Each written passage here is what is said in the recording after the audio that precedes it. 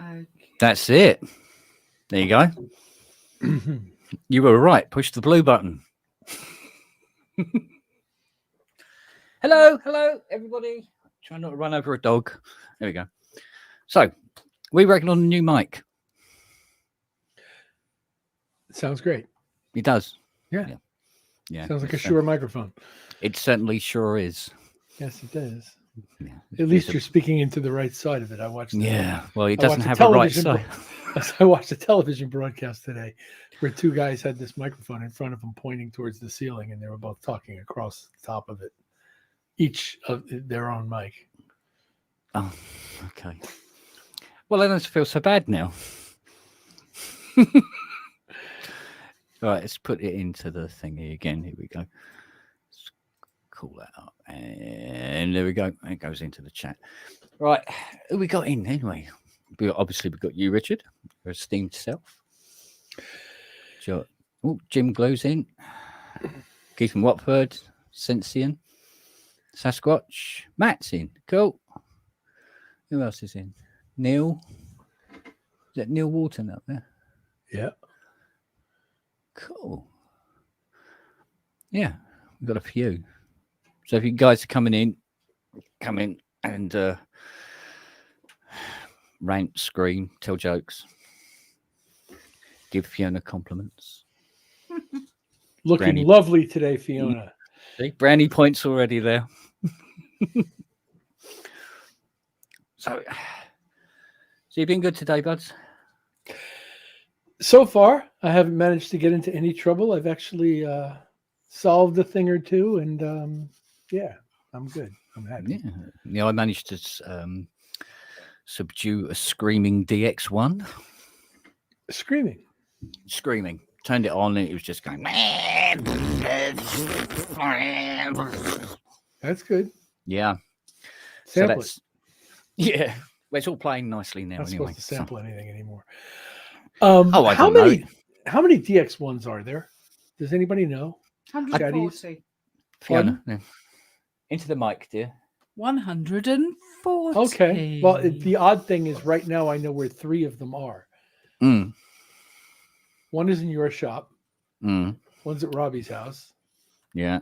And one's with a guy in New York named Michael Whalen, who was playing it on. Yeah, Michael's one. Yeah. So well, there's another one under the stairs in the kitchen, so that's 4. Ah, you had 2 of them? I have 2 here still. Yeah. Oh, you have 2 still. I mean, in addition to the one that's now the one downstairs. Robbie's. Then there's one under the stairs in the kitchen. There's the one that I gave to Robbie. You sort it. And like I say, Michael's one. Yeah. So, we got. Hang on. We have visitors. Hey. Hey. Hello Hey, again. Right, darling. Hey, Jim. All right. I'm good, thanks. Hopefully I'm talking into the right microphone this week. On the right side of the microphone. See, it wasn't just me. Yeah. Oh dear. No, I was using the screen mic last week until Richard pointed Ty. out that it should sound a bit better. But yeah. Sorry. Oh dear. We've got Ty, Wagner, So how are we? Andrew, Azioed. Lots of people. Martin. Ty's turned up. Yeah. Really? Oh, cool. Hope he's Oh, is he dressed gonna this come on? time. I don't. I tell you who we have got. Do Here we you? go. Oh, do you? Hey, And Yeah, thank you. Thank you, Ken. Thank you, Ken. Have I started a craze? I think, Trendsetter. mate, you got a meme. I mean, come on. That's all. That's all. Andy Joyce who's doing that. Synth Addict, the Git. Is Oh, it? Oh dear. Oh, because because I guessed the bloody synth. I was so pleased with myself. I got a little bit carried away. Well, it was quite a difficult one, wasn't it? Oh, Well, what was it? One of those close-up pictures of a knob on a synth? I don't know. Where'd he go? He'll be back. Oh, yeah. yeah, Probably VPN again. more than likely. It's gone to turn it off. Yeah. All right. So, what have you been up to, mate? Jimbo, what's been going on? Oh, well, the day job, which has been quite head scratchy this week into trying to obfuscate some JavaScript code. But yeah, been doing some music that's sounding pretty good. Yeah, it's just kind of like happening. No, that's all right. Yeah. Why does one obfuscate JavaScript code? To protect your intellectual property, which is so yeah. I mean, generally you wouldn't need to do it, but if there's certain things you don't want competitors to know how to do, then that's a good reason to. I see. Mm. Oh. I wouldn't even know how to spell it. Neither do I half the time. Delete. Maybe, what about you, Andy? You been all right? Like that, is it? Yeah. Yeah. Still being examined. No. That's all hopefully done and dusted now. No, I've actually been having a mess about with me new toys over there, making nasty industrial noise with the Basimilus Territus Alta. My God, it's bonkers, that thing. You just send a few triggers and a few bits of modulation, and suddenly you're into nasty. Oh, it's great fun. Yeah. Did you manage to catch the Modular World thing the other night? I didn't. No. I'm sorry. When was that on? That was on after Pro Dom's Synth show. Network? Yeah, no, after Dom's show. No, on Dom's on Sunday. Sunday. No, I'd forgotten about it. Then I went and watched a bit of Robin, and then I went to bed because it was really good. So it's kind of like a great theme. It was a punk theme, and Ray Malone did like this absolutely storming track on there. And there was just loads of them. Was that what Dom showed? Was that like a preview, or did he do something totally different when he was playing? It was yeah. You saw that where they had his sort of crazy telly guitar. It was yes. That. But yeah, when you say crazy telly, to me that means something else completely. That's got something. Robbie. Hello, Robbie. Well, you wouldn't add me until I'm ready. Oh, I haven't done my hair, darling. I wanted to catch you with your knob out as well. It almost did. Yeah, almost did. Hang on a minute. You're a bit pasty. Oh, yeah. No, it's my lighting, darling. Oh, I'm saying. That's too much. Makeup? There we go. Yes, quite. Hello, Fiona. Got Again. a microphone. I spent 20 minutes setting it up. Hello. Doesn't he sound good? Oh, yeah. Yeah, I'm on commission, aren't I, from Shure at the moment? Well, you got a good sound on your mic, so. Have you got a cloud lifter on that as well, Kent? No, type bastards hasn't given me one yet. That's harsh. To be fair, I haven't asked for one yet. That's true. To be fair, I haven't offered one yet. To be fair, I don't know what one is. It's one of them. It's a thing. It's a magic box. Oh, okay. Yeah. Okay. So, yeah. So, basically, I have it. Oh, if I can... I know the lead will stretch, but yeah. So, I have that. Do you know, they're bigger than I thought they were. They're actually big. They are, aren't they? Massive. Yeah. And they're made of metal. Ooh. And, yeah, you just plug and play, and it just gives you a lift, as the name suggests. Oh, okay. And... the thing Are they is, worth getting, Robbie? Well, I mean, because people have mentioned using one of those with this. I've got the pod mic, the Rode pod mic. Is it dynamic? Which is a dynamic mic. Yeah. Yeah. So yeah, it's exactly what they're for. But dare I say, I've got this little Behringer desktop, mixer thing, which is just, and that's got built-in gain. And to be fair, I was getting this level with the gain literally at max and the volume at max. And it sounded okay, but it didn't give me much scope to play with. Whereas now, I've just got it set about 50% on the level, and I get a lovely tone. Yeah. So it does, yeah. Because you need phantom power to power the cloud lifter. So as long as you've got that, then you're good to go. Hi, Robbie. Hi, Jim. Hi, Richard. Hi, Kent. Hi, Fiona. It's all the highs out the way. Hello, Rob. Hi, Rich. How are you, sir? Good, thank you. Nice How about you? T-shirt. I'm very well, thank you. I was gonna Thank say, you. did you just wave at the laptop? What camera's that? There's no camera. Yes, You but get that's used to it. Ow. dear, oh dear. Yeah, you see me. Where is it? Oh, I can't show it. What have can you I? got? It's my Ratatouille. Well, if you take the comment off, then you will expand the size of the images and we can see better. Yes, Fiona. No, you're controlling StreamYard, aren't you? No, she's running it all. Oh, No, I'm not. blimey. Well, you put that up. What? It's like the blind leading the blind, isn't it? Yeah, you did, didn't you? No. No. How'd you take it off then?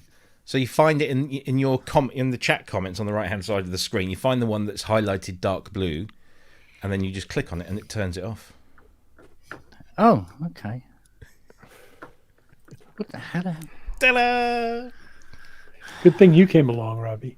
I've had him all day, Rich. I'll piss off. All bloody day. I've got no work done. Wait a minute. I was on with him for about an hour before the show. I know. He hasn't done his And then when I did work. sit down to try and do some work, Mark Zaffin called me. I had him too. Yeah, but so did Ty. And You spoke Ty to last Ty? night. Hi, Ty. It's do you know it's like nothing for ages, and then three come along at once. Yeah. Isn't it the way? Always, always. This is the And way. it's never just a quick call. It's always hi Rob, quick call. Hour and a half later. No, I never say that. No, you don't. That's No, I never say that because I know it won't be. So, mind you, you said, "Oh, I've got to go and edit this video," And then we started talking about Whoopi Goldberg. something else. Just went on to something else. Creative procrastination. That's it. Absolute. Yeah, Absolutely. love a bit of that. Is anybody else playing this game on their iPhone? It's What called game is that? Mini Motorways, No, I haven't. and it's kind of like one of those. What do they call them? No. Sorry, I'll just turn it off because the music's playing. Basically, you have to join roads and keep this city running, and it's so simple yet it's so addictive.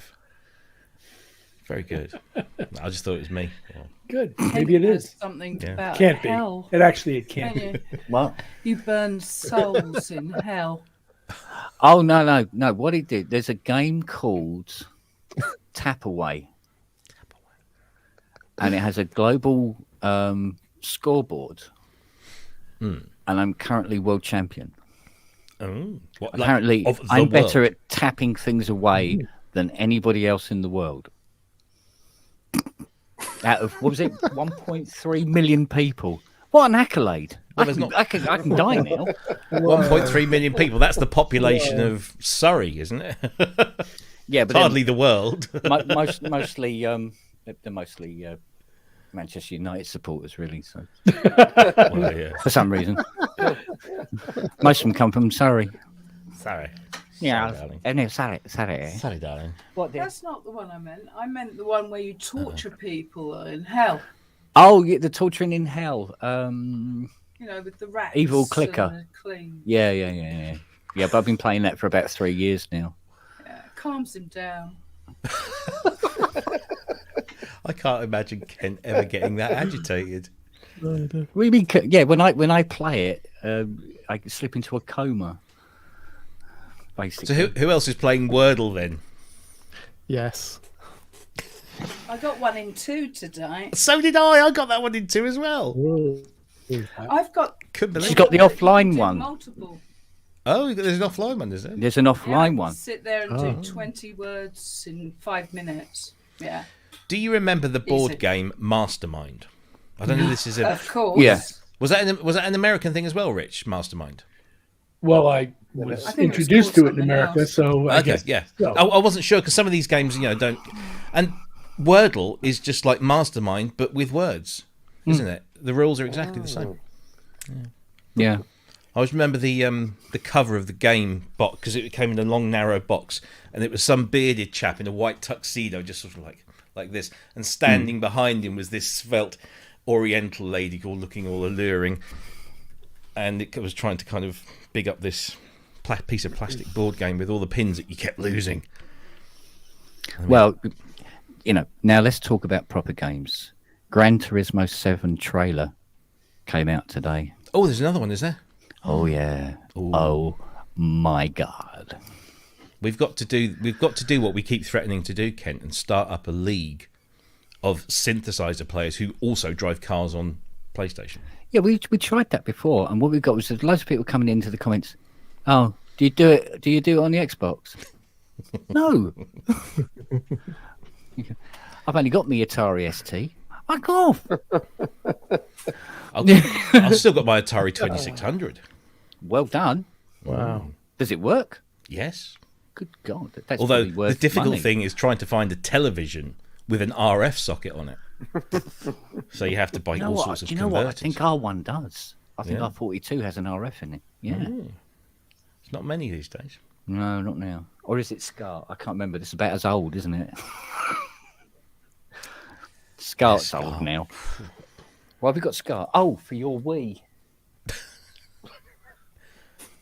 No, Wii, as in, not urine. Oh, sorry. Wii. Yeah, we. She keeps hers in a bottle, but so dead. I use the component video on that one because it gives you a slightly better picture, but it's not that great. I forgot it's live. Yes. You can hear live now. There's no 7-second delay. I can't duck out of the way. Dear, oh dear. So yes, have you pre-ordered your copy of the game? No. There's no point. Why not? Because if it isn't on a 5, I'm just going to be there going, it's not on a 5. Yeah, it's but not on a... you can't get hold of a PS5 at the moment, so. No, I bought the what do they call it? The crossover version. So you get the PS5 disc, but the PS4 download. So I'll then be able to play it on the PS5. I'll practice. Okay. No, that makes sense. And then when PlayStation 5s eventually get here. Talking of practice, Richard, any more Roley been going on since we last spoke? Yeah, I play it. I mean, on here, not It's when not. we last It's spoke. not. It's not currently wired up to do that. I'm not ready for this, but yeah, it's right here, and I play it all the time. Yeah, I've Very, actually neglected mine lately. I haven't. Very satisfying. Well, I got to keep, in order to be anywhere near in tune, I got to keep my hands on the thing because I like the pitch variation, but I like it also when you're playing it in tune. How soft is the material that forms the keys? Is it firm, or what would you compare it to in Memory foam. I compare it often to memory foam. Okay, yeah. Teenagers' breasts. Fairly. Pardon me. What? Whose? Teenagers. Teenagers. How would you know? Because I was a teenager once. When? And I felt a lot of breasts when I was a teenager. You felt right tit, yeah. Yeah, I felt right tit all the time. You felt right, did you? What? You stay out of this, Siri. Now, to complicate the discussion, Robbie, getting back to the Roley product, Yes. The Seaboard Rise feels differently from the Seaboard Block, which is somewhat tighter feeling and harder, requires more effort to be expressive on the block, I have found. Is that better or worse? For me, it's worse because I just, first of all, I have really big hands and I just like the spacing of these things. But this is a more satisfying thing to play on. And in particular, what Roley has done, without probably even realizing it, is giving you back the bottom half of the velocity scale for keyboard playing. Okay, so 90% of what gets done in a MIDI keyboard setting are velocities 80 and up to 120, 107. Almost nobody's working in velocities of 45, 35. Nobody's working there. Very, very rarely do you hear people doing that. As soon as you launch a MIDI recorder, people are banging away. This thing is really, really satisfying to play quietly and touch gently. And if you'll pardon the expression, it's just, I find it incredibly satisfying musical experience as an instrument. And I don't even know quite how to apply it that much, except that I love playing, in particular, melody on it. Although because when I was a kid, I played brass instruments, and when I'm playing this thing, I feel more like I'm playing a monophonic brass instrument than I feel like I'm playing a piano, for example. Right. It's because I can do the kinds of melodic expressions on a good day that I would do, say, on a trombone. Have you had a chance? Sorry, Richard. Have you had a chance to play on any of the other sort of alternative keyboard style controllers, like the Harken or the Linstrument, or particularly perhaps even the Osmosa? I think is the one that a lot of people are waiting for. I still don't think the Osmos exists. No, I'm just kidding. It's a myth, I tell you. It's a flat Earth product. No, I do hope it's wonderful. To answer your question, not really. I haven't played a Hack-On Continuum. What was the other one you mentioned? I played a Yamaha SY2 back in the day, which had vibrato on the key, and I thought that was wonderful. But nothing. It took me years to be willing to even play this in front of other people. And I think you have to be willing to devote that. Now, do I wish this was shaped like normal keys that are jiggling under my fingers? I don't think I do, but I'll try it and let you know after I have. But I don't think I do. I think I like the compromise of this. First of all, the front strip and the top strip are sort of Hack-On Continuum in a sort of a laptop touch strip format. But having key tops that aren't moving does really contribute to my ability to be effectively expressive on it, because I'm not expecting it or even wanting it to be like this thing. Like I don't want it to react like that. It doesn't. That's not what I'm trying to do, and it forces you to play differently. But again, it's a learning curve, and it's almost you're like a beginning violin student for the first year. That's a really insightful comment. Now, actually, Well, it is a different instrument. Therefore, you've got to learn a different instrument, a different way of playing, a different way of interacting with it, a totally different approach. You expect, because you're a keyboard player, I'm a fairly decent-ish keyboard player myself, that you've got certain skills. And you'd expect to turn around and go, well, I can do that. And then you go, oh, no, I can't actually. That doesn't quite it's very work grounding, wasn't it? Got... It's a very grounding instrument to go to, because you can be, Billy Big Bollocks on any normal keyboard. Yeah. And and then it's literally Farajaka. And then slowly, very slowly build from that. But because it's a completely different way of playing, it's like learning all over again, but within inside the shell of being a keyboard player and learning again. It's really quite interesting, because you do things differently on the Rolly than you would on a conventional keyboard anyway. Well, and when I want to do something on the Rolly that resembles normal keyboard type behavior, I'm quite often ratcheting off the pitch variation anyway, because if I'm going to play a Rhodes patch, I don't want all that wheezy, wobbly kind of pitch variation. That's not what that's for.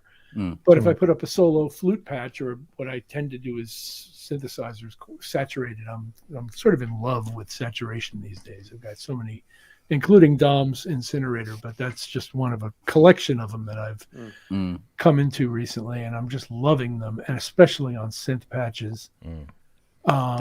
And we've been, by the way, and this is a tangent, but I've been thinking about this, and because Robbie's here, I wanted to mention it, that one of my favorite things to do with FM synthesizers is distort them, because they present in the mid-range much more like a guitar than like an acoustic keyboard. And that mid-range uniqueness tends to do really well in either saturation or distortion, and present what are, to me, at least equally interesting tones to the ones that are coming out of the instrument anyway. The instrument are very interesting, and I quite like FM, and I've used it ever since it was commercially available, and I'm a real fan, and I like it for very particular things that it does well. But that palette has broadened with the creative use of distortion and saturation on FM sounds, because there's something I like about the way it fattens them up and takes them out of that I don't know, takes them out of that area that they're also wonderful in, but sometimes I don't want them there. You know, the plucky, the clangorous, the heart attacks, the things. It's almost startling how well it attacks. It attacks like a xylophone if you want to. You know, and it's nice to be able to do that, and it's nice to be able to soften that. And just wanted to say expert on distortions, but I used to use distortions on distortion pedals on various synths, and it was always surprising to me that the Pro One behind me never responded very well to distortion pedals at all. It was like, I had three different ones. One was what I call a good one. It was a Boss one, and a couple of cheapo crap ones which I picked up from second-hand shops. And I tried them all, and the Pro One never really worked very well, at least not very satisfying from my point of view. Whereas the SH101 just took it great, and you got all those nasty, distorted sounds that I was after. And I was wondering if it's because the Pro One is a more harmonically rich sound, and the Pro One is a more simple sound, and therefore it's got something to. The distortion's got something to bite on better. I've no idea what I'm talking about, really. Just an observation. So. Yeah, it's interesting. It's really really frequencies thing, isn't it? I suppose. Well, it could be. There's also the sheer power of the output, because the program really, really kicks out. It's true. Yes. Quite a signal. So it's on the verge of distortion anyway, but. Though it could be just another rabbit hole, but where a guitar has technically a very small signal. But it also might have to do with the way you're overdriving stages of the sound within the instrument, especially in an analog environment, that present you with that already harmonically rich thing. So it's already been painted red, and you don't really need to paint it red again. Whereas something that has a more conservative signal path, where things aren't being overdriven in the manner of feeding back an output of a mini mode back to its external input so that you can overdrive, in that sort of way, things that aren't like that might otherwise benefit from that better or not, depending on the use and the point you're trying to achieve, and also the quality of the pedals you got. And maybe some of them just work better with guitars or not. I'm working in software when I'm doing this. So, and of course I've had distortion pedals, but I don't have any here that I want to run synths through. So I'm talking about software in general when I'm overdriving things and saturating them. Simulations, not the real thing. Yeah, I've got 4 distortion pedals here, and the only one I use on synths is the Boss DS1, which I'll use on the TD3 rather than the actual internal DS1 circuit. Because the internal DS1 circuit seems to have a little bit more hum than using an external pedal. So yeah, I tend to use that. Cool. Kent's doorbell's going off. Who's at the door? Don't they know there's a podcast going on here? What do you mean? It's the door, not the phone. Yeah, it's not. Do you know what? Why do we have a doorbell? I don't know. You've got 4 mobile ones. You've got 4 mobile ones. God blimey, listen to that. Now Charlie's going to start off in a minute. The dogs like it. That's why you have a doorbell. Actually, I proposed something to Fiona earlier. Marriage? Oh God, no. Do I look like I like punching myself in the face? No, about getting a husky puppy. Oh, jeez. Because no house is complete before you get into double figures with the dog count. Yeah, come on. 9 is the record, so I haven't hit double figures yet, eh? So no, I thought it might be good for Charlie actually, because he's still a bit damaged. Bless him. Dog-stortion. That's funny. Dog-stortion. Stephen came up with dog-stortion. Yeah, that should be a pedal, definitely. Yeah, it should be. Yeah. Makes your synths growl. Oh, come in. Yeah, I'm surprised we didn't have any DX7 jokes when the doorbell went. Oh, when I was playing the DX1 today, there's a sound on it called double harp. Yes. Oh, it's a lovely sound. and I'm playing it, and all the dogs come running into the front room barking at the door. And I went, it's true. It's true. It's true.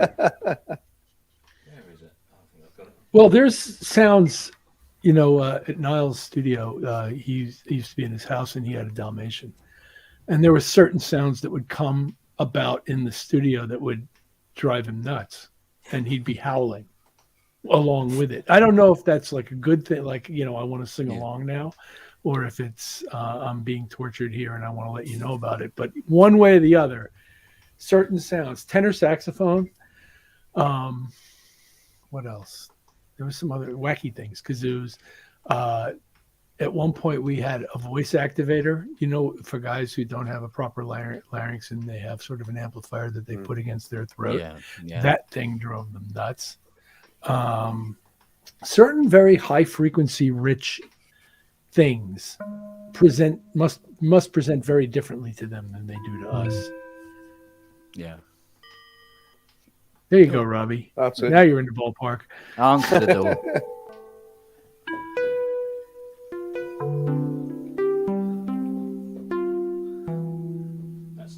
That's not the one you're thinking of, but I can't find it at the moment. So. Yeah. Yeah, but some of the names on those patches you just could not repeat on air. It was some really, those ones, yes. Yeah. Oh my God. Poor Neville. Yeah, whoever Neville is. But he is very... Yeah. Yeah, he's highly regarded. Oh, by the way, Ken, I know this is probably not the venue, but while I remember, because I know in my memory, I went...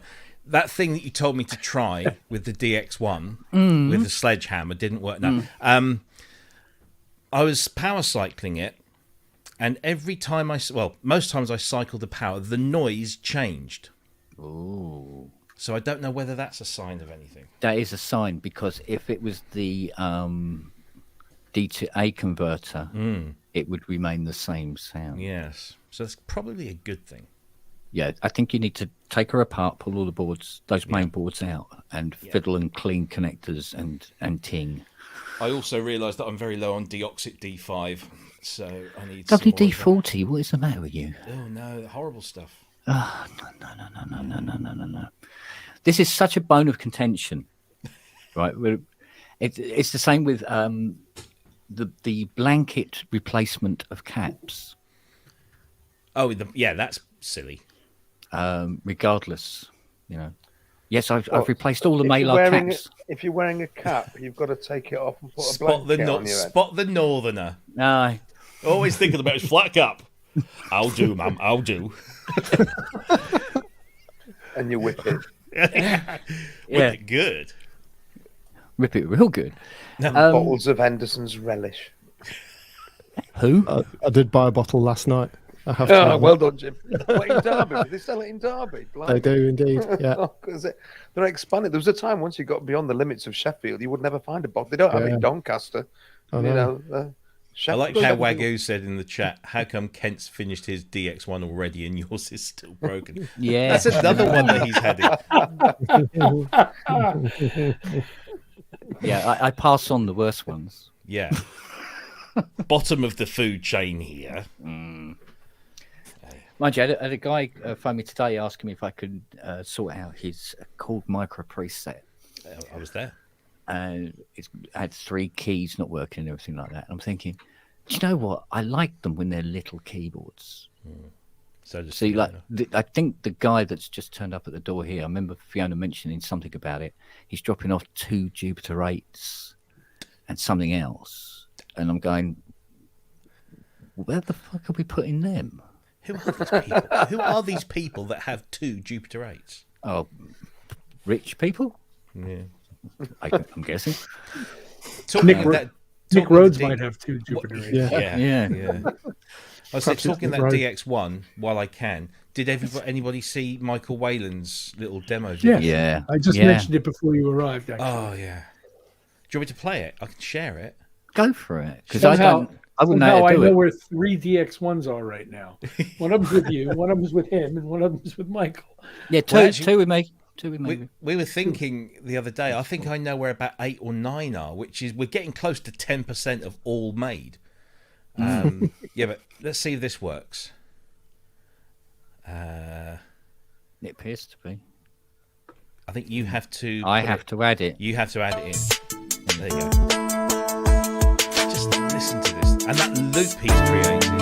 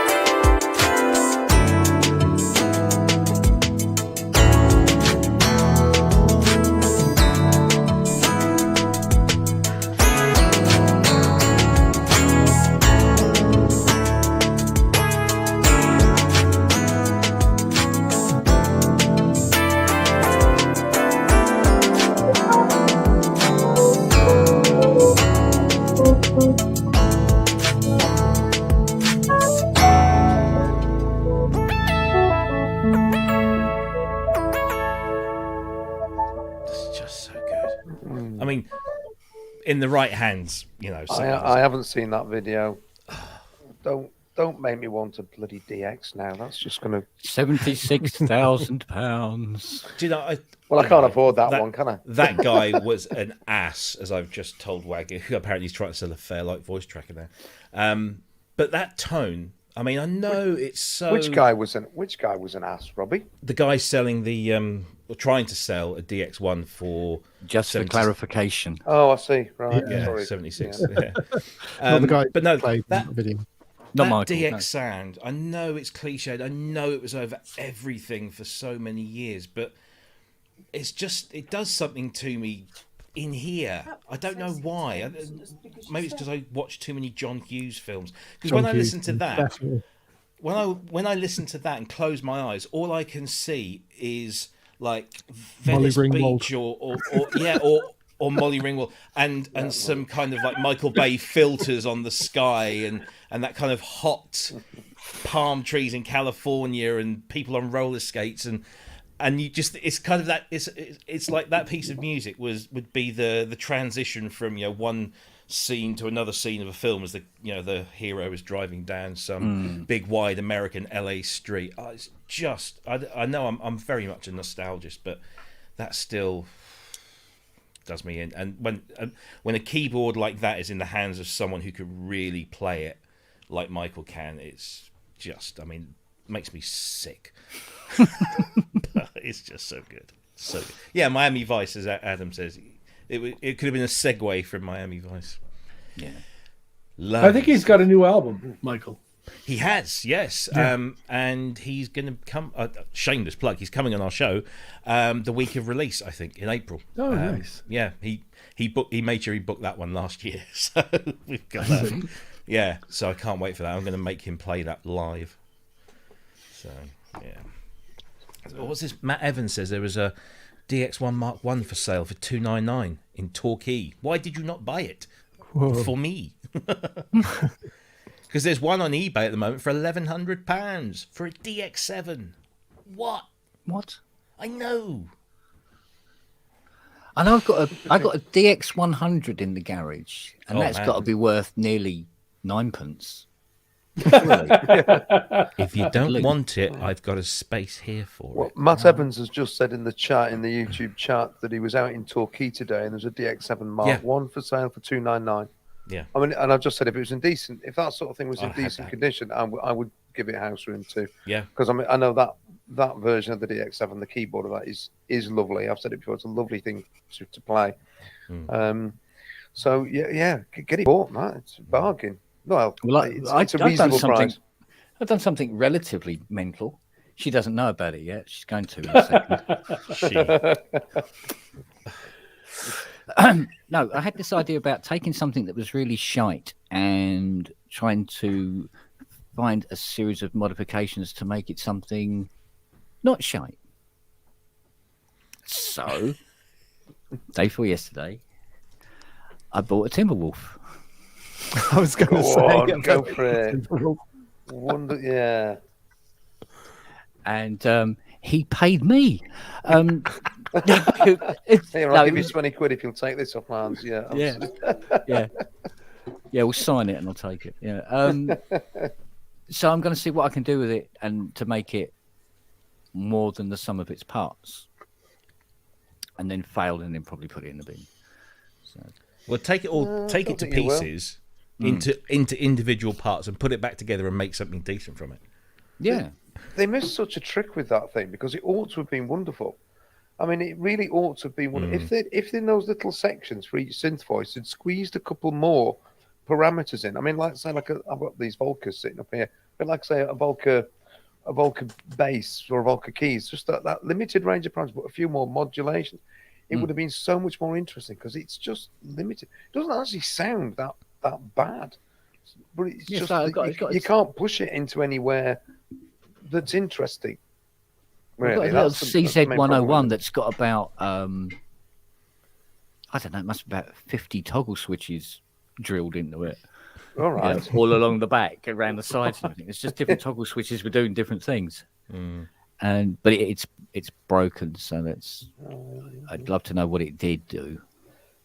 Probably something completely weird and mental, I suppose. But weird and mental seems to be in fashion these days. Little synths that do basic things can be really, really good, or they can be really, really awful. And I think that something like the Timberwolf or whatever. Is it Timber or Timbre? Is it Timber ER or RE? I can't even remember. I know when I was typing into Google looking for one, and I put in Timberwolf and nothing came back, so I put in shit synth and it came straight up. Akai Dan, and it would just come up. Yeah. No, actually, this is something we should put to you guys and people in the chat. A vote on us getting a husky puppy. No. That's one nay. I don't want to get involved. We have a lovely balanced pack. 2 boys, 2 girls. I like imbalance. Dear, oh dear. Oh dear. No, I think it'd be good. I think it'd be good for Charlie. That's what okay, right. Let's chuck in a different question since we're talking about rubbish synths. What do you think is the most rubbish synth that you've ever bought? What's the one where you go, I really wish I hadn't bought that? Oh, you wouldn't like this. The D50. Interesting. Right. Okay. Excuse me? I think what it was I wanted, there was a particular sound that I wanted from the machine, and this was not the machine I should have bought. Bearing in mind, because of the agoraphobia, I couldn't go to a shop and try one of the buggers out first. And I wanted, I said, can it do sort of like an analog strings and stuff like that? And he went, oh yeah. And then I got it and went through and I went, no, it don't. I don't want this anymore. But I did find that although there was some, there was some nice patches on it, don't get me wrong, it's a nice keyboard, but it ran out of, I ran out of love for it very, very quickly. I was soon done with it. And it had this same digital kind of sound, and I go, yeah, done, move on. See, I liked the way it sounded. I just didn't like operating the thing until I discovered that there were 8 button macros you could create that would take you to the menu dives you needed to get between in order to effectively program the thing. So, for example, things like envelope parameters versus envelope amount going to, say, a filter. And you need to be able to switch between those two things fairly quickly. And when you're in a menu diving environment where there aren't separate knobs for these things, it just drives you nuts having to step up and step down and step up and step down and step up and step down. And it's just like, no. So once I discovered that there were macro buttons, and I may be mistaking this for the D550, which had these for sure, but I think the keyboard did too. That's what opened up this keyboard as a usable device to me. I did like the way it sounded, but I didn't expect it to sound like anything but what it was. Yeah. I wasn't trying to make it do that. I mean, just for clarification, I mean, it's not that I didn't like the synth. It's just that because it was not doing what I wanted from it. I thought, no, I don't like it. Get rid of it. Yeah, I understand. It was the wrong guy at the wrong time. Yeah, definitely. Whereas the K2000, I fell in love with. Well, that's a wonderful instrument, the K2000. I've got one right here. If anybody wants it. I've got mine. My address is. Well, there'll be a negotiation prior to the shipment. She got the daughter boards in her. Yeah, it's got the orchestral expander. Got the Ron Block. Yeah, I think it's got whatever used to make that Hammond simulation happen. Yeah, I got this 850 SCSI drive in my one that's got so many sounds on it. It's ridiculous. Oh wow. What, darling? What? I even played 2500 on stage briefly for a few years at the late 90s, because it's just a great instrument, and I love the strip, the pitch strip. Discuss. Love a good pitch strip, as you can see. Yeah, work on it. I bought a keyboard that's nothing but a pitch strip, or pretty close to it. Is that it? What? What about yours, Jim? Have you ever had a synthesizer disappointment? Interestingly, Sasquatch just posted the Craft Synth 2, which that was kind of my gateway for getting back into hardware synths, actually. But is that the more substantial one, or the one that was it's more like a kit? Yeah, that's the one. Yeah, that Robbie's got it there. Yeah. Lovely. So it's where my fingers go. It's kind of cool, but for saying you've got is it 32 oscillators in there or something, but it's monophonic and you can never really get it to sound wide. So, it actually is that big a synth. That was kind of the issue that I had with it. But it was handy though, the fact that it's really portable. It's good for just mucking around on. Oh, so Robbie's going to prove you wrong now by making it sound like a System 55.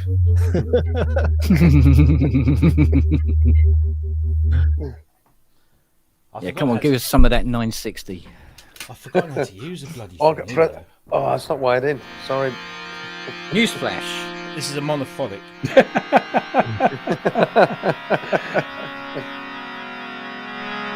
All right. Why doesn't Adam come in?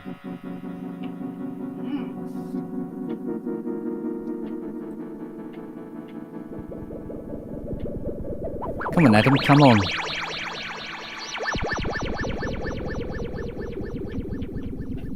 Ben said he'd be joining because he wants to test out his new mic. Cool.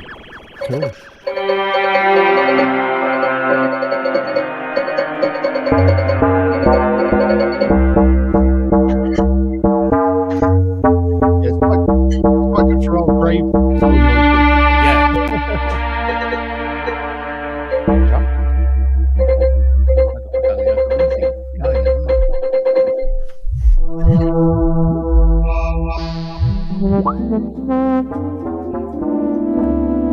Nothing. No, I quite like the Craft Synth. I mean, a recording studio that makes no sounds whatsoever. Nothing's working. I think Ben's wanting to come in. Oh, that's him.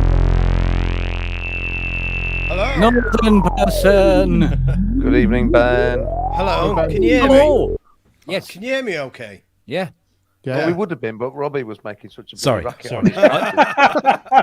I'm going like this because I want to hear if Ben's Yeah. mic is better. Right. If I go close, it goes quite. It's nice. yeah. It goes quite Yeah. nice, but the view isn't that great. That's the problem. I can see your ceiling. It needs painting. Ben, you've got to It answer the sounds really question good, now. man. You've got to answer the question. What's the worst synth you've ever bought? Ooh. There's so many. Ooh, you've one thing that I didn't. I had one of those bit ones. Oh yeah. Really? And it sounded nice, but I didn't. It was when It was like, all the parameter, pressing all the buttons to. yeah, it was when that wasn't really a thing. It was. I'm pretty certain that was the first time I'd actually seen it. And I got it off Dave Knowles. Oh yeah. I had it for a while because I was supposed to be buying it off him, but in the end, I gave it him back because I didn't like it. But it sounded all right. It sounded really nice actually, but it was just. I don't know. It was too fiddly. It'd probably be fine now with a programmer or something. You know, It's got shite MIDI. Has it? Oh yeah. It doesn't Yeah. send note off data. All right. The Bit 99 was better though, wasn't it? They upgraded it on the later one. It was It basically was the a same better synth, synth, wasn't it? but it had worse reliability. Oh, it's a shame. Because I remember, I mentioned Music Ground in Doncaster before. They actually stocked them, and I really enjoyed playing on those and would have liked them, but they were just that bit too expensive. They were about £700, and they're out of my range. But interesting, you should mention the Bit. Yeah. Because that was about the Say same that, though. price as an Odyssey. Yeah. I had a Poly 800 as well, and I've still got the EX 800. Yeah. And that never bothered me, and that was exactly the same kind of way of programming things. Well, yeah, because I also, at that very same time, I also had a Poly 800. I wonder what and- it was about that. Yeah. Yeah, and I never, but all those parameters just laid out. So you said, well, I need the attack 31, in it goes. Okay, I need the Yeah, filter cut yeah. up down. You know, Sorry. Copyright. Copyright. Yeah. Oh dear, never mind. But Uh-oh. like anybody's In watching. come on. such another song. No, we mustn't. No, don't destroy that. Because that's actually my absolute favourite Dave Babby song. Yeah. Ashes to Ashes. I love it. Sorry about that. I once borrowed that processed piano sound. Yeah. Actually, Keen did can as I- But well, it was didn't it was a tribute. Can It was I a ask? respectful tribute, not the part, just that sound, that sound. You know. Yeah. What is the synthesizer that's playing that solo lead line at the end Oh, of Ashes to Ashes? You know, that really high, and it Yeah. just floats in and out, and it's just so spine-tinglingly gorgeous. Oh, no. Yeah. No, Yeah. I just wonder, does anybody know? Because my big guess would go to a Mini Moog, but perhaps an Odyssey. I always thought. Possibly a VCS3. I think Odyssey when I hear it. Right, but- no, it's. Yeah. I just wonder because it's too melodic. It's too much of a nice tune. Wouldn't that be almost impossible to do on a VCS3? Or am I being really? No. If you're using the DK2, you can get a good 4 octaves in tune. Right. Well, if I calibrate it. Or the kaleidophone. Kaleidophone. Kaleidophone. Yeah. Oh, what a! I've touched the kaleidophone and the VCS3 that it's attached to. And then Serial ejected number. from the building. No. I was invited to do so. In handcuffs. Yeah. Serial number 001 VCS3. Wow. Yeah. Is that really what he's got? Got the very first one. I think that White Noise album might have been the first thing ever with that Yeah. recorded on it or Yeah. something. And it's the very same one that he still has. And do you know what? It looks brand new. It really does. I don't know if he's had any work done on it, but it's still functioning and it just looks amazing. When you say Collide, is it David Kaleidophone. Forehouse? David Vorhaus, yeah. Yeah. David Forehouse, yeah. Right. Who released albums under the name White Noise in the early 1970s. Along with Delia and Brian Hodgson. Yeah. Yeah. But and White Noise is still Absolutely. going in some form. Him and I forget the name of the guy he does it with now. But instead of using a VCS3 and the Maniac, which he did tell me what MANIAC stood for, multi something, I don't know. It's bonkers. It's a completely mental sequencer, hand built by him. He does everything now in Reactor. He says it's the most amazing piece of software, and he's recreate. I mean, his Reactor page on his Windows tablet is just what the hell. But he's well. This is a question for Robbie. Right, newsflash. Matt Evans wants to know what is the actual patch name of the clitoris patch on the DX7. The origin. Oh, the origin. Oh, the He wants origin. to know the origin of the clitoris he patch. wants to know the origin. Well, it's self-explanatory. Dare you say it? I mean, it's pre Yeah, watershed. no, bollocks. Shit bollocks. They shouldn't be here then. This, I think it was Dave. Dave told me this. It was there was a session going Blame on. Spears. Yeah. It might have been Underworld. Who knows? He's worked with so many people. But basically, they were getting set up to do a track and everything like that, and the engineer's there, and the bloke's in the studio calls up the DX7 and plays this patch that's like on every single record that's in the charts presently and all that sort of thing. And he goes goes through the speaker on and goes, okay, can you change the patch? We're not doing the clitoris patch today. And the keyboard player's going, what do you mean clitoris patch? He's going, because every cunt's got one. Oh my gosh. Boom. And now, the sky's the limit. Yeah, there you go. There you go. So, Well, right, you just did ask. You can't top that, can you? You can't top it. well, it's like the filthy joke that Vangelis told me. He told me a really bad joke, didn't he? Oh no, you're a different girlfriend. Sorry. That's Well, the don't Ken. go there, That's Ken. the second time That's you the know said second that time today. Honestly, Wow. I do apologise. It's those big Mickey Mouse ears you're wearing. It's Pour it on his head. I dare you. yeah. It's a sugary. Electrocuted live on YouTube. Yeah. Yes. Yeah. All 48 volts coursing through his veins. Ooh, He's used to it. exhilarating. He's used to it. In fact, he used to have a shop just so we could go and seek it out. Have we got? Well, Adam's not coming on, so we'll ask this question. He wants to know what we think of the Kurzweil K2000 2500R. that's the rack mount, isn't it? Yeah, that's the rack mount. Basically, it's a slightly faster version of the K2000. The K2, all of them. They're all basically the same machine. It's just they get a little bit faster and a little bit more RAM in them, and easier to fit drives and cheaper to run. I've never quite understood. I guess I've never fully understood the demand for workstations in rack mounts. Yeah, I get that. Other than I know that Convenience. many. It's Yes, the convenience. it's of the it more than anything convenience else. of having all of those sounds because they Yeah. tend to come stacked with sounds. Probably be good live though. You I know, suppose, yeah, if you're trying to recreate something Yeah, live, the that patch you would- switching is almost instantaneous on them. It's brilliant from that They, point of they view. ship more easily. True. Yeah, Yeah. they're. I must admit, they are. They do a lot of great sounds, but it's always the same. I mean, when I tried out the, weirdly enough, it was the 26 K2600 XL. I think it was XL, something like that. 88 note, and I had it on my lap in bed. And yeah, I'm not kidding you. How big is your bed?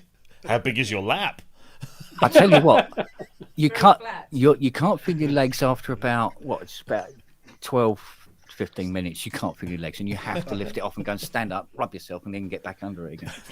And you was pleased that you got it then, yeah. yeah, but I had a lot of practice because I had a really big girlfriend, and so what happened was you could have access to all these sounds, fantastic sounds.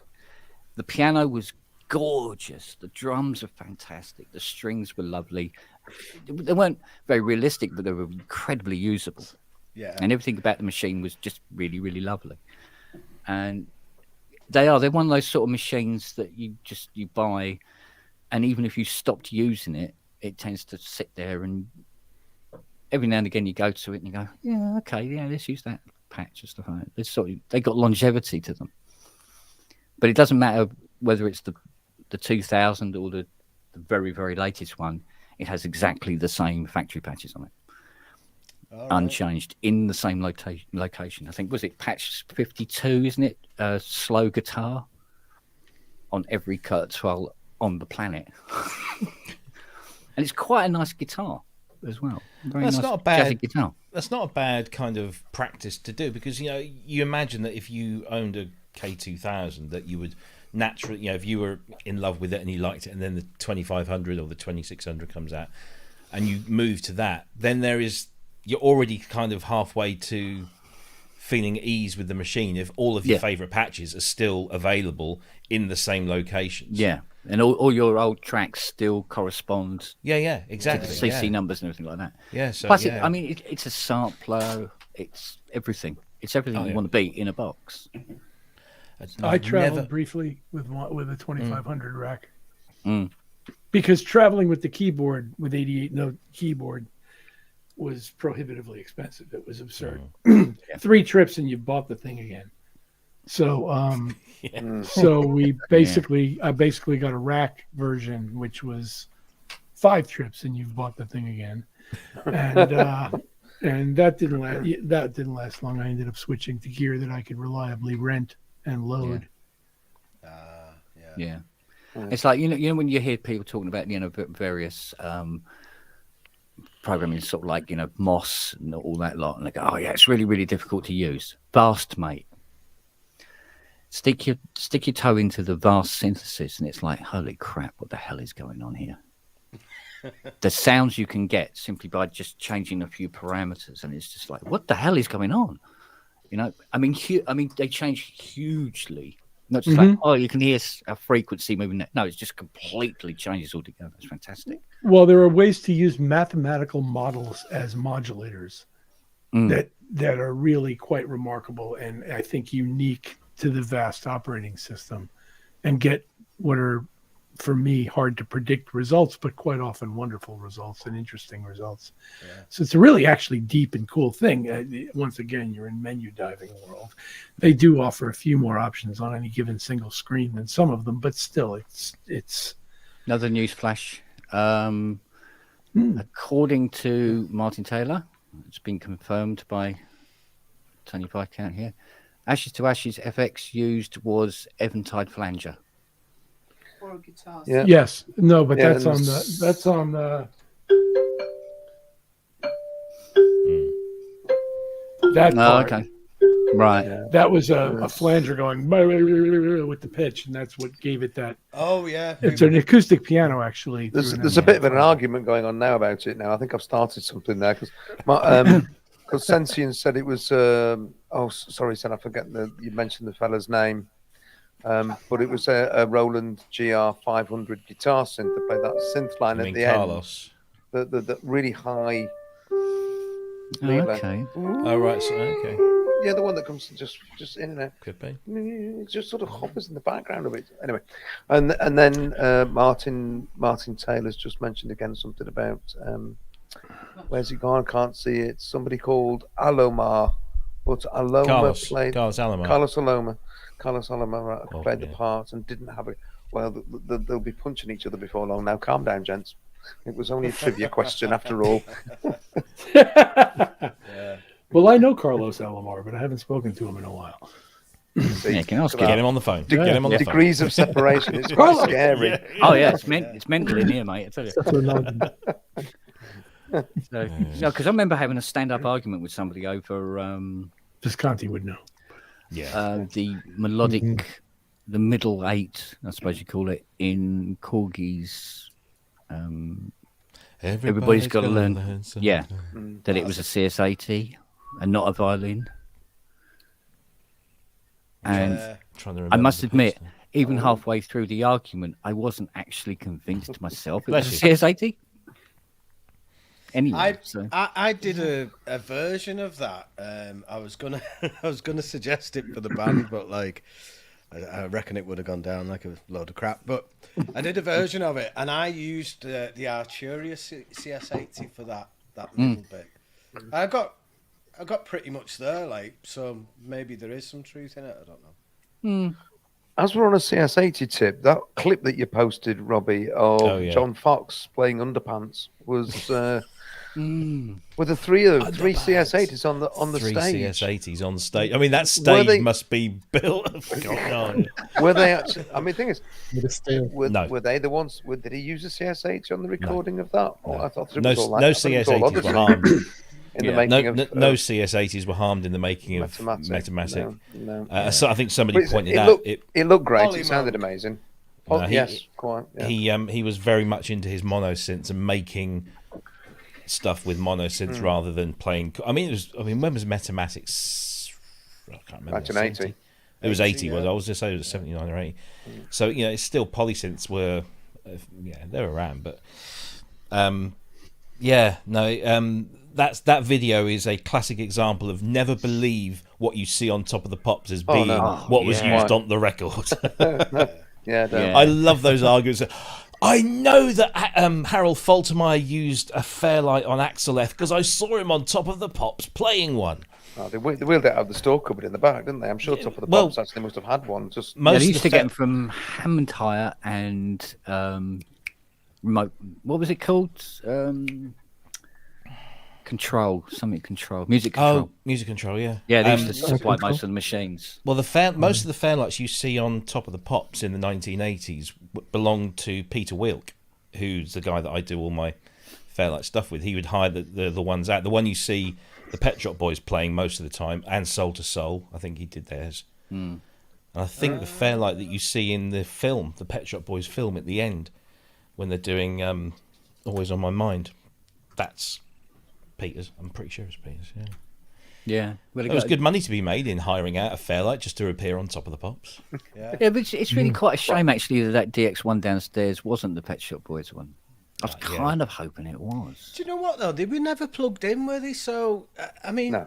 you could have made even more money if you'd have made a mock Fairlight. No, sometimes they did have the waveform displays and things on because with the Fairlight it was nice. generally plugged in because you had as Andy said the display. Because do you remember there was an episode where I think it was it Always on My Mind when they performed it in the studio and the CMI screen has been turned to face away from Chris, so that was silly.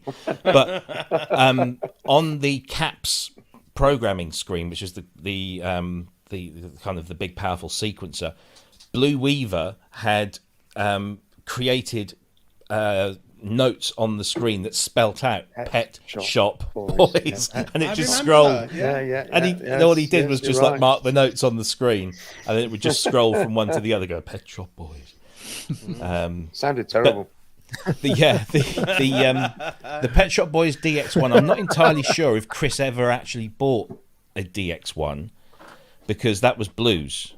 Blue had one of those. I mean, Blues had most things, but I'm pretty sure that was Blues DX1.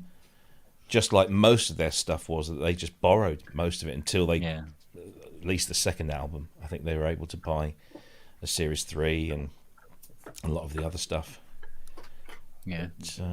Yes, we need to get him on the show, Blue Weaver. Blue's a good man. Yeah, he's a really good guy. He's a legend. Yeah, he is. A legend. He is, and I looked up to him as a kid. Now I've become friends, and I'm all awestruck anyway. Starstruck. Well, we were going, like I said, we were going to have David Arnold join us, but he can't make it now, which is a shame. Shocking. I Shocking behaviour. There was a couple of things I wanted to talk to him about, actually. Well, it's one thing me and Ben want to talk to him about when you're coming back on the show to finish your contractual obligated extra hour. Well, as we know, he's got 4 30-minute scores to do. So, Wow, months. that'll keep you busy. Well, he could do 2 of them live on show. That'd be all right. Improvisation. Yeah, that's the way to do it. I mustn't say that too often. So, yeah, but no, I don't know. It's one of these things where you get these romantic ideas of what you think a machine is in a track, and you convince yourself it is, and then you find out what it is, 30 years later, and you feel a right pillock. That sort of reminds me of. Go on. No, go on. On the sort of guitar angle for that, I don't know if you know Queens of the Stone Age and Josh Homme with his like that absolutely raucous guitar sound, and people are imagining it's some sort of like really expensive boutique amp. It's actually this shittest peavy little combo. It's like this nasty transistor, horrible thing, and that just gets that tone. It's amazing, and you're there thinking it's going to be something, really, really sort of boutique and expensive, and it just wasn't. It's just whatever does the job. Oh, thanks, baby. There are very few instruments I find that have such a distinctive sound that it could only be that instrument that you hear, that nothing else can ever kind of get in the ballpark. I think I've said this before. You can, if you take an analog monosynth or an analog polysynth, you can get most sounds the same in each of those things. If you know what you're doing with the synth. Some are easier, some are more difficult, but in my experience, which I wouldn't say is great, you can make any synth sound like any other synth, really, and certainly for bread and butter stuff. But there are individual ones that are just that have a very unique and I'll easily say the CS80 is in that league where there's just something about what it does that nothing else does, and generally it's usually a technological workaround to make it do what it did. That's one of the things that Martin said on Friday night about the Korg, not the micro preset that sends just from what's it called, the 700S. 700S, that is, you could never get anything else to sound quite like that because the way in which it's configured. I mean, it's the way it works, and that funny traveller thing. Yeah. So maybe you're right that actually there's very few. Like you can make Pro 1 sound like a Mini Moog and a Mini Moog sound like a what was it Rams was doing? He made his Slim Fatty sound like a 303. I think you'd be hard pushed to make a 303 sound like a Slim Fatty though in reverse. But again, there's another example. There's another example of something that has a very unique character. But you can recreate some other things. Yeah, the only way you can recreate a 303 really well is by copying the circuit design, which many people have done. And also the way the sequencer works and where you put accents, and the fact that a lot of the time it's a fairly random. Like I've got the TD3 there, and actually it works best when you're not actually thinking about what you're doing, and you're just sort of hitting random things and putting slides and accents in it fairly random. And you press go, and it that one works, and another one it just that's not working. Delete it, start again. Trying to do something with intention on that is really difficult. I don't think I could ever do that, but just randomly hitting things and seeing what happens is quite. I feel Richard was going to come in with a point. Well, in the case of something like a TV303, once you've ascertained what it is that it's evoking in terms of the method of sound production, it's not that hard to give a passable enough duplication of that for it to be functionally useful in the way that you envisioned it laying over this track that you're working on. So, and I've done a lot of this, not specific to TB303 or anything, but just in general, when the sound generation method to begin with isn't all mystical and weird. Like, for example, and I don't mean that the CS80 is mystical and weird, but it's largely based on a bunch of presets.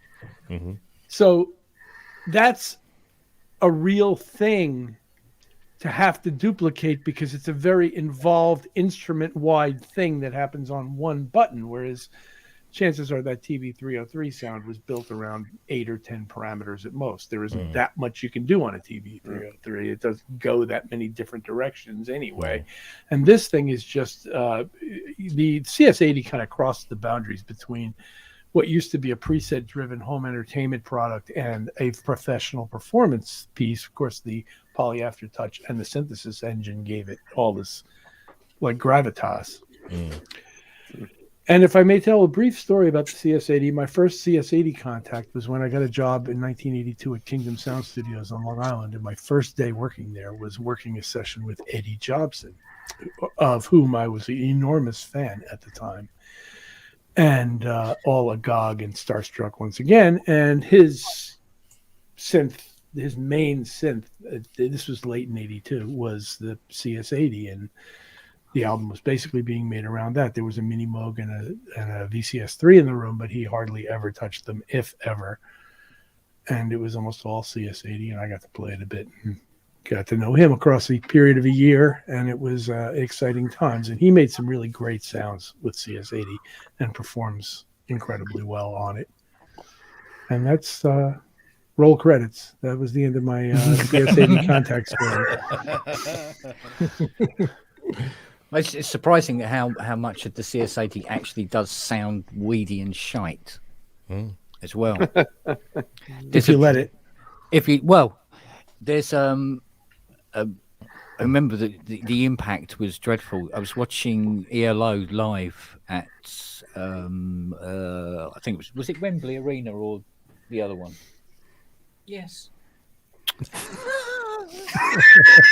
Why do I fucking bother? It's one of them anyway. It was the video or the DVD of it rather, and they're doing a telephone line, and there's a bit where everything stops, and it's just the 80 going like that, and it was the weediest, weak, crappy sound you could possibly think of. And you're going, oh god, it's like the harpsichord patches and the I forget the other patches. Actually, there's a couple of other patches on there, and they sound awful. And I don't think anybody on the planet uses them if they can possibly help it. Well, the clouds are awful as well. There was a show on TV here a while back. Neil Brand, the composer, was doing this kind of 4-part investigation into songwriting and stuff, and he did this thing about Born in the USA, and he said that bit at the beginning. That and I never knew what that was. I didn't even realize it was a synthesizer. I'll have to be honest, because it's such a guitar-driven track. You just don't really think that there's a synth in there, and it's a CS80.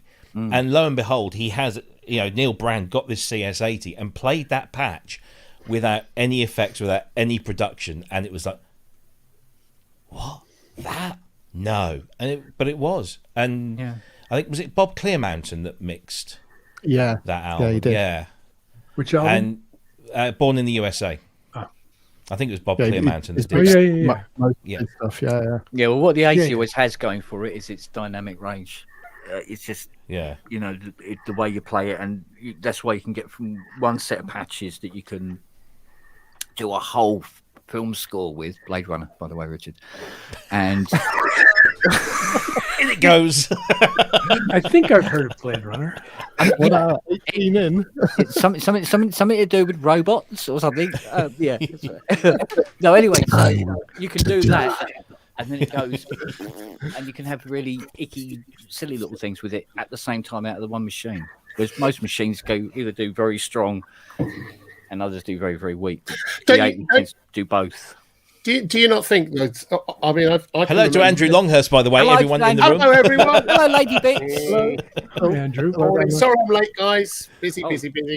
I've been listening in, and do you not think sometimes it's down to the person using it? People that aren't familiar with the instrument. I've seen people with Prophet 5s with Mini Moogs just make the worst sounds possible. and I also kind of remember back in the day when I started out playing. There was, the Hammond was out of fashion back in the sort of 80s when I was in the studios, the mid 80s when I first started. And we had this one guy come in who desperately wanted someone to play a Hammond, and he had all these keyboard players come in, and none of them could even. The test was you just had to switch it on, right, and get sound out of it, because you've got to wait and hold the button and do. You've got to go through that whole process, and I couldn't play, but I knew how to turn the Hammond on, so I turned the Hammond on and I did like a couple of. Yeah. Fast Leslie, slow Leslie, all of that kind of, literally really, really, really simple shit. And I got paid the session fee, and I thought that's great. That's more than I earned as an engineer. But that's the CS80 thing. Sometimes people just don't know how to use it. So they press a button, they've got no idea what's coming out. They're not familiar. Yeah, no, yeah, I can go. Yeah, I can relate to that. Yeah.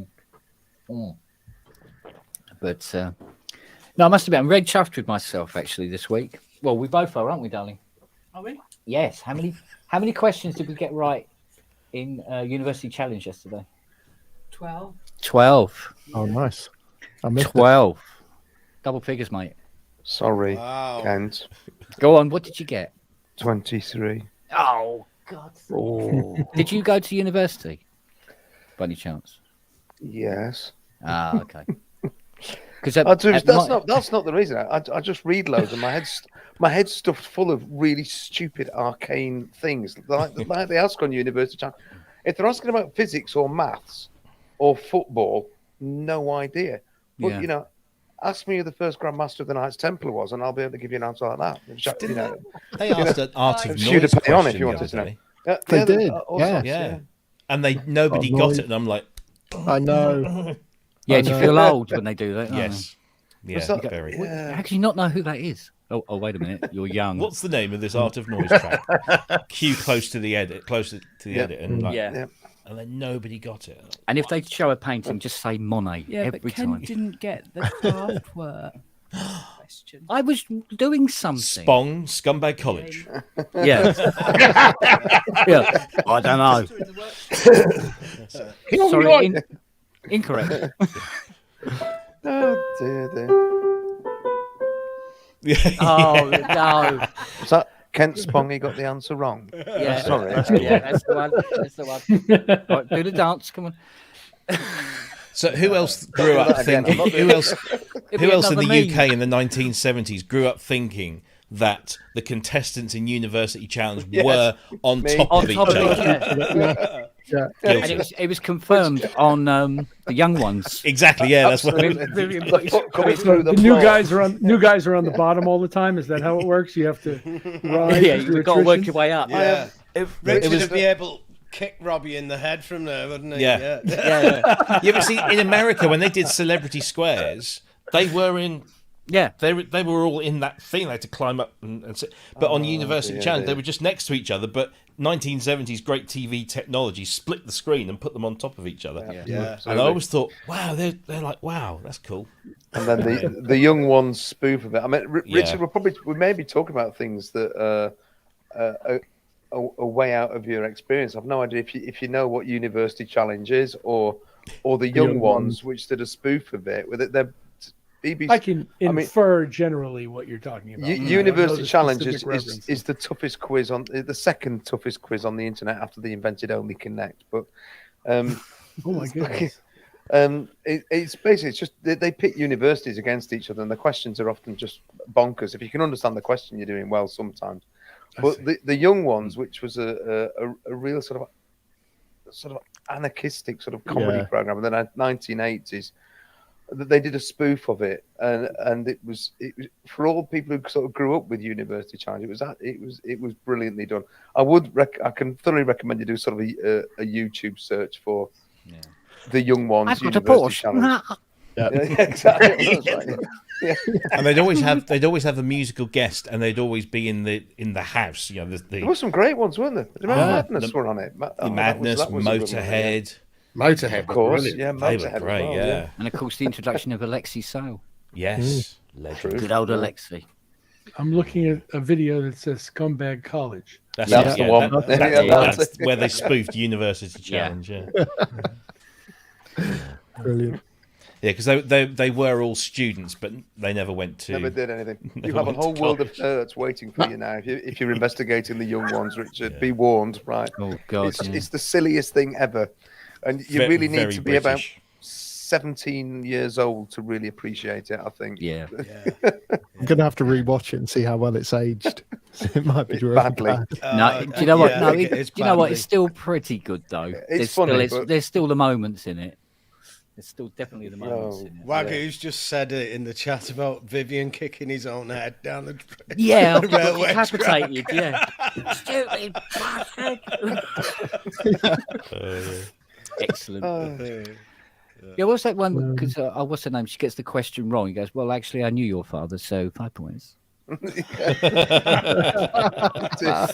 it Griff Rhys don't- Jones playing the Playing Bamber Gascoigne. Bamber Gascoigne, Gascoigne, yeah, Bambi. yeah, Bambi. Bambi, yeah. Bambi. little Bambi. Poor Richard's looking at this guy. Yeah, come on. No, I don't we're mind. not I being don't very mind at all. inclusive I here. don't mind at all. Not a I clue. don't mind at all. But that's the thing. It was weird because when we started talking to you, Richard, I mean, we talked about everything and anything, and there was references that you could make to American popular culture.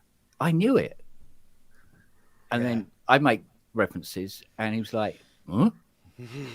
Well, a lot of it wasn't. So, I mean, mind you, it was kind of niche anyway. I'm learning. Yeah, but the thing, but it was very much imported American TV. It was a huge thing, even though we had all our own gear. More so than British TV was here. Also, Now it seems to be I will picking up. remind you, older than everybody. So Yeah. my childhood occurred at a time where even the influx of British TV When that's TV happened didn't exist. hadn't happened yet. Yeah. Well, no, it's not quite. My did used to save my synth patches on the cave wall. That's true. but no, we were talking about 5 black and white channels coming out of New York City. That's what I grew up, so we didn't have. And obviously, my exposure to British culture has been heightened over the last 10 years because I tour there constantly, Yeah. and I'm constantly in touch with my British friends, and I pick things up. Today I learned University Challenge and the Young Ones. We'll I get was there. telling my Sorry about nephew that. day before yesterday about how we used to have 3 channels, Exactly. Yeah. and there was never anything on after 12 o'clock. Yeah, well, same. Yeah. In One America. of them on BBC Sundays. Two switched off in the afternoons. Yeah. That's right. And then you got on the a test Sunday, cards. BBC One turned off, and BBC Two would run for a little while, and then you went back to BBC One for the evening. So we all watched programs that we didn't actually want to watch because there was nothing else Yeah. to watch. So That's we how I sat knew and we about watched country it. life. I remember You know, watching open university things. The lectures with the fellows. Oh, yeah. With Yeah. the blackboards talking about mathematical equations. I remember sitting there watching that, going, Yeah. I haven't got a clue what this man's talking about. But I would be about 10 years old, so why would I? Yeah. Well, That's how I we ended were, up we were choosing my so degree. behind. Yeah. I mean, in we the took this 1970s beaker and of 1980s. hydrocarbons. Yeah. Yeah. We were just so behind, really, what the United States had at the time. But then when we took were us a long kids time to playing at catch up. school, when we were kids playing in the playground at school, like all the boys would be doing Starsky and Hutch. We'd play Starsky and Hutch rather than Dixon of Dock Green. I see. But Was that ever a game? Well, exactly. Exactly. Because the American stuff came on that was just like, wow, Yeah. Starsky and Hutch. Yeah, exactly. I still get aroused when I see a Ford Gran Torino. It's just, it's just amazing. Oh, come on. I've driven. Do you know what? I've driven a Gran Torino. No. No, I don't care. I don't care. No. I don't care. It is I- like driving a water car. Don't care. It's like Don't care. you stop at a set of lights and it goes. There was a guy when I used to have this really awful job for 9 months, knocking on people's doors, asking if anybody in the household had had an accident in the last 3 years. Hate me all you like. Yeah, and then go, do you want one? I didn't want to do it, but it paid the bills for 9 months.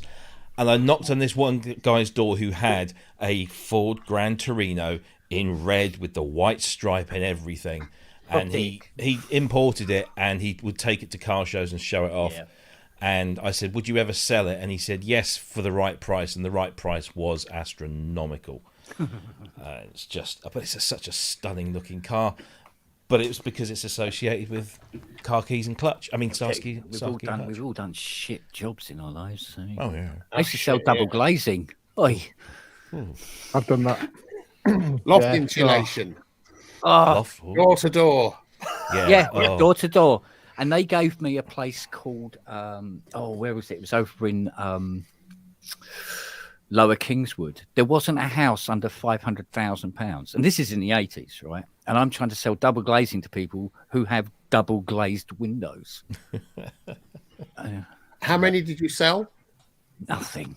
This is why he thinks his synthesizers for a living. Yeah. And even if you did, you come back and you gave the sales manager the appointment. He went off, he made the profit, and you got your 50p. That's it. That's exactly what I did when I was working for that horrible company, knocking on doors. Because you weren't, by law, you're not allowed to knock on the door and then go into... at the time, you weren't allowed to knock on the door, go inside the house and make a sale. It had to be a 2-step process. Yeah. You would source the lead, and then you'd get your manager would come in, and then they'd sign them up. the leads and then take them back. So that all he has to do is wander up there. So it has to be a 2-step process. Do you want it or not? Yeah. I had to measure the loft space of essentially pensioners to get a government. So the company I was doing this for, it was a friend's thing. It was only for a very short time.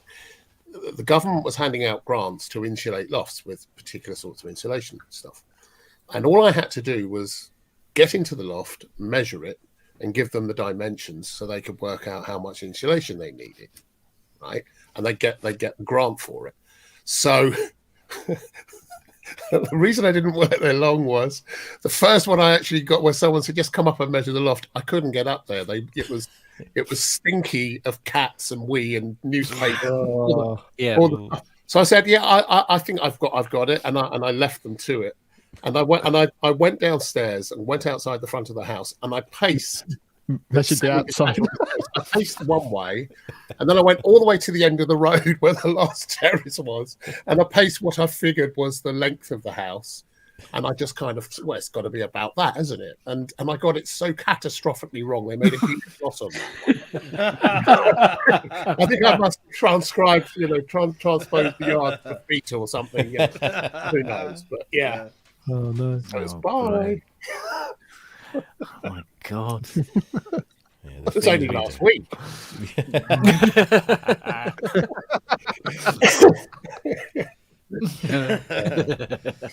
Robbie. Yes. Can I? What's the microphone sounding like at the moment? Is it all right? It sounds really good, actually. Certainly compared to the last one, because you had some noise going on there. It's quite nice, actually. It's got look at that! He's got flashing lights on his. It's got a meter on it, hasn't it? Look at that! Oh no! Wow! Hello. It's quite nice clothes. Yeah, it is, and they really work. Yeah. But what is it? An SM7 or something like an SM7? It's the MV7. MV7. Okay. He can't afford an SUV. He can't. Yeah. So I've sold two. I've sold one of these for Kent and one for Ben this week. I sure should have me on commission. Yeah, I thought you were like the local Shure dealer or something. It seems. I must. I ought to be. But no, you got a really good. You got a really good deal on that MV7, didn't you? Yeah. Can I ask a question? Has anybody else tried to buy? I bought this during lockdown, so you could never go out and try. So, watching reviews of microphones on YouTube is a completely stupid thing to do. It's like headphones as well. So I was there. I watched all of these things. The SM7 was one. There were all sorts of these other reviews. I'm watching all of these because my microphone that I was using, the one in the computer, was terrible. I thought, I need this for doing Ramses. I need a microphone. So watching all of these reviews, I'm thinking, this is a ridiculous thing. I can't. How do I make my mind up? And call me shallow. I bought this because Nick Batt was using it, right, on Sonic State. That is the only criteria. If it's good enough for Nick Batt, it'll be all right for me. And I just thought, well, I've wasted hours of my life watching bloody stupid videos on YouTube about microphones that I've got no idea whether they're any good or not. I was saying Sorry, to I just Kent, don't mean to check that. No, it's a fair point, because I was saying to Kent when I was researching, because I was using an old Behringer condenser, and I thought it sounded okay until I heard this. But I was kind of inspired because I'd been watching various things, and lots of people had an SM7. And so I thought, well, that clearly must be, a good one to have, because lots of people are using it. And in fact, I think one of the people that I saw and then listened to outside of YouTube was Sarah Silverman, her podcast.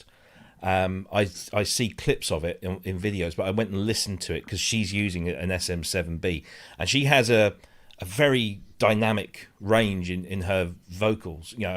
Just her talking, she can be really high, but she can also be kind of low as well, and it just sounded so nice. But then I did the whole YouTube review thing, and there was one guy that compared 3 SM7s, an original 1970s SM7, the new version, and then one from the 90s. It was about 25 years old or something. And you could hear slight differences, but it's just like, with YouTube compression, the one he really liked sounded less shit than the others, but through YouTube. So he basically said, if you can find an original 70s SM7, get it, because it's really, really good. But if you can't, get the newest one. And funnily enough, the ones that are made in Mexico are the best ones to get. Well, I don't know why. Okay. I just the manufacturing process there.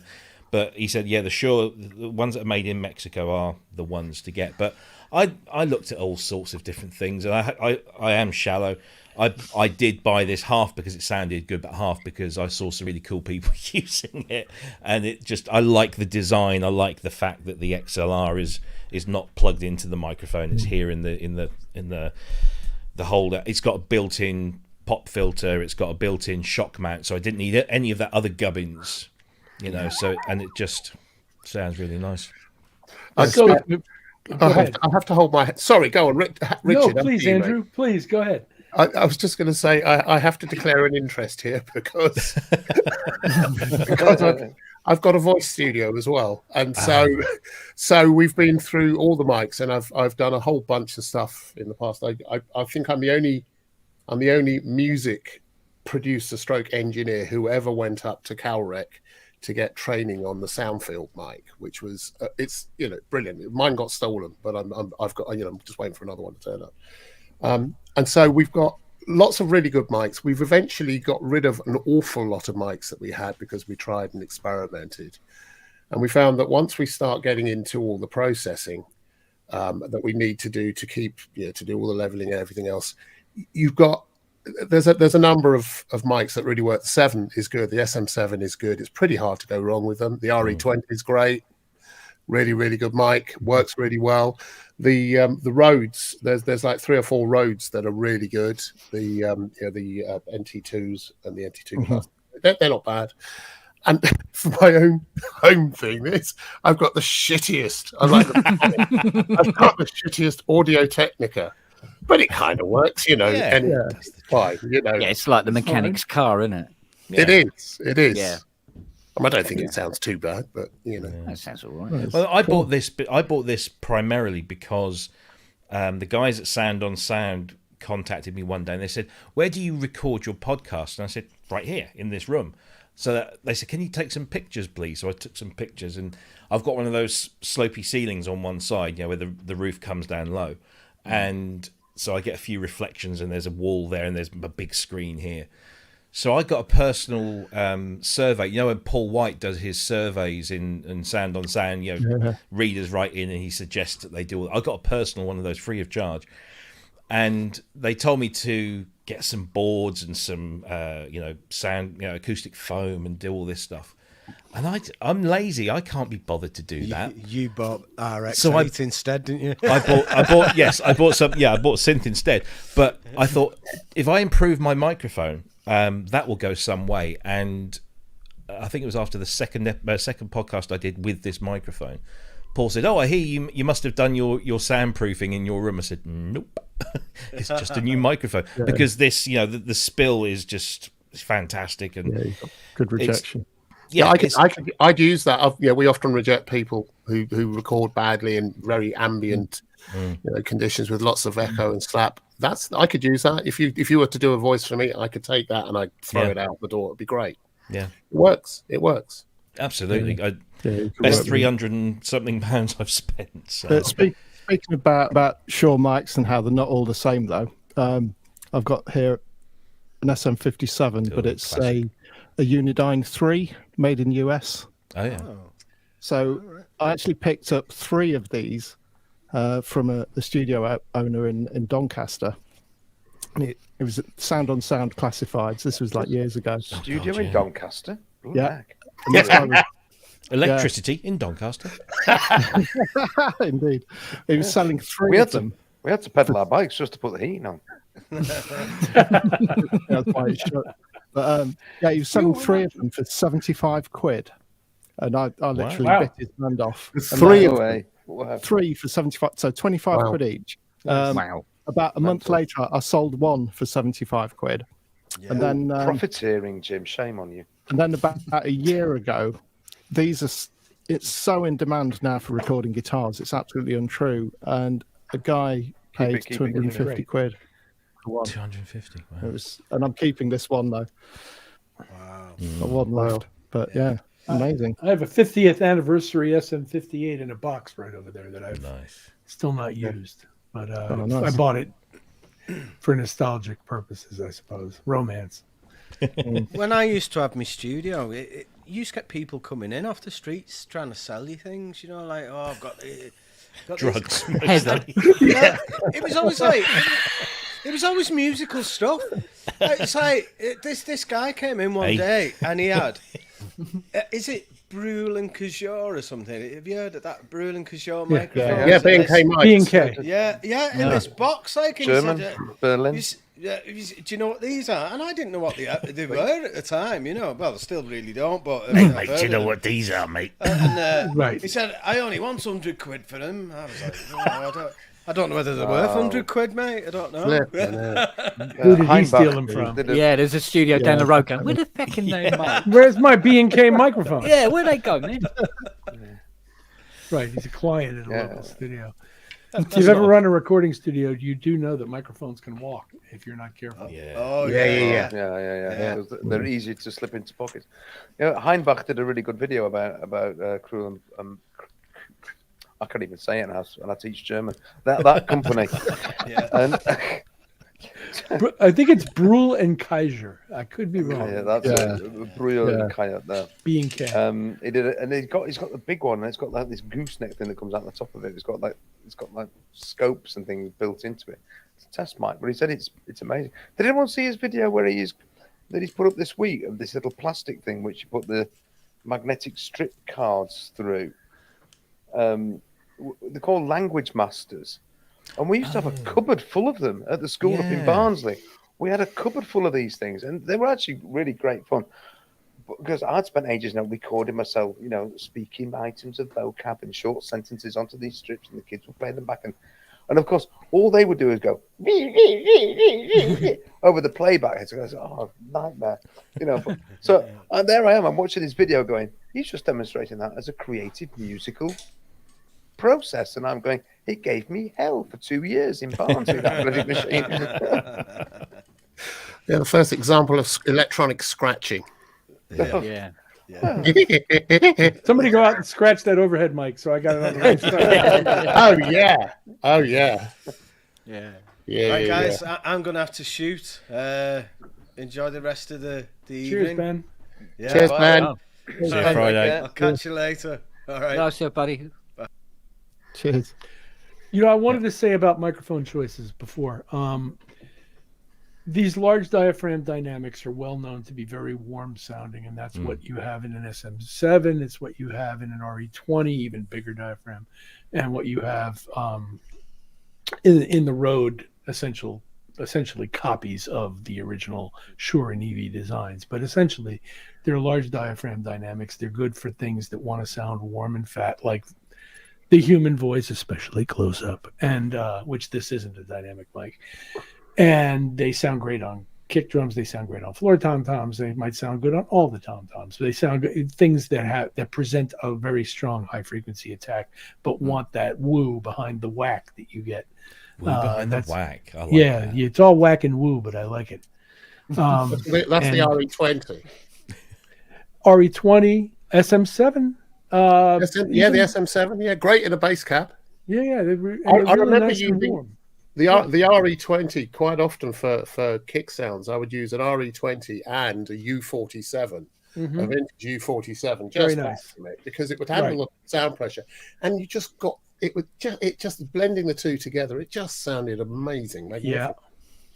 And people like AKG D12s and whatever the more recent version of the D12. And Shure's now got a large diaphragm mic they like on kick drum that Chris Kimsey showed up at my Duran Duran session with one day and said, "Here, try this." And when Chris Kimsey brings you a microphone, you try it. You plug it in. And it sounded great, Chris. He's a cool dude. You know Kimsey? Yeah. I worked on an album. I think my first production. He'd done one of the tracks on. Oh wow! One of the tracks for Jeff Williams, and he was just. I rang him for some advice on something on something I was hearing in the mix, and he just was incredibly generous with it. He didn't know me from Job, and I was the Johnny come lately that was really, really trying it on. But he was incredibly helpful. I'll never forget that from him. Very sweet man. I really like him. Very sweet. And I think one of the sort of veils being lifted for me was I remember I always hated U87s, Neumanns. I've not hated them. I just thought they were really overblown. And it's kind of, I don't understand why they are so well thought of and so vaunted. Every music studio had to have a Neumann U87. I was always just kind of, well, yeah, they're all right. Okay. They're okay. And then someone bought in a Massenburg Pre, a Massenburg Labs, George Massenburg, one of his Pre mic amps, and any mic, any condenser you stuck through that, it was like lifting the shields, opening the curtains. You suddenly got this thing, and the U87, if anything, through that sounded absolutely stunning. Great microphone. For the money, especially, and everybody couldn't afford to buy M50s or whatever they were selling back then. Like with that, so it was like I don't know, $1,500-$1,800 microphone, and that's right. I used to refer to it as the desert island microphone for the desert island with a 48-volt supply. Yeah. Steve Elbows wants to know what microphone was used to do Ernie, the fastest milkman in the West. It's a serious question, yeah. I give up. I don't even know what that is. He drove the fastest milkman in the West. Oh dear! I'm sure you've heard of Benny Hill though, because he did exports. He was huge in the States, wasn't he? Yeah. Obviously, the record didn't make it before the TV show. He was, he did that, didn't he? Yeah. Can I ask a totally different question, if that's all right? I'm sorry. This is. Yeah. I'd like to ask. Shut up. I'd like to ask Andrew where he comes from. The other Andrew, the more illustrious and dignified. Lady Andrew. Bits. Yeah. Okay. The twat. Sorry, what was the question? Where you are, where you come from, if you're prepared to say it live on the air. Planet Mars, and I'm in Stroud in Gloucestershire. Okay. Which is an odd place. That's a made-up place. Yeah, yes. It's my cousin lives. My cousin lives in Gloucestershire. The only reason I'm asking is because that is the south of England. Now, Robbie, I'm from the north. Jim's from the north, and neither of us are wearing flat caps. Right? Got it? But he has got a whip.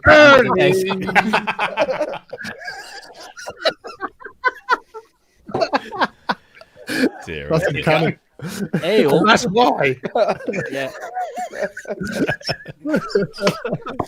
Sorry, I just felt I had a point to prove. When we had a chappie here, and he had heard, I think it was probably on the Sonic State, where David said that he owned the War of the Worlds CS80. And when this guy come around, and he was dropping, I can't remember what he was dropping, or some eclectic piece of shit, but he saw the 80 on the ground. He goes, "Oh, is that Dave Spears one? Is it?" And I went, Yeah. He goes, God, and that's the War of the Worlds one, is it? I went, yeah. He goes, how'd you know? I went, oh, because when we opened it up, we found a bit of an old church and some Martian shit in it. Come on.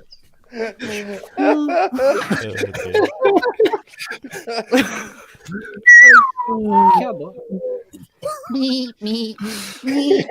I'm a goat. Oh, what is it Dave calls it? The War of the Wages? Yeah. War of the Wages. Yeah. Well, time for you to exercise your acting skills. Hey, what? That'll do. See, she knows all the lines. Do you remember when they brought War of the Worlds out in 5.1, and I was desperate to get it. And my wife hails from War of the Worlds country. She hails from Chobham, which is just outside Horsell Common, where the aliens landed, is just outside. Yeah. Woking, obviously, very, very much an H.G. Wells town. And I went visiting, and I went to buy the War of the Worlds, super deluxe 5.1 thing. I thought, if I'm going to get it anywhere, I'll get it in Woking. And I went into the record shop. Would you believe this? I said, do you have the new War of the Worlds box set? And they go, War of the Worlds? What's that then? Yeah.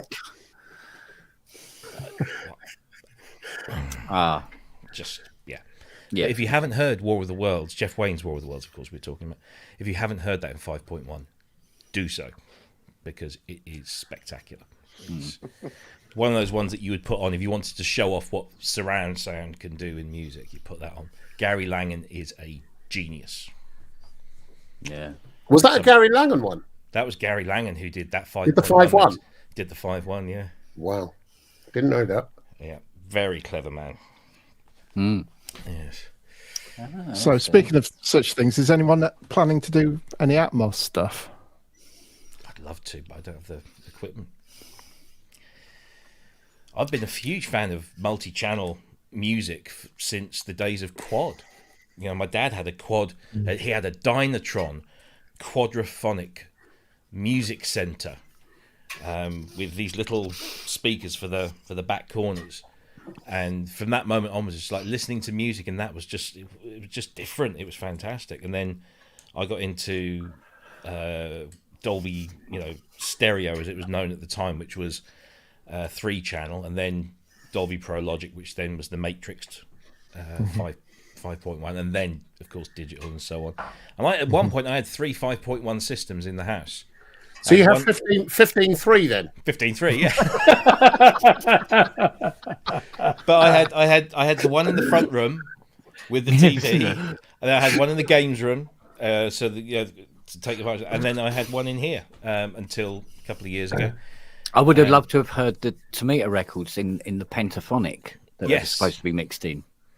Yeah, I've got quad versions of Snowflakes, and I can't remember what the other one is now. But yeah, I love it. And some mixes are bad and awful, and Stephen Wilson ones are just brilliant. The Depeche Mode albums, they did the first 10 albums, they reissued them on Super Audio CD in 5.1, and there you can put those on and you hear so much more, because some of those tracks are quite dense, and you hear everything so clearly and so well, and it's so well mixed. Talking Heads, all of their albums in 5.1, they're very good. Do you remember? Do you remember Roland bought out back in the RSS system? We were the first studio to try it because they brought it into the country just after it had been manufactured, and I can't remember exactly. We had a studio in Barnes. We had the world's first VR studio, for which we earned virtual money for a year. but it seemed like a good idea at the time, like these things do. So this was about 1990, and Roland heard of us because we were making waves through what we were saying, but it just looked like shit. So they bought this RSS thing in, and they engineered it, but for some reason, I'm not sure if it was just the UK, but they couldn't get it to work. They couldn't get it to do any surround. So the idea with the RSS was to create a 3D sound field from two speakers from stereo, right? Yeah. And they bought it in, and we had it hooked up. So we've got the eight controllers for moving stuff around different sources and whatever else. And we couldn't get it to work either. And we were sort of just looking at it, and one of those epiphany moments. I suddenly thought, well, hearing works as a sum and sum plus. It's that minus thing. You have to have a reference point to be able to place stuff spatially. So we took the signal in, which was we had a recording on a BBC CD of a tube train going past in stereo, and we put it in the stereo, and then we sent a mono feed to a Lexicon 200 or something, I think we had, and we just placed the Lexicon 200 at one point in the sound field, almost imperceptible, so you couldn't hear it, and suddenly we were able to steer this thing all around us, all over the place. Wow. And as soon as you removed the reverb from it, it just disappeared. It was just flat. It was one of those kind of, how does that work then? Yeah. Because I remember seeing it on Tomorrow's World. And the RFS. And they did simulcast. Do you remember those with BBC Radio 1? I love those. Yeah, and so you could record that. This was when stereo FM was kind of a new thing for us. And so you recorded the audio, but you listened to it in stereo. You could either listen to it with two speakers or put your headphones on. And minds were blown. The fact that this, just from two speakers, you were getting a 3-dimensional soundscape with things moving around, and it's just stunning stuff. But they did a little kind of simulcast on BBC One and Radio 1. I may even have that sample here still somewhere. Oh, wow. Because we did it as a sample. Well, I've got a little bit of a rant about Dolby Atmos. I started working in home entertainment, high fidelity, in the late 1970s. And at the time, the state of the art for spatial audio, as it were, was Bob Carver's sonic holography, which we sold and I used to use and hear. And I understand what they were trying to do with two speakers there and how. And it had a very narrow, effective window in which you had to sit in order for it to take shape. If you were out, even 6 inches outside of that window, the whole thing collapsed to stereo. So it was kind of confusing.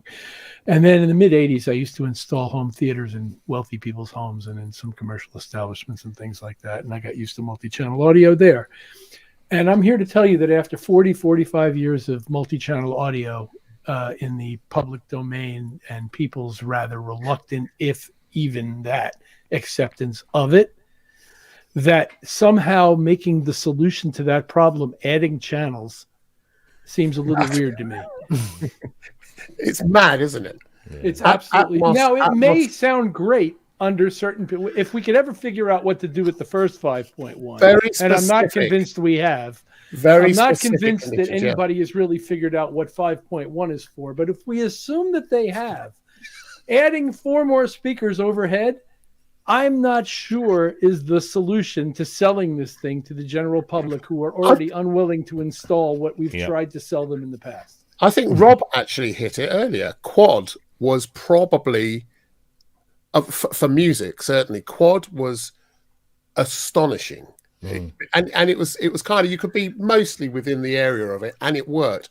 5.1, you just suddenly get things, the mixes on them are sometimes where you just suddenly get something pop up, you're sort of leaning back, something pops up in your ear here, you go, well done. Well, guys who pan the hi-hat dry to the left rear channel need to be taken away in handcuffs. And and just in general, I quite enjoy I have 2 5.1 systems here in the house to this day, which I love. Don't get me wrong. And I love watching movies with them, and I like things that are effectively spatially used to make a point, especially with respect to video presentations. But even with music, occasionally somebody gets it in a place where I'm not crying foul every 30 seconds. But I'm talking about more from a consumer acceptance standpoint. Why are we making this stuff?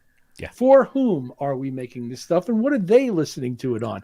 The people who did buy 5.1 rigs are using the default settings that came in the receiver the day they got it and listening to whatever DSP processing that company has decided to present them for the entire time they've ever used it. They have no idea how to operate the thing. They turn it on and they listen to it however it showed up. So it's not that I'm not interested in it artistically, Dolby Atmos. It's that I ask the question, for whom? Yeah, sure, it'll be fun. It'll be nice. Like, let's fly some things overhead, whatever.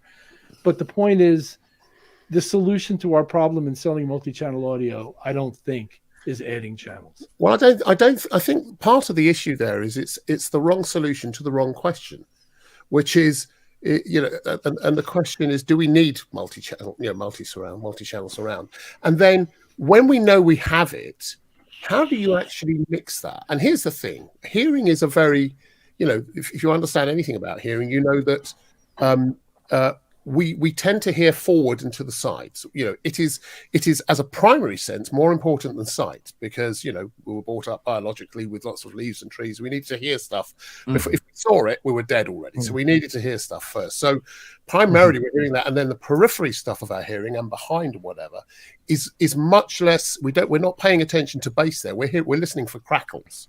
We're listening for higher frequencies behind us. So, and what you're looking for from behind you is a general, something's behind me, fuck, and then you zone in on where it is. So people that do mixes for this stuff and try to throw a load of bass and a single voice, so it's just here.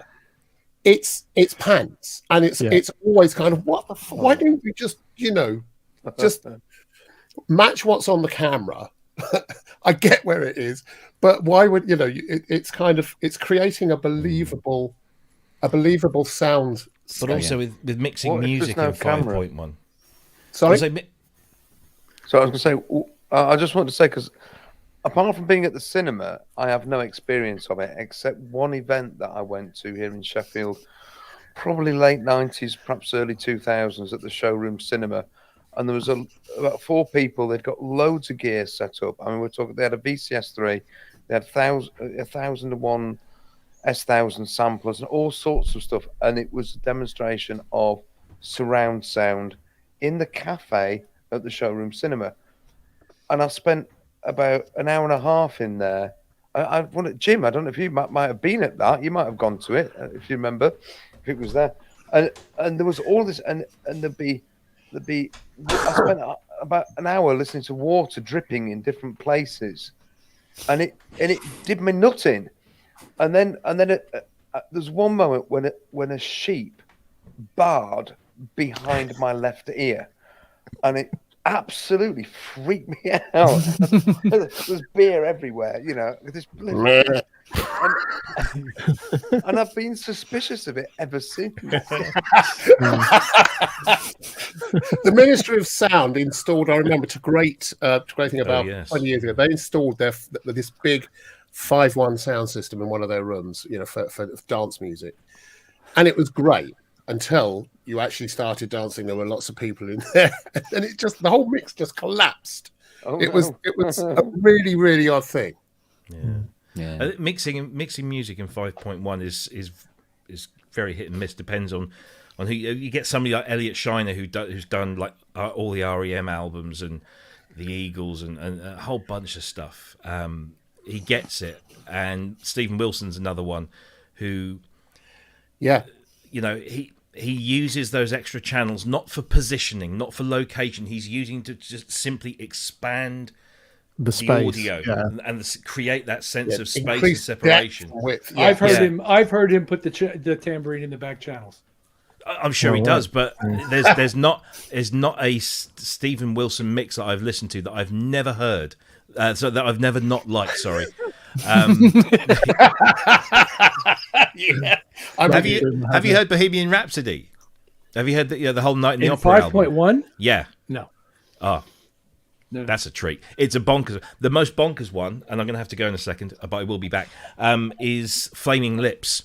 Yoshimi battles the Pink Robots.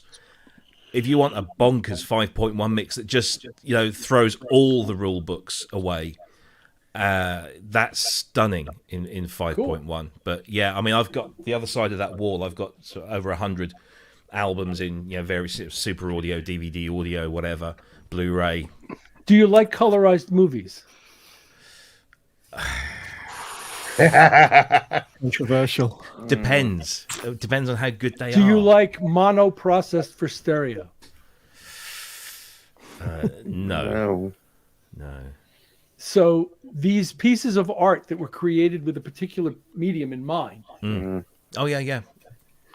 might more respectfully be presented in the manner in which Oh, they absolutely. were I mean, intended. yeah, no, listen. Definitely. The Beatles albums in mono is the best way to listen to the Beatles albums. Oh God, yeah. That said, Giles's mixes of Abbey Road, Let It Be, Sgt. Pepper are very respectful of the originals, but they just use what they've got to just provide something else that I'll give you Let It Be Naked. That's a good one. Okay. That one works for me. Sgt. Pepper, I was horrified. Really. Yeah. I got Sgt. Pepper on reel to reel, where it's all the music here And all the voices and there. all the vocals there. Yeah. That's right. I was working again. Sorry, I keep on doing this. It sounds like I'm doing a fucking name drop. It's not about that. I promise. So I was You're working in the right place. Yeah, one of my first productions. I was doing some tracking at Air Studios, which then was in Oxford Street, whilst it was still above all the buildings there. And that was George Martin's place, and George was in there, and he was a lovely man. And I found out he was the uncle of one of my best friends. Didn't know this, but he was an uncle of one of my best friends.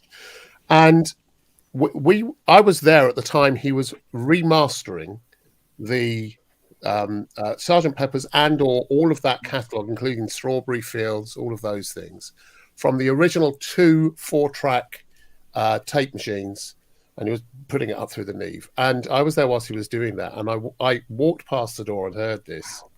And George walked out, almost bumped into me, this big, tall, gangling chap. I said, "George, that's brilliant. Can I have a look?" And he just said, "Yeah." So I went in and I was able to bring up each of the sliders, each of the faders for each of the 8 channels. And it was astonishing. It was absolutely astonishing. I just said, so how, everyone's doing so much layering now. You've got 72 tracks in each of the studios here. How did you do that? He said, we had no choice. We had to commit. And once we committed, then everything else had to fit in around that. There was very little planning around what came next because we didn't quite know, but we had to commit and get an idea. And he said, people have too much choice now. Yes. He said that's one of the problems we're facing. People almost have too much choice. So it's changed the way music is made and recorded. Yeah. Enough rope with which to hang oneself. Yeah. Guys, make some decisions. I'm going to drop off now, but I will be back if you're still going in about an hour. Cheers, Robbie. Okay, Well, Robbie, see you. Cheers, always Nice good, to see man. you. Bye-bye. Oh, hang on. I think that's a very, very valid point about having too much choice. I've said it the other day, actually. That thing scares the willies out of me. Our roving reporter's back. Hey, Synthetics. Hey, and it's behind everybody. me here that it happened. How you doing? Good, and you? You all right, buddy? I thought I'd crash a party of luminaries here. Oh, well, them anyway. Yeah. I'm gone. Bye. Oh. For once, I'm actually not working right now, so I have a break. So thought I'd join and say hi. What part of the U.S. are you in? I'm in. I go between Sunnyvale and Mountain View, basically Silicon Valley. So Okay, Northern California. Got it. yeah, so work from home, good times. Looks like nice weather. It is very nice. Yeah, it's a little windy, but it's very, very pleasant. Christmas is nice because we haven't had a rainy Christmas forever. So A lot of wind. There you go. Sounds like you need a dead cat. Yeah. Or some pantyhose over the microphone. yeah. Wagyu's just been really cheeky, and he's just said, "What kind of room treatment are you using for your mic?" Wagyu, you're very naughty. Do you know? You really are, man. He's going to be naughty. Well, you know about being naughty, Mr. Synth Addict. You know full well. Well, you know, I had to showcase your dancing talents. Everyone has to know it. So. Can I just say, I did show it to kids in school, actually, and they thought it was ace.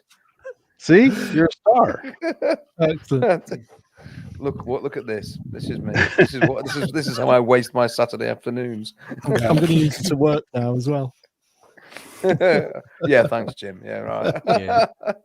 I thought it was interesting what you guys were talking about surround stuff earlier. I still have an old Dolby Pro Logic system at home, old school, and it works pretty well, but it often could be quite gimmicky. Most movies don't seem to mix things properly, so it's fun to have things all around you, but if you listen carefully, it's usually not realistic at all. Yeah. And that's often a production thing, isn't it? It's kind of the studio saying, we spent all this money on these huge consoles with all these speakers.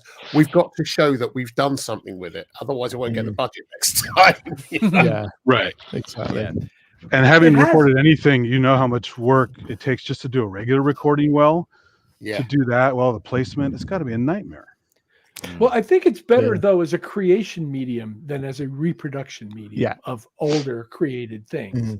Yeah. So there are places, there are movies, there are times you're sitting there and you can think, this sounds great. I mean, sometimes it sounds great in newly created material.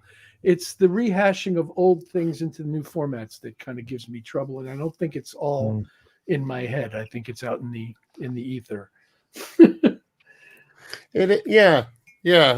So here's a question for you. Super HD 192 kilohertz 24-bit audio. Yeah. Go. When I put up the 192K transfers of the Chic material from the original 2-inch tapes, my jaw dropped. It felt like I had just pressed play on a 2-inch machine. It was stunning. Is it useful to most people? No. And is it useful as a creation medium? I'm not sure, because of the taxing of the resource. It depends on what you're recording. If you're recording the Punch Brothers, 5 guys around one microphone, maybe it is. But if you're making sculpture like recordings, like records get made, then not terribly useful. But for archival transfers and for the sound of the thing, I was blown away by what it sounded like. Blown away. How much of that, though, do you think is just better A to D, D to A, rather than the frequencies? It's both. It's all of that. It's all of that. It's the quality of the original recordings that Bob Clearmountain did. It's the quality of the transfer, the equipment that they've used for the transfer. There's so many factors that can make it go wrong. But in this particular case, it went so right that I, in answer to your question, became a believer that it can work and it can matter. And it sounded better than any 96K recordings I'd ever done. Interesting. I mean, it's not something I've personally experimented with. For me, 192 has got its place for doing sound design stuff, definitely. So you can like pitch stuff down and still have it at decent quality. But you know, if you read up on the sort of the scientific papers, like the Lavery engineering thing on sampling theorem, where they actually try and find the most ideal sampling frequency, it ends up being about 60 kilohertz. 66. Yeah, 66. There you go. So yeah, you know, and it's kind of like, so is there any point in sort of capturing more than 96? I don't know. Like I say, I've not sort of done any experiments myself on sort of trying to find if there is any value in that, but yeah, you really need to do proper double-blind testing on it anyway to actually, you know, work out whether it's psychological or not. I mean, for instance, I was playing a piano patch the other day on here, and same UVI software piano. I was playing it on the weighted keyboard and on the synth keyboard, and psychologically they sounded different because they felt completely different. It was such a strange thing, and obviously it's the same sound, same software synth, but playing it on a proper piano weighted keyboard in my head sounded better than playing it on a synth action keyboard. So that may also be down to the responsiveness of a weighted keyboard and the way it then switches between the different layers. Yeah, so that might also explain it. But yeah, I mean, it was quite astounding. Yeah. But there's so much sort of in that feedback loop that made it more satisfying and felt more realistic. So strange. Haptic That's feedback, great. yeah. So, Andrew, what is your experience of 192 been?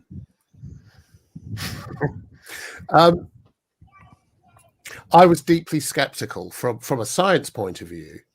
I've done a lot of product development. I worked for EMU, so we did a load of sampling, and we built a lot of circuits to try different things out. The theory is, given the perfect A to D, 96 kilohertz will cover everything. 96 kilohertz covers everything that anyone, the highest frequency any human being has ever heard is 33K. That's it. And most people is, really good hearing when you're young, 24, 22K. My kind of age, 1 kilohertz. And what's really interesting is the difference between 44 and 90. 48 and 90. The difference between 44 and 48 is massive. 41 and 48K, because all the manufacturers had to agree to a lowest common denominator brick wall cutoff filter to make it work. So if you go from 44 to 48, although you get almost no increase in the frequency, theoretically, practically, because you're using broadcast converters, the wall is much more complementary, goes further up, so you can hear enormous amounts more. It's much more, the top end is much more subtle. Going up to 96, you can still hear it. Much beyond that, you can't. You simply can't. People say that it's because frequencies higher up are somehow affecting the frequencies lower down. They're causing harmonic distortion or harmonic interference, which intermodulation distortion, isn't it? So we looked at that as well, and we couldn't measure that. What we did, however, many of my friends who are recording engineers, who I really, really value, people such as yourself, Richard, say they can tell the difference. And the one thing I do know about the experience of audio is, no matter what I think and no matter what the numbers show, if you can hear that and it's making it work for you, do it. I'm so glad you wrapped up with that. My own experience of the difference between what I heard at night, what I've heard recording projects at 96, and what I heard in playback of that 192 files that they did at Warner's France and sent us of all of the albums arrived archived in this format, was greater than the difference in the session I did, where half the session was recorded at 44.1 and the other half was recorded at 48K through the exact same gear in the exact same setup. Really? Yes. It was great. I need to review. I need to go back and listen to all this again. Here's something else I want to say about what we can measure and what we can't measure. Yeah. Everything we can measure is good, and I believe everything we can measure is true. But I don't believe we measure everything. That's the bit. Yeah, you're right. You're right. I think that's I think what I was going to come to at the end of this was why I appreciated that conclusion, which is, no matter how much we throw the numbers at it, we tend to be beguiled by the science. But what are we measuring, and what is going on with the electronics, and what's happening with all of this stuff? If you say that, I believe you, and I will go back and visit it again. But for me, 24-bit or 32-bit is where it's at. 16-bit. No. Well, these were 24-bit masters, and I hear the difference. I understand what the differences with 32-bit are, and that's another discussion. But I was specifically addressing myself to, in this case, 24-bit 192 recording, which is what I had as an experience. And as you to hop on the shoulders of your point, we know that math and measurements are not life. They are our attempt to describe life. And life is complicated, and experience is complicated. And yes, there is such a thing as frequency response, and there's such a thing as total harmonic distortion, and there's such a thing as electronic noise floors. And we understand the psychoacoustical parts and the double-blind testing benefits and the expectation biases and everything else, because I didn't expect to like it as much as I did. But ultimately, I believe my ears, and that's all I've got to work with from now until the end of when I can use them. So, and I think that brings us back to almost my favourite saying of all time, which is every day's a school day, Richard. Absolutely. Every day's a school day. I'm going to go and listen to the Chic stuff in both. I'm going to go and do it. Just because it seemed, it's kind of, now it's irresistible. Now I'm talking about multi-track recordings that we received in 192. It's multi-tracks. These are the original 2-inch tapes transferred through whatever 192 converters they were using over at Warner Brothers in France. And it's the entire catalog. It's not just one album I got to listen to. I played all of them. And I'm here to tell you, when you press the space bar, it sounds like a Studer machine starting up behind you. It sounds like the sound, wasn't it? It was awesome. It had all of that, all the fatness, the warmth, the punch. It really did. And how does that, do you think, affect the stereo masters?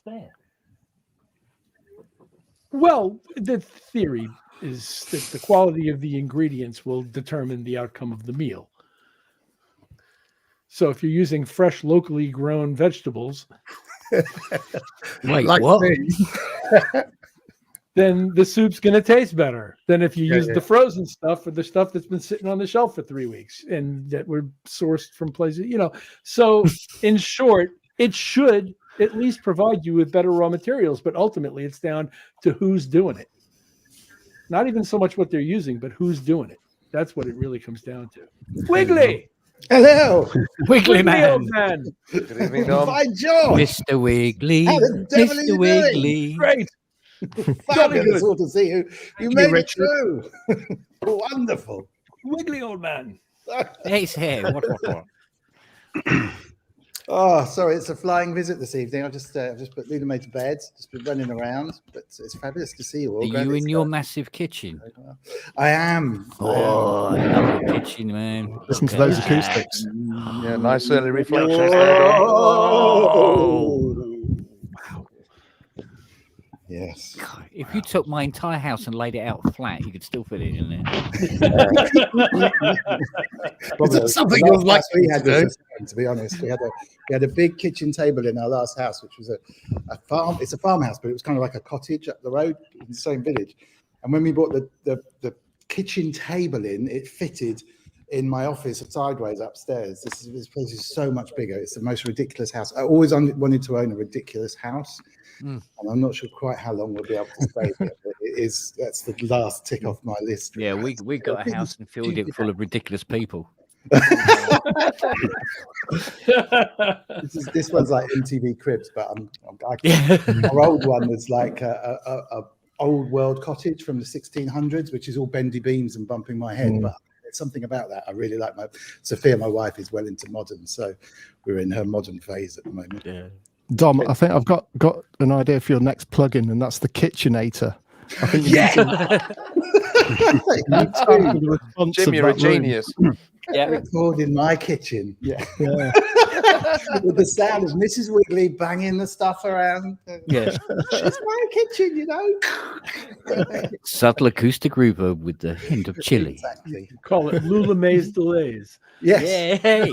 Oh, Nice. I caught you talking about them sampling rates and stuff, and personally, I just would love to record at as fast a rate and as greater a depth as I possibly can, so it doesn't really become an issue.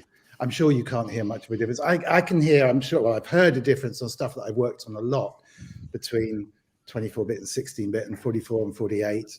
Less so above that, but I have noticed artifacts trying to write plugins and filters where the reason they do oversampling and stuff is they shift the sampling rate up so high that any of the problems that you get with aliasing that happen at half the sample rate basically folds down into the audible spectrum, but without going into all the huge details and stuff. Having a lot of sample rate available tends to get rid of a lot of the artifacts that you can have when you're trying to process it, which is why they use oversampling for filters and stuff. But I don't really want to be sitting there working out if I can hear it or not. I just want to know I don't have to worry about that. So if we could sample at 2 megahertz and 64 bits, or 128 bits, and it were feasible, I'd do it, you know. But at the moment, 96 kilohertz produces file sizes that are way too big to store. All right. You know, but originally we were doing, you know, Storage is cheap. 16 kilohertz sound the stuff. Do you know what I mean? And that was pretty good for the time. So, but yeah, I'd go. I want to be sampling at 2 megahertz at least at some stage. Yeah, according to the sampling theory, it actually starts to have a detrimental effect after a certain point. I heard that. Yeah. There's a YouTube vid which I thought, okay, fair enough.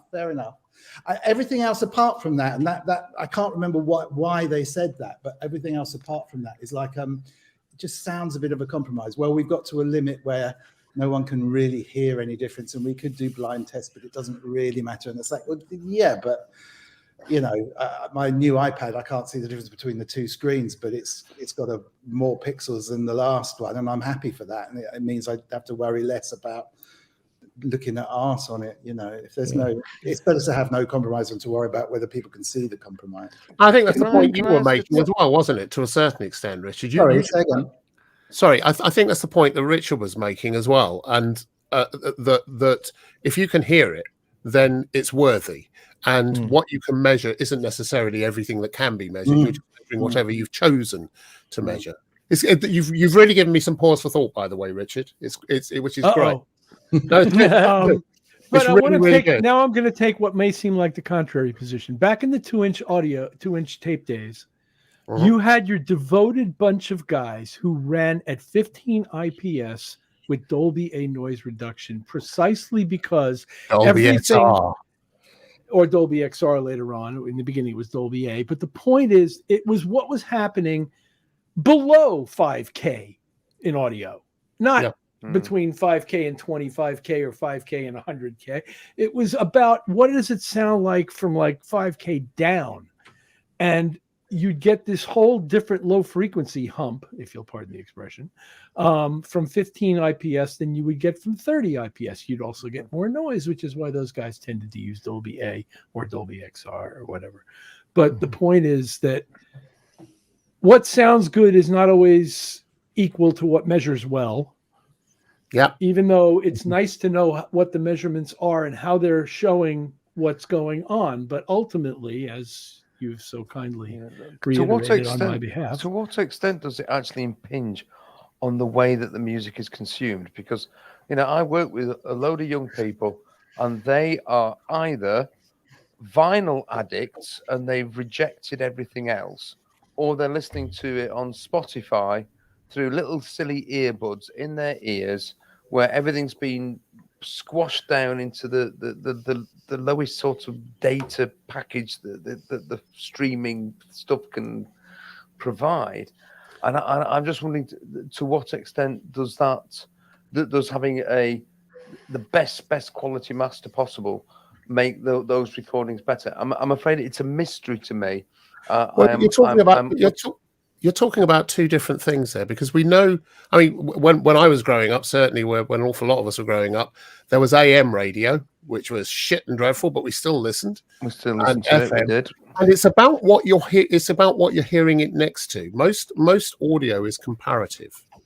You know, you tend to hear one piece of audio next to another, and if one's FM radio and the other one's AM, and one's stereo and one's mono, you can immediately tell. You go, oh, but if you can't hear the FM and the stereo, and you're stuck with this ridiculously limited frequency thing. If it's a good song, you're still singing along, and you're still going. It's still part of the soundtrack to your life, and you kind of reconstruct it up here and do that. Yeah. Only when you're critical listening, that there are certain records that become iconic because of the sound. The Chic stuff is one of those, because the production sound is so good. It's so well layered. It's orchestral almost in its layering. The depth and the spread of the sound is astonishing. And once you hear it like that once on a really good system, you can't go back to hearing it on mono, you know, for critical listening. But you're quite happy to listen to it in the car on a shitty pair of speakers and crack along with it. You know, so the experience of it, where you are, how you're listening to it, what you're doing at the time, is as much a part of that.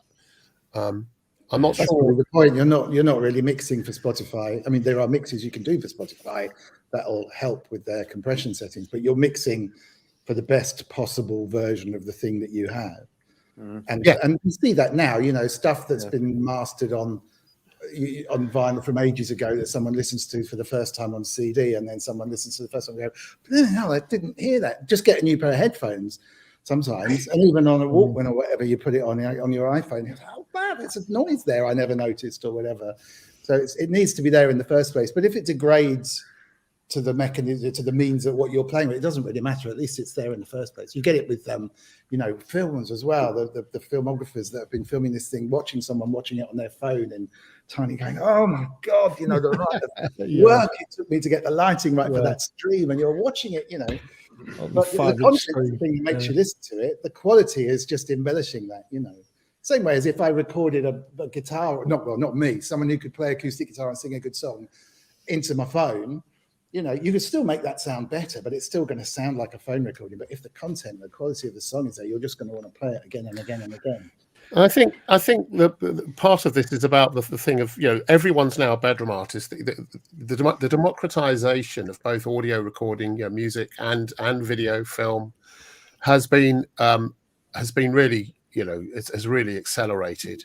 But what sets that apart from professionals, I think, and I might be wrong here, is that professionals learn their craft and they learn how to do all the right things and make every single thing work.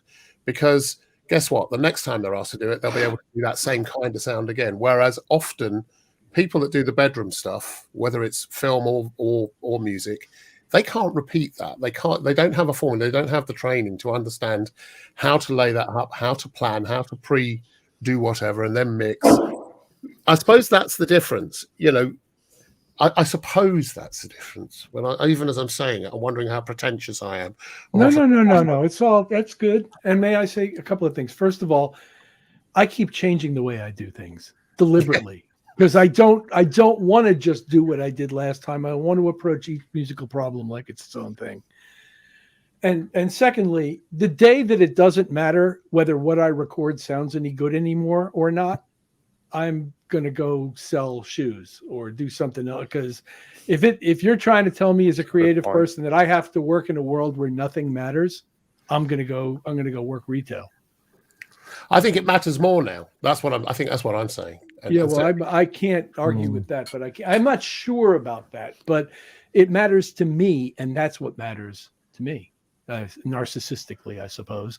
If I can't, good a reason as any, Richard. If I'm not allowed to do it as well as I can do it, and I'm not allowed to get better at it and make it better for me, then the presumption that anybody after me is going to enjoy it seems a little more far-fetched to me. Now, maybe that's not true.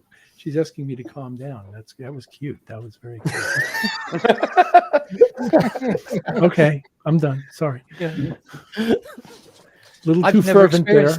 I honestly don't know, because even though I've got a computer that's certainly powerful enough, because my last computer, if you set it to 192 or whatever, it just come up with a little window going. So I've yet to experience it, but I must admit I tend to do the naughty thing, quite the opposite of what Richard does, which I tend to do everything exactly the same as I did it before, like a formula.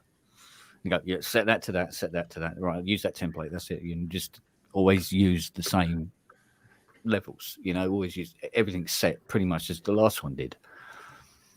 And it's really naughty, and I shouldn't do it. But for me, I mean, from an audio point of view, I still yet to hear anything that was good as listening to a quadraphonic recording on my quadraphonic 8-track cartridge. Even today, I've never found anything that sounded as warm and as luscious and enveloping as that did. Weirdly, and that's an experience thing as well, though. I'm sure. Or is it? Or do you... I don't know. Maybe, I mean, like Synthesizer was touching on about getting older and stuff like that, because I've got these immensely expensive Bronze 6 speakers. They are the nuts, and I've got this beautiful amp connected up, and I'm putting tracks on this thing and listening to them, and it just sounds okay. I don't know. I'm not hearing it. I'm not hearing. Maybe it is romance, and it's just all in the back of the head. I don't know. But I'm looking for a warmth that I experienced back then, and I'm not finding it. Do you think some people, when you're learning this stuff, you kind of want to learn to be whatever it is, a musician, a keyboard player, or an engineer, or whatever, and you're looking for that sound that you can repeat that's yours, right? You're looking for that thing, which I think that's when you're starting out, perhaps that's what you do. I'm not quite sure. The point I'm making here, Richard, is you said I never do anything the same twice. I'll just go and try something different. Well, I try not to. I can fall back on that. Sure, everybody does. But that's the thing. A lot of people would be really happy to just find one style they can stick with. The fact is that you're doing all these other different styles and trying different things. I worked with Annette Peacock, who's wonderful. She's a jazz singer and she's a keyboard player. I remember the first session I did with her, she was putting this Rhodes, a proper 73, through a distortion pedal and through something else, wah-wah and all sorts of other stuff. And it was really crackly, horrible cables. And I said, Anne, I'll just get some more cables for those. Going, don't touch it. I'm in the moment. So we just recorded it. And it was brilliant. It was the performance. She understood it's about the performance. So is that part of what you think it is, guys? The performance as much as the recording or anything else? Every aspect is more about who you are than what you do or what you use.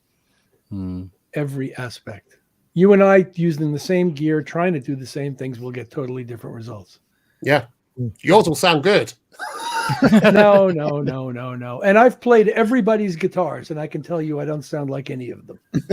When I'm holding, Stevie Ray Vaughan's guitar in my hand, I don't sound like Stevie Ray Vaughan. And when I'm holding Eric Clapton's guitar in my hand, I don't sound like Eric Clapton. It doesn't on Nile Rodgers' guitar. Well, you're using their plectrums though, because I gather that makes a lot of difference. I play Niles Hitmaker for sound checks with his picks.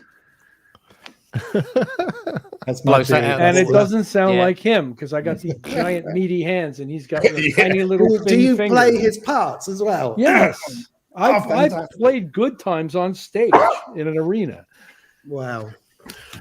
I don't sound like him. A call for the next session. He's cheaper than Niles. That wasn't the point. The name Available drop for part parties was and not the bar point. mitzvahs. Right. Exactly. Just don't tell me I can't do it as well as it can be done if I want to try. I'm sorry, I'm going to have to jump off again. I will try and come on again later. Presumably you're going through the night again, but if I don't see you, lovely to see you all. Bye, Dom. Love yourself, buddy. Love to the family. Cheers, Al. Bye. Yeah, mate. We're going to have to do him a jingle. He's the just only guy who hasn't got He's done them for everyone else. Yeah, exactly. He's the only one who hasn't got one. He's got a show ident that says in that reggae stuff, Mr. Wiggly. Yeah, it's true, but it's I not love that track. I could listen to that over and over again. I think it's it's great. really good track actually. Yeah. Oh, that was it. Fiona was saying, "Go on, Richard, play Charlie Brown on the piano." Oh, go on, yeah.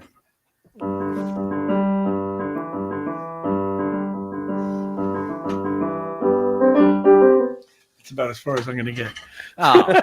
I've never actually played it, but I know that much of it. Well, that was very good. No, what I was playing something on the DX1 earlier, and I said to Fiona, I go, what is that? And she goes, I don't know. I went, so I played it again, and it was like, no, I know this, but I don't know what it is. And I hate that. When you start playing something on a keyboard, but you don't know what it is and what it's called and what it's supposed to be, but you know it all. What the hell is that all about? Break out Shazam and see if it can identify it. Oh, that's an idea. It wouldn't from my playing. And I think it's really dependent on the original recording, the sound of the original recording more than the this was completely different sound and everything else. I understand. Yeah, I understand. Yeah, so. But I'm really dug in about this idea that it's about the people, not about the gear, and not about the methods so much as the ethos, the personality, what you bring to the thing it will define what people hear more than whether you're using a Shure microphone or whether you're using that guitar cable or whether you're sampling at 44.1 or 96K or 192. I mean, ultimately, it's down to the people that make. But that's going to be a good thing, because if you were to go down the rabbit hole of analyzing everything that you do every time that you do it, I mean, you're going to end up. You never get anything done. Yeah. No, you actually have to get out of the way of getting it done first so you can evaluate it.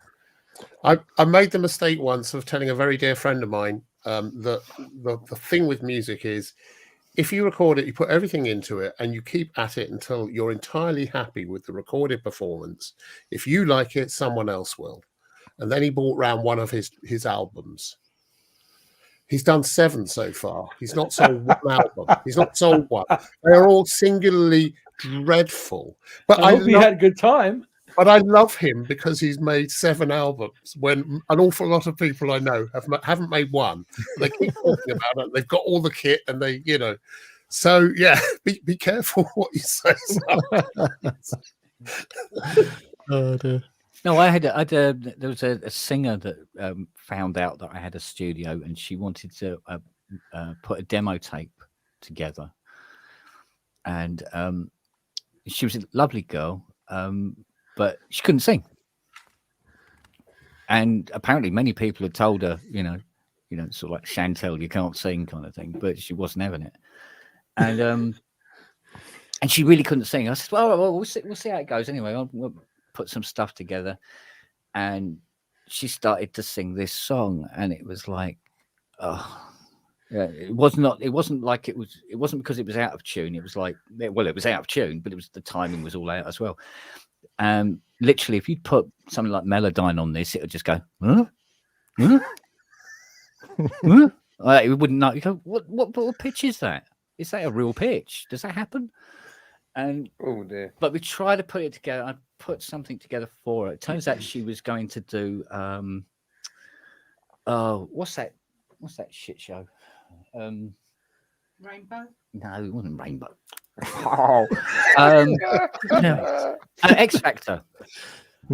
She wanted a demo put together so she could go up and do one of the auditions at X Factor. Never heard from her again. Never saw her on the TV either. I doubt she got past many rounds. And it was just what was funny was I do remember upping the sample rate as well for her demo when we did the last take, when I got most of her voice corrected. Unfortunately, it just sounded like she was a robot. That's the thing. So not that it mattered, because she had to sing live for the audition. So then they'd be going, it's not the same person, is it? There's something going on here. So, and no, it was interesting because the process that I was using for record, because I'd never done anything for a singer before, and it was a massively different process to like when you're normally writing stuff, and I'd never really experienced that before. And one of the things is having to give encouragement through gritted teeth was one of the most difficult things I've ever done in my life, actually. Because just going, yeah, it sounds great. Yeah, it does sound great. Kent, I spend my life doing that. That's what I do for a living. Yeah. That's really good. Teaching. But if you do that, yeah.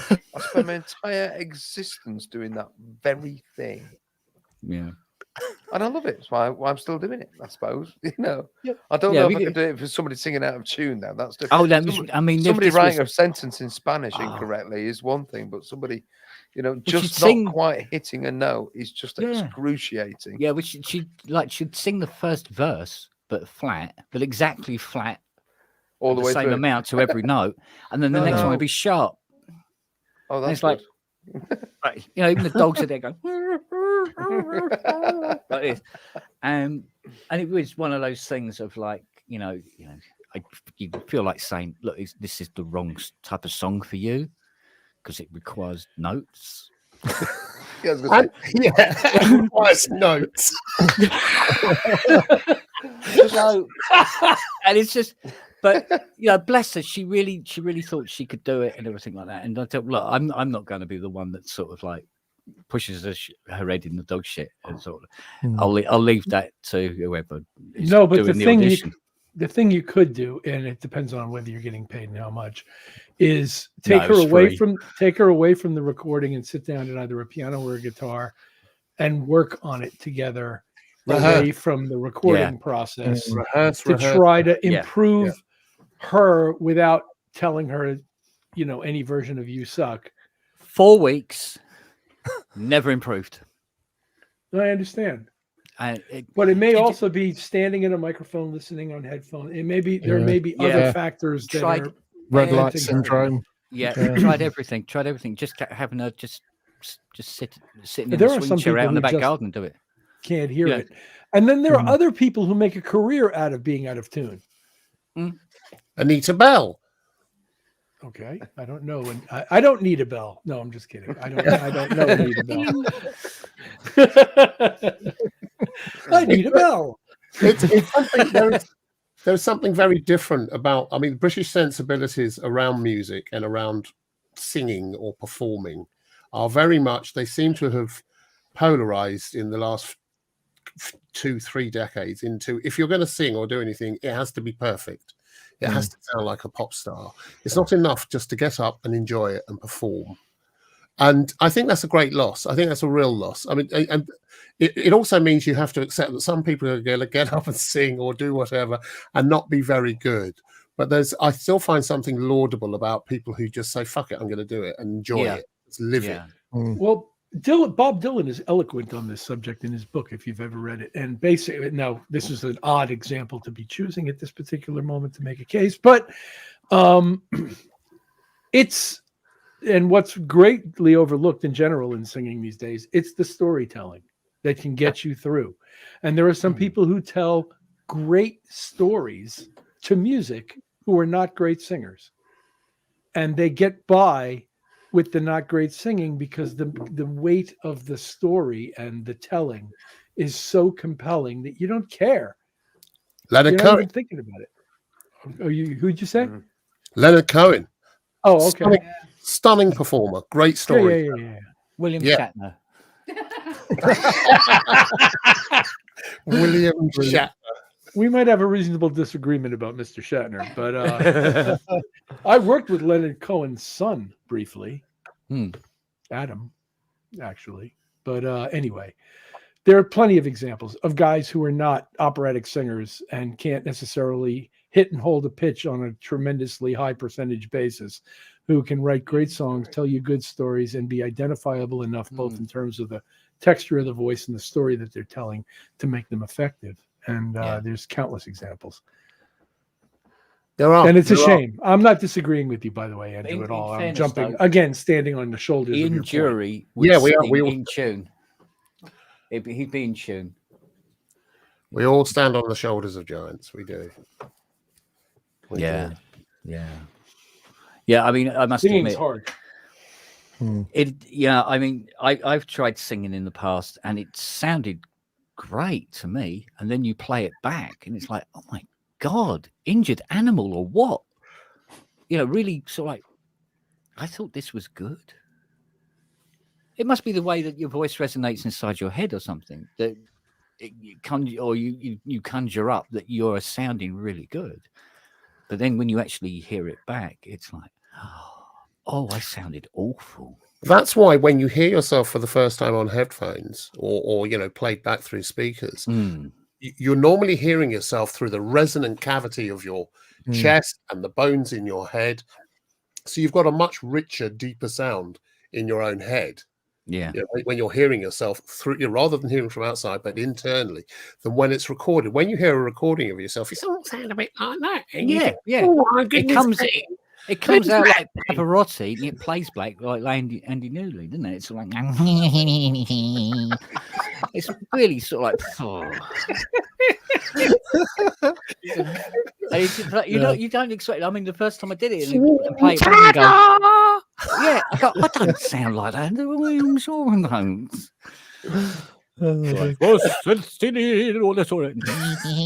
When it comes back, it's like, oh my god.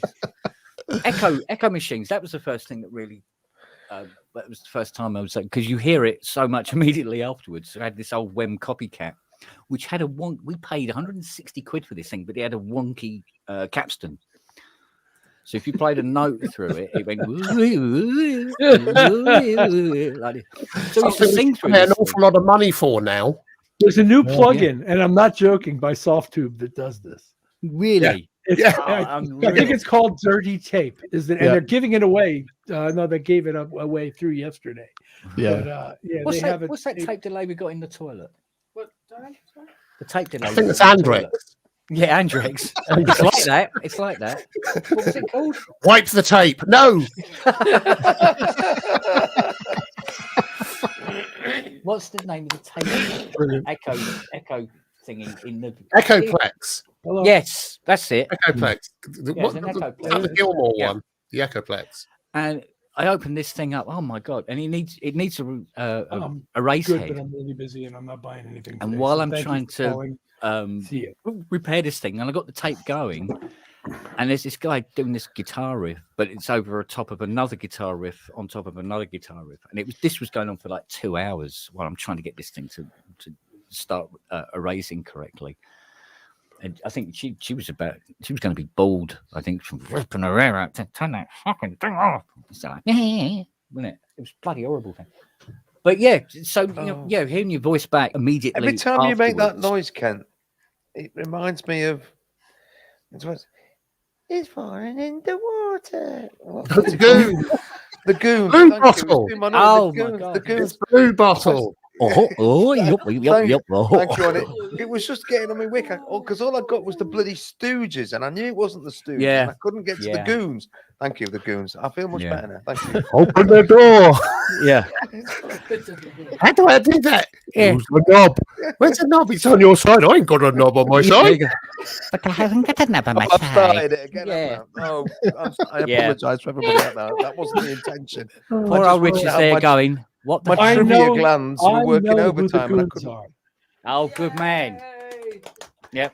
I just watched the 6-part documentary on Monty Python, actually, in which they reference the goons a few times. Yeah.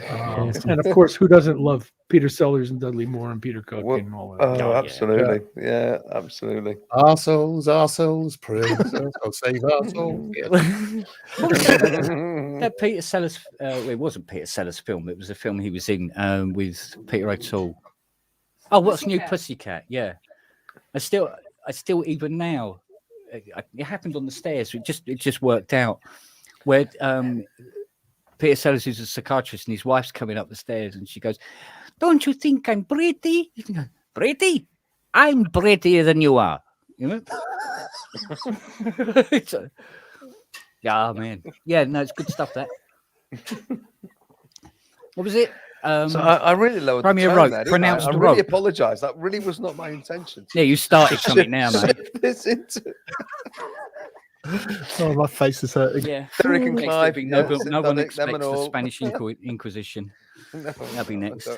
Nobody. Our chief weapons are. Yeah, no. Oh. Right, but then listen. Can we bring this back? No. Wink, say no more. Say no more. Do Mr. Wiggly's Back to the Real World. That's right. Yeah. So is that the dove from above? Oh no! Again. Sorry. You started again. British reference. Sorry, Richard. You wouldn't let it lie. You wouldn't. What's on the end of the stick, Rick? Don't answer that question, Mr. Hilton. Yeah. What's Rich the is score, probably George very Dawes? bemused there. Jesus. Oh, Yeah. I think no. Dear. Jesus. I really do. Sometimes we will do the baked potato song.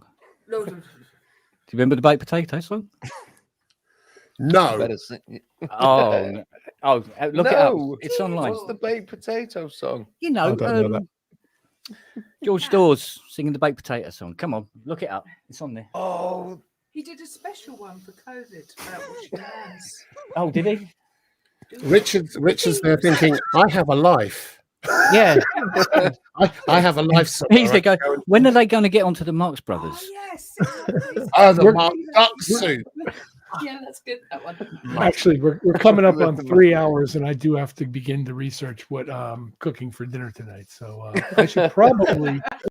So what is a tomato? say goodbye. Oh, As much as I'm enjoying this, I do need to go pretend to be responsible. Oh, don't do that. It's not a good look on you. I once told somebody in a bar that I had to profend to be professional. and I didn't mean to say it. I heard myself say it. And how much cocaine had you taken? No cocaine. There was some scotch involved, but there was no cocaine involved. can I use that one later, Richard? Profend That's great. to be professional. That is brilliant. I love it. You're constantly unaftable. That's what I said. So on that note, I will leave you, fine folks, and tell you I really had a great time, and thank you for being so Nice kind. chatting as always. Thanks for your insights, Richard. you. I Love having really you here, appreciate mate. it. Great meeting you, Andrew. You and I haven't been properly introduced. What's your surname, please? Andrew Longhurst, Longhurst. or Barbara at weekends. You know. Okay, very good. Well, you've got the head of hair to Or just pencil skirts. Sorry, what was it? It's really nice talking to everybody, though. Great Take meeting care, with you Richard. guys. Cheers, Cheers. mate. That was so bad. Okay. Cheerio. That's it. Can't believe I've just scared Richard Hilton off. That's really bad, isn't it? It must be I'm like not last. sure it was you, Andy.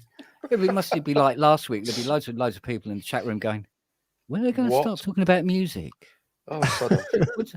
Spend Music. the entire Yeah, weekend I doing that. remember Let's that. talk- Yeah. I mean, that was always the problem. That's sort of like, with when they do the news for the week, and you go to the different podcasts, and everybody's going over the same news items, because that's all there is. And you think, how do you make this different from the one that was on yesterday and stuff like that? I don't know how Robbie does it, to be honest. So, Jim, I've not really met you, and I kind of came in and abandoned you Last week. I came in and everyone disappeared. It's like, oh, Yeah. something bad. Hi, Jim. Bye. Yeah. So, yeah. Hello, Jim. How are you, mate? I'm good, thanks. Nice to meet you, Andrew, properly. Well, you this say time, that so- now. Can I ask Andrew, reading between the lines from things that you've said, I'm assuming, because I don't actually know, that you work professionally in music production for, I'm assuming, sort of film, television, media, in that sphere, simply because of sort of things you said when Ty was talking last time. But I don't know. So am I talking rubbish? It's a complicated but very simple answer. I actually no longer really work in music anymore. I don't. I haven't done for some time. I do video, but I bring a sensibility of music to that, and I still cannot not do music. So I have a live thing we go out with every once in a while called The Art of Mix, where we just take all the kit, £200,000 worth of kit to do a £30 pub gig. No, seriously, we have horn sections and drummers and some of the best guitarists and bass players, and then there's me playing keyboards, very stabbing the keys, sort of very, very ineptly. But we kind of have to do it, big sounds.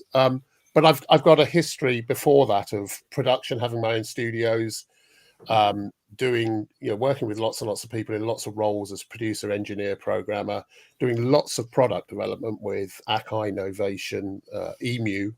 I was their international product development manager, and I maintain a thriving and loving interest in all things music tech, because that affects what I do in all the stuff I do now in video, especially we're doing lots of VR and stuff, and the same sensibilities to creating good music apply to film as well. So so I'm no longer actually involved all the time, but I still do get involved in music, but not professionally any longer, or rather not for pay, not for money anymore. I've just stopped doing that. I don't think anyone's doing it for money anymore, are they? Although Ken's going to earn some from me, because I've got to dump a load of shite on him that's got to be sorted out before April. It needs to be done It needs to be done by the end of this week. She's booked stuff now till what? July now? October. All right, okay, that's cool. Yeah, so and I've still got to get Andy's what is Space that Station thing? in. What is that thing, Andy, that you're puffing on? Because Jim's got his thing, I've got my thing. Kent's got a proper traditional cig in his gob. Oh, I go for the real stuff. That's my magic wobbly stick. It's like Marlene bleeding Dietrich. You know, I thought he was playing the kazoo.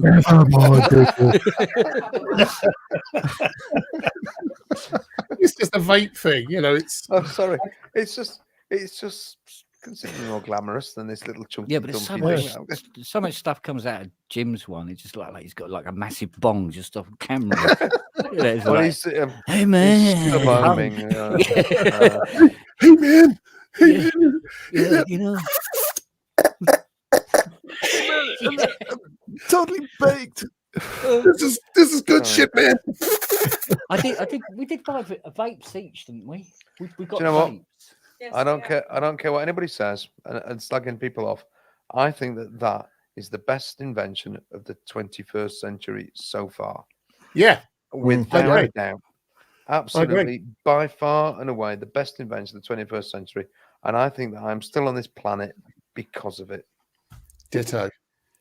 When did you swap over? Bye, everybody. Sorry, Ken. You can do what you like, mate. It's, 5 years ago. I must admit, I am thinking of doing pretty much the same thing because I'll tell you a story because whenever it was 2016, something like that, September the 1st, I said, that's it. But I'd got a new car. And I thought, the only way I can pay for this, I've got to stop smoking. I'm going to go to this. And I went from September to December the 26th. And on December, just using me vaping stick. And on December the 26th, I bought myself a packet of cigarettes as a Christmas treat because my battery had gone flat. And I got no way of charging it because I'm an idiot and forgot to pack it. And I was not at home. So I bought a pack of cigarettes, and by the time I'd smoked the 8th one, I felt so shit. I felt so ill. I scrumpled up the remaining 12, threw them in the bin, and went back to my stick. And froze. Oh, yeah. Yeah, but the thing was, I mean, she got us a vape. She goes, look, you're knocking on 60. It's about time you come off the fags and started thinking about your health. My what? And the thing is, some of it is quite pretentious because I mean, there was these little oil things that you put in and everything. Things, yeah. Well, one of them was like, I don't know, blueberries and heather or something. It's like, what the fuck is it? Don't they do tobacco flavor or something? But Kent, I'll tell you, I don't smoke fruit. I hated it for that for that first sort of few months when I was doing the tobacco, the Benson and Hedges, and as soon as I went to the flavors and the different things, that was when I got, I can do it. And I just do it with this, with a little bit of menthol, because the menthol gives you a bit of a ooh. And that's me. And I maintain, I'm still here. I reckon if I'd carried on smoking, they'd have put me in a box by now. Yeah. What about you, Jim? What got you? Well, I gave up smoking the first time in the year 2000 for 15 years, and then started again. Stupidly, and then gave up again like about 4 or 5 years ago. And this is actually nicotine free now, so I don't know why I still bother, to be honest. It's just the action. Yeah, exactly. Yeah. I still enjoy the whole sort of the tactile thing of feeling it on the back of the throat. Yeah. It's interesting that, Jim, because I'm down to 0.3 on here now, which is almost next to nothing. Yeah, and I psychologically can't make the jump to just go into. Right. Two interesting things happened. So when I gave up smoking the first time, it's from proper cigarettes. Can I just draw your attention to Fiona's crack pipe? Yeah.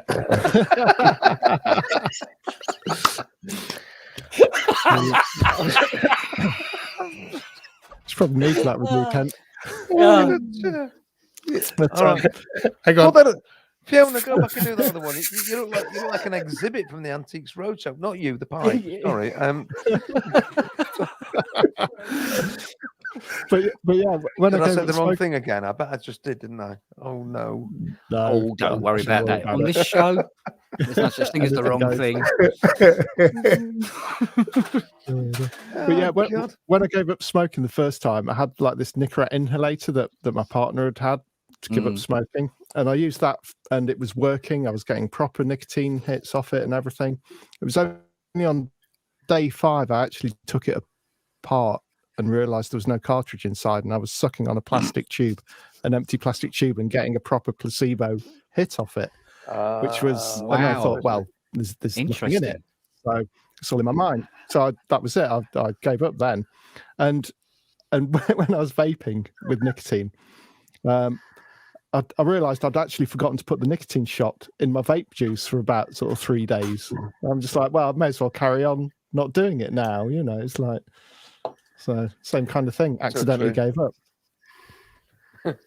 I use smack and rat poison in mine. That's it's Right? cheese. Yeah, whatever floats your boat, Andy. Yeah. Scones and mince pies next week. What's this? Oh, for God's sake! It's shaped like a. Oh, it is. A willy. No, what? What's that? A penis-shaped crack pipe.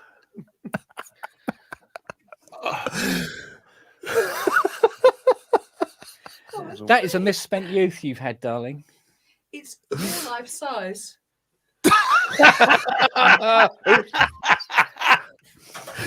Don't exaggerate. I told you.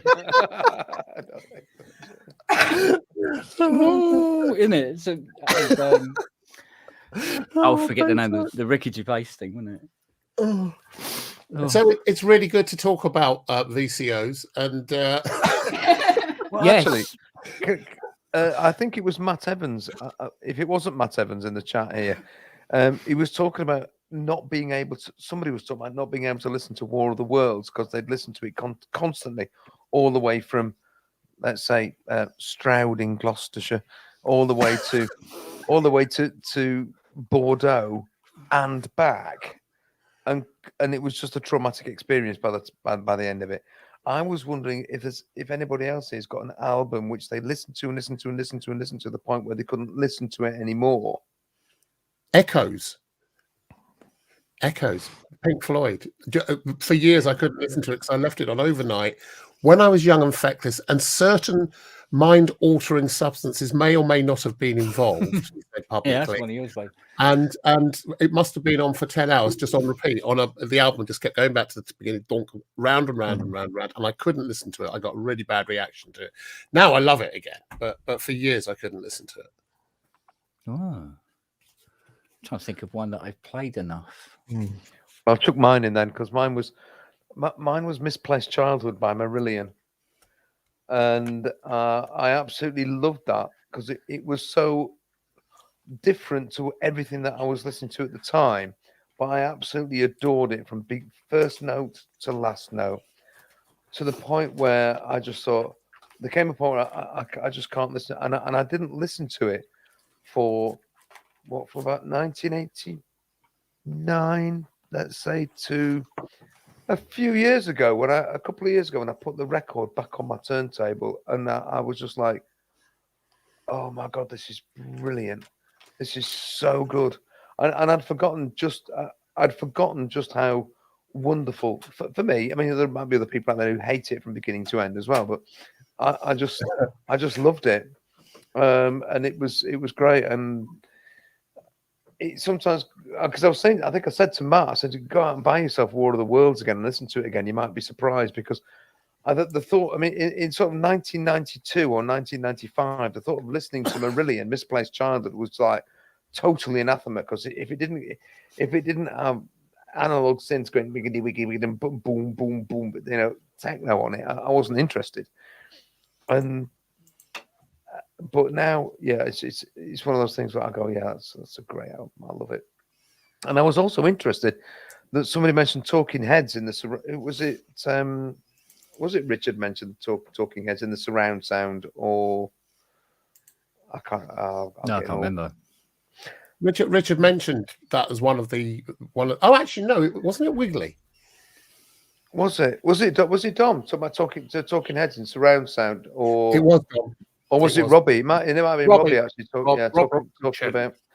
Yeah, because I mean, I've never heard those. I haven't.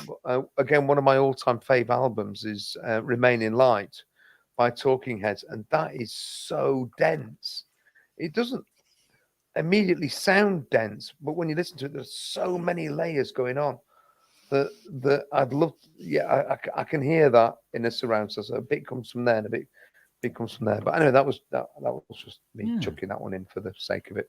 I don't think I've actually ever worn out an album to myself. The weird thing is, that's because you've got such a short-term memory. Yeah, I tell you what else I've got: short-term memory. But have you got short-term memory? No, honest to God, I had a selection of CDs that I have in the workshop for playing when I was working on various pieces of crap, and I would play these CDs every day to get me through the day, and I've never got fed up with them. But the thing is, the oldest CD or the oldest music in that collection is probably 84. There is no music after that,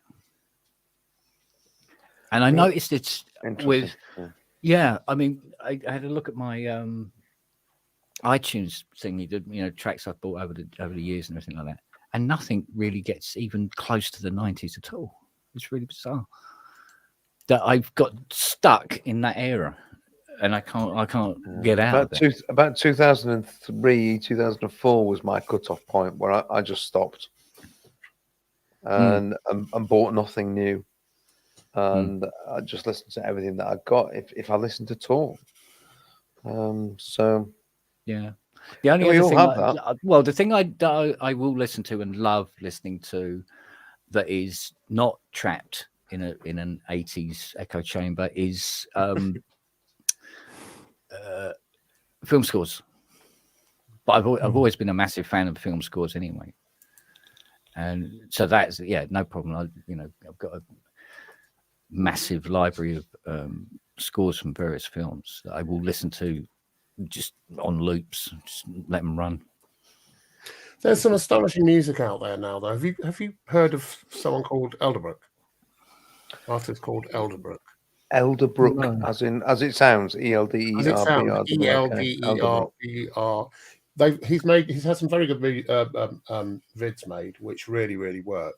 He's done a live concert, which is on YouTube, from the London Aquarium to launch his album. And it's derivative and it's all sorts of other things, but it's actually really, really good. It was launched late last year, and what they've done with the videos as well is just astonishing. They really, he's done something quite extraordinary with that. I'm not sure he's going to be able to. He reminds me a little bit of Christine and the Queens, which was another good album which came out some time ago. A brilliant first album, French artist. Like Christine and the Queens. It was wonderful. The second album didn't sound like as good a version of the first album. It sounded like all the outtakes, but wasn't quite as good. And I wonder about that. But check out Elderbrook. Quite astonishing. Synth all the way through. Really good. I must make a note. Stick it there. Okay. Ding-a-ling. Cool. Failed music. Robbie's back. We've just been name checking you, Robbie. Oh, you're not in a badger suit? Not in a badger suit. What? Not on the top. Oh, he's wearing the badger pants. Oh, that's sneaky. That is. Yeah. Who says I'm wearing pants? Oh, this is the nudity bit. This is the nudity section. We should write a special jingle for this. Your mother would be upset, Robbie. Kent Spong, can you show me your dong? I just made that up. And don't leave the house without a spare pair. Fiona was waving it about moments ago anyway. Oh. Homemade slow gin. Oh. I've got some, Mr. Iraq. I've poured myself a little glass of port. What? No, this is the wife's homemade sloe gin. There you go, Robbie. What's that? Oh, How thank slow you. is it? Blimey. Life-size model. Oh, Here you go. that's nice. You happy now? So what have I missed? I came in like you were talking about 80s and 90s stuff. Yeah, we've done 192 kilohertz and the Goons and okay.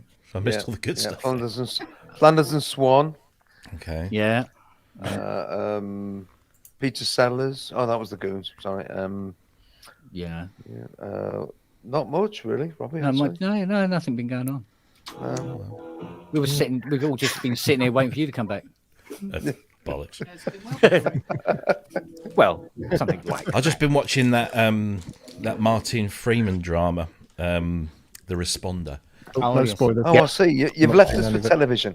I'm sorry, but I had to because it's good. Charming. It's very good. Can I just say something? These things now. Bollocks to this Martin Freeman thing because I keep getting loads of stuff in my YouTube feed with the name Martin Ware in it now. Right now, and I watched one earlier on because somebody mentioned Nick Rhodes, and now you're getting loads of Nick Rhodes. Yeah, no, but it was Pop Quiz from the 19 with Pop Quiz with Nick Rhodes was captain in one team, and Dave Gilmour of Pink Floyd was the captain. And Martin Ware was on Nick Rhodes' team, and he looked so pissed off through the entire thing. It was really quite funny. So Martin does a great pissed off look. I'm sure he just said it. It was like, what the fucking hell am I doing here? Yeah, it was that was me. Yeah, but it's like that message you got, didn't it, Rob, over Martin being on the show. Oh, geez, yeah. Somebody commented. So, Martin Ware does not hold anything back. He's a typical Yorkshireman. He's unfiltered, and he is a full-on socialist member of the Labour Party, Jeremy Corbyn's supporter. He wears his heart on his sleeve. And there's that famous clip, isn't there, of him on Sky News on the day that Thatcher was being buried. And I don't know who commissioned Martin to do a piece with the Sky News reporter, and Martin was saying about all the awful things that Thatcher stood for, and I think the reporter's words were, but surely on this day you might have a modicum of sadness or compassion or whatever, and Martin just looks to him and says nope. That was it. Anyway, so we mentioned this on the show because he himself makes it a very important part of, I think we were talking about the lyrics of some of the Heaven 17 stuff, which is, very, in your face. And somebody left a comment on the YouTube channel, and it was a big old comment, and it was just along the lines of, oh, the minute you get somebody like him appearing in the West, you know that civilization is on the way out. And it was just bonkers. Yeah. It was utterly bonkers. And so I messaged Kent and Ben, and I said, look at this. What do you think? Do we just ignore it? Do we just delete it? Or do we call him out? And we sort of deliberated and said, well, I think I said to Kent, I said, do we ignore it, delete it, or call it out? And so Kent says, no, do all three, but in the reverse order. So I thought, spot on, Kent. So I just replied, because so much was going on in my head. I thought, I'll be fairly decent, but I'll just say that, thank you for your comment. We were going to delete this, but we wanted to leave it up so that everybody could see the absolute ridiculousness of what you've just said. YouTube commenters. So what do you? There you go. As Asio Head says, don't feed the trolls. Trolls. Yeah. It's like we had an Iraqi fan here a moment ago. I just saw that when I came in. Yeah. He didn't seem to have an awful lot to say about it. No, just Iraq. Yeah. Not even an exclamation mark. It was just still there. Iraq. It's very sandy. Yeah. Oh, there we go. And there you go. Little bit of politics. So, hey, you two. Excuse me. I've I got a think it might standard be a lesson that tape I do in delay. school that Might be a tape delay. Iraq. It's Andy. It's Andy. It's Andy. It is. Or on your one. Iraq. Sorry, Andy. Yeah, it's just that kids often ask me in school, said, "Why doesn't everyone speak English?" or "Why doesn't everyone speak the same language?" And I've got a packaged lesson which I do on that. Which every time somebody asks me, I just drag out and go bang, and it all comes down to all the Indian languages, all the Slavic languages, all the Germanic languages, all the Romance languages, all come down to this proto language called Indo-European. Yeah. And guess where it was probably originally spoken? Birmingham. Absolutely right. Fucking Birmingham. And at that point, the whole story collapses, just like the towers of Babel, all collapsing in on themselves. Yeah. Just the seat of our modern civilization is Iraq. Iraq is the seat of our modern civilization. The Tigris and the Euphrates, that's where it all comes from, the Fertile Crescent. And what a bloody mess. Sumerian. It's the Sumerian, the original Absolutely Sumerian. right. Yep. Gilgamesh and all of that. Yes, the Epic of Gilgamesh. I would love to we're back to University Challenge, Andy. Gilgamesh, now, wasn't aren't he we? in We Battle are, of the we Towers? are. Sorry. What's this Wagyu? Emu and Ensonic need rescuing from the bowels of creative lives. I think those bowels have been processed and emptied many years Wagyu. ago. How very, It's very like that thing from on point, really. Old Harry's Game, which is a radio series about. Oh yes, it's Andy Hamilton plays the devil and everything like that, and he's talking to God, and they're up in the mountains in the Himalayas, and he says, "Yeah, I like these mountains. Really useful for putting in countries and keep people apart from beating the crap out of each other. I wish I'd put more in the Middle East now." Yep. Yeah. Oops. Oh dear. So yeah, birth of civilization. And for balance, Iran. There you go. Little bit of politics. Whatever has happened to Ben Elton, Keeping his head down and writing. Writing stuff. Writing hit musicals, isn't he? Yeah. That's the last You time. know, and flying the socialist flag whilst making millions.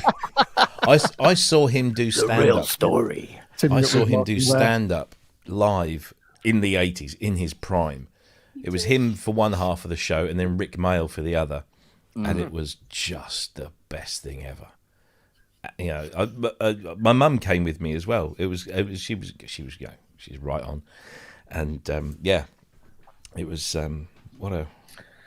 what a man he was at his peak.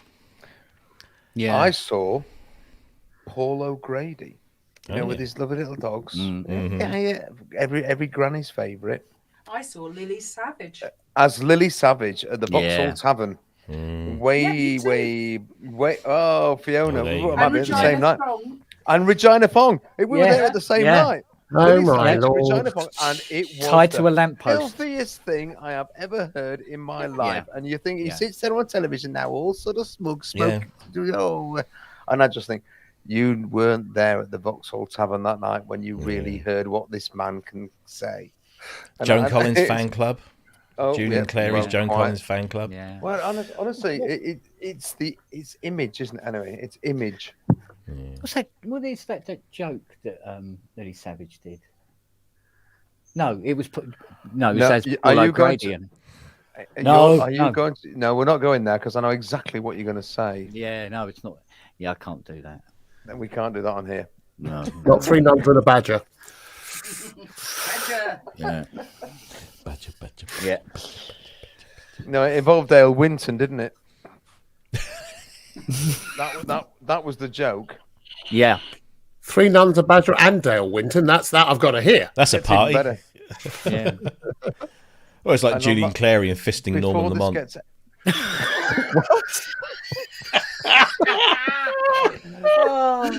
What? What a night that was. Oh yeah.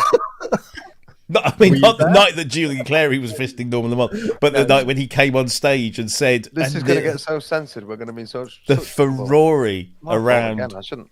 It's all my Clary fault. saying that. I'm going to go to bed now. I'm going to beat a hasty retreat before they come beating my door down and drag me away. Turned on now. Yeah, gonna go to bed and beat something. The alarm clock, Robbie. Yeah. The alarm clock. That's usually what gets beaten. It's after the watershed, people. Come on, look, it's 25 past 10. More behind the watershed now. Flip. I'm 25 minutes past my bedtime and I've got to... Right. Good night, everyone. Andy, it's been lovely chatting with you. Robbie, Jim, and the lovely people in the Top Left Hand Corner. Kent and Fiona, thank you for putting up with me for this. I've done nothing but cause trouble tonight. Oh, Andy, I'm going to go. Before you go, go on, Jim. Yeah, Drift.radio tomorrow night, 7 o'clock. Jules has got his show on, and a couple of my tracks are getting played on it. Cool. Ooh. Woo! You make your adverts out there. What was that? Yeah, plug. Shameless plug. Drift. I was going to say it again, but of course she can just play it back again, can't she? Hang on. Hang on. Jim. Yeah, that's a shameless plug. Why? What did it do? All of it. What is it accused of? It doesn't care. Did it involve Norman Lamont? Well, it's been in How three many butts holes. has that been in? Shameless, he is. Good night, everyone. I must go. You take See you care, later, everyone. Andy. Cheers, Andy. Bye-bye. Take care, mate. Yeah. Here you go. Oh, bye-bye. Oh, wow. Oh, dear. Yeah, let's put the And then there were let's four. put the link in again. See. The dregs that you can Yeah. Someone's see, back from the pub. see if we can get some of these regulars to actually come on. Matt Johnson's just liked one of my Facebook posts. Oh. He's my new friend. Facebook. I remember Facebook. I do have a different name for it. Jesus. What is it called now? Fuck There face we or go. something. I don't know what it's called now. Something like that. But Facebook's still It's for the Facebook. It's, young people, isn't it? it's owned by Meta. Oh, it's that's it. Meta. Jesus You're a Christ. meta man. You've got a glass of wine. Do you know what? I get this thing. I go to the doorbell goes. Yeah. The doorbell goes. I go to the door, and there's a bloke with two huge boxes. Take these, mate. Like that. I open them up and I go, "What have we ordered?" And it's bowls of wine. You don't even have the exercise of going down the road to get the bowls. Order them in. I'm terrible. I have got like a rack that's got about 15 bottles. A rack. It's got about 15 bottles of balance. 15 bottles of fairly decent wine in there. But I still make my wife buy me just like the regular cheap drinking plonk because I won't touch those until it's a special occasion. But apparently, according to my wife, we never have any special occasions. Yeah, it's like special chocolates in this. Yeah, house. it just sits there. I've actually got 2 bottles of wine there that me and my dad both liked. And you can't buy it anymore. And I was saving one to drink with my dad, and then unfortunately, a couple of years ago, he passed away, and so I can't do. And now I just won't drink them because but it's the loveliest wine. It's Well, we thought it'd be best to pass them on, like with the Tia Marias that you got for your mum, and then she passed. That was COVID, wasn't it? No. Wasn't it Before. Well, it might have been. Yeah, COVID. it was pretty much a couple of weeks before. It was kind of people were talking about it, but It was New Year's Eve, yeah. there you go. Yeah. Look. 2018. Oh, What about Master's friends? I have here. I've got friends. yeah. Hello, you. Hello. I love you. I love you too. You get her on. There you go. You can say cheers. You can say cheers now. Look. Cheers. Excuse me, I've got a sticky problem. Wait, get me off. You are off. Oh, hello. That's something we don't want to see. Did she say get me off? Didn't she? Yeah, get me off. Yeah, that's all right. Somebody just sorry, I just saw my name flash up. So, has anyone given the IK Multimedia Uno Synth Pro a go? Yes, I have. And it's very good. But get the keyboard version, not the desktop version. Because whilst the desktop version is identical, apart from the fact that it doesn't have the keyboard, it has issues with the USB. So it's powered by USB. And you have to be very particular with the USB cable. I used to think anything with a wall power supply. I thought, well, that was the devil's own. Oh, poo. that's a godsend nowadays. And then USB came, and I thought, oh no, I didn't even go there. Just when you think they couldn't go any lower. Do you know, it's the one thing when I took the Hydra synths out of the box, I went, oh, little wall, yeah. With a cable that was like, yeah. That was the only thing. Rob and I were sharing some stuff earlier this week. Well, I was bombarding him, to be fair. Made very interesting reading. And I got yeah, it's all live. Sue Grace report. I dug out a review I did. I can't remember 10 years ago. Sorry, I didn't mean to do that. Of an old of something called a DS Tech Original Sin. Oh yes, I saw made by that. Guy Hitchens. It was a little 3 oscillator yellow box, 3 oscillator analog synth. Sorry, and I passed it through to young Rob to have a look. I did a review which lasted half an hour accidentally, like you do. And I just went and plugged it in yesterday. Just quickly went and plugged it in just to see if it was as good as I remembered. It's earth-shatteringly brilliant. The sound is so. It's a wonderful, wonderful thing. I remember seeing it in like Sound on Sound. What was the other one that I used to? Future Music, I think. Okay. When was it released? I think it was either 1999 or 2000. They did a very limited run.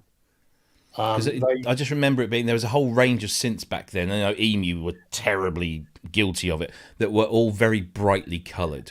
There was yellows and purples and oranges and green. Yeah. The Carnival and the Orbit. And the Orbit, And sorry about that. Yeah, thank you. Terribly sorry about that. But there was it was all the same synth, just with a different different paint job. Yeah. But, yes, there was. I remember when I saw that video of yours yesterday. I thought, oh yeah, that looks familiar because it was around that time it was just colours. It was all colours, wasn't it? Yellow. And now everything's back to black. Yeah. Yeah, but just a brilliant sound. It sounds so good. You'll have to wind it in. It was like that chat to find today. Remember you said about because we'd said about I only really work on old vintage. And what was it? What was it? A Korg mini log. Mm-hmm. Right. Look, that's not old. It's analog, isn't it? Was it? I want to go home. So you want to see? Oh, hello, old? darling. Yes, but there again, mate, we got to dig out this this Hohner multi-monica as well at some point. I've got to fire it up and see what happens. That should be interesting. Multi-monica. Yeah, it's 1941. Designed by Harold Bode. It's a sawtooth monosynth with a harmonica keyboard. A harmonica keyboard? Yeah, so it's a harmonica, and the keys open the valves of this harmonica, and you have an electric motor in it that pumps air in to the harmonica. Do you mean an accordion? No, it's a harmonica. A harmonica. It's a harmonica, yeah. So it's a harmonica with a keyboard. Hence the multi-monica name. So it's like a harmonium, but with an electric motor blowing air through it's it. got this suspended electric motor in it. And the impeller on it, it's like bullet shaped, and it sits in this wooden cowling. And the airflow, I don't know how he does it, but he manages to get the same airflow pressure at one end of the keyboard that he does in the middle. And the volume control is a little knee pedal, lever. And what he does, it has a little piece of card that slides in front of the hole. So it reduces the air to make it slightly quieter. And this sawtooth sense on the top, it's very, very basic, but by God, it rocks the bloody wallpaper off the walls. Sounds fascinating. And it's a really weird thing. And it's little dual manual, little wooden keys. It's the first mini keyboard. Really? Wow. And they used to be built in the Messerschmitt factory during the Second World War. During the war? During the war. When they went bombing the English, we were making harmoniums. Because you thought, wait a minute, sort of resources in Germany during the Second World War, especially during the 40s, I mean, there's going to be a bit, high priority. But Harold Bode's allowed to make these musical instruments in the factory. Magnetic tape was found in Germany in the Second World War, wasn't it? Yeah. First tape recorders and stuff. Was it BASF? Yeah, it was. I mean, that's the thing about wars, is they do tend to accelerate technology. Oh, yeah. Yeah. And medicine. And medicine, at a slight cost to society. Yeah, there may be a few. Yeah, it might be a bit of a bill at the end. I watched Jojo Rabbit for the first time the other day. What a film! That's a cracking film. Yeah, we get to see that now. No, it's on. Where is it on? Disney? I think it's on Disney Plus.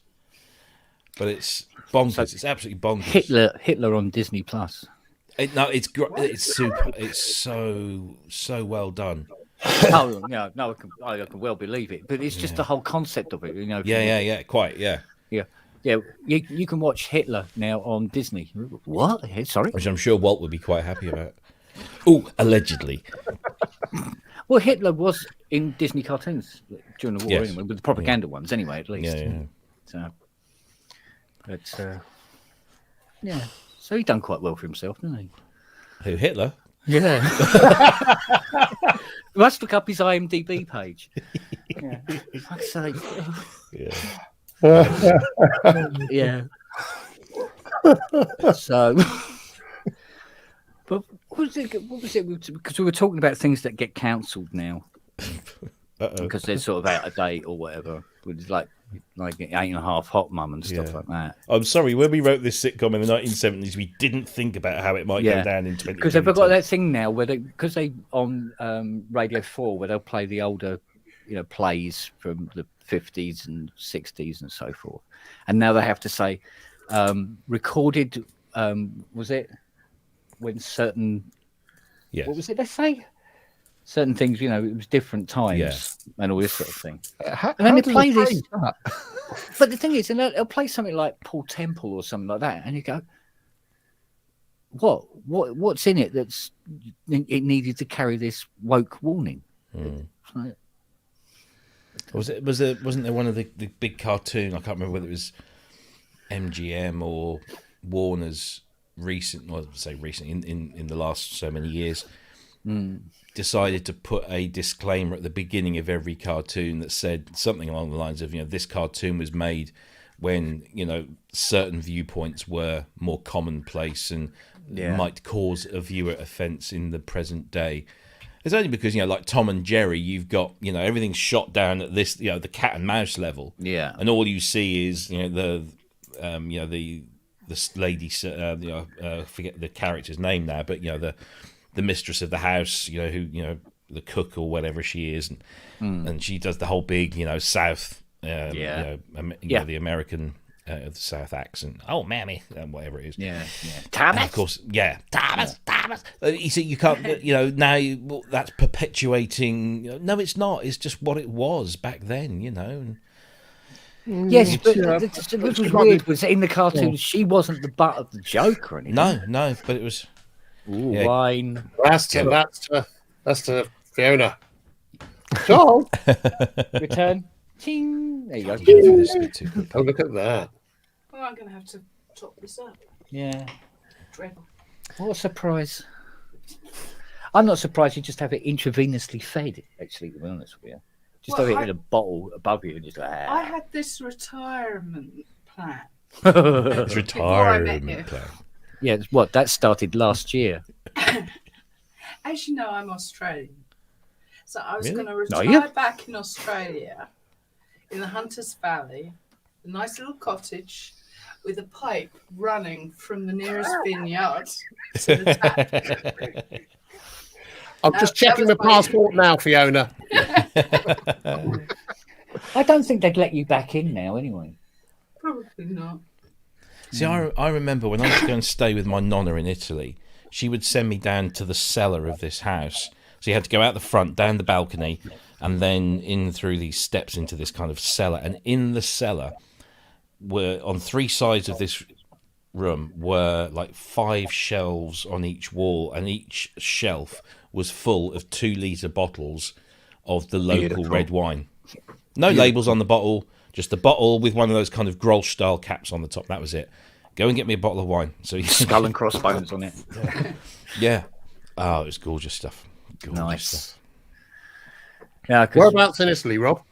A little place called Locarno, which is on the road from Turin through up to a place called Nivolet.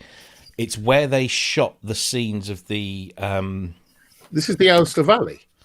Well, it's south, a little bit south of the... Yeah, a bit Liguria. south of that. Yeah, a bit south of that. So the national park is Gran Paradiso, Ceresole Reale, which is, there's a big...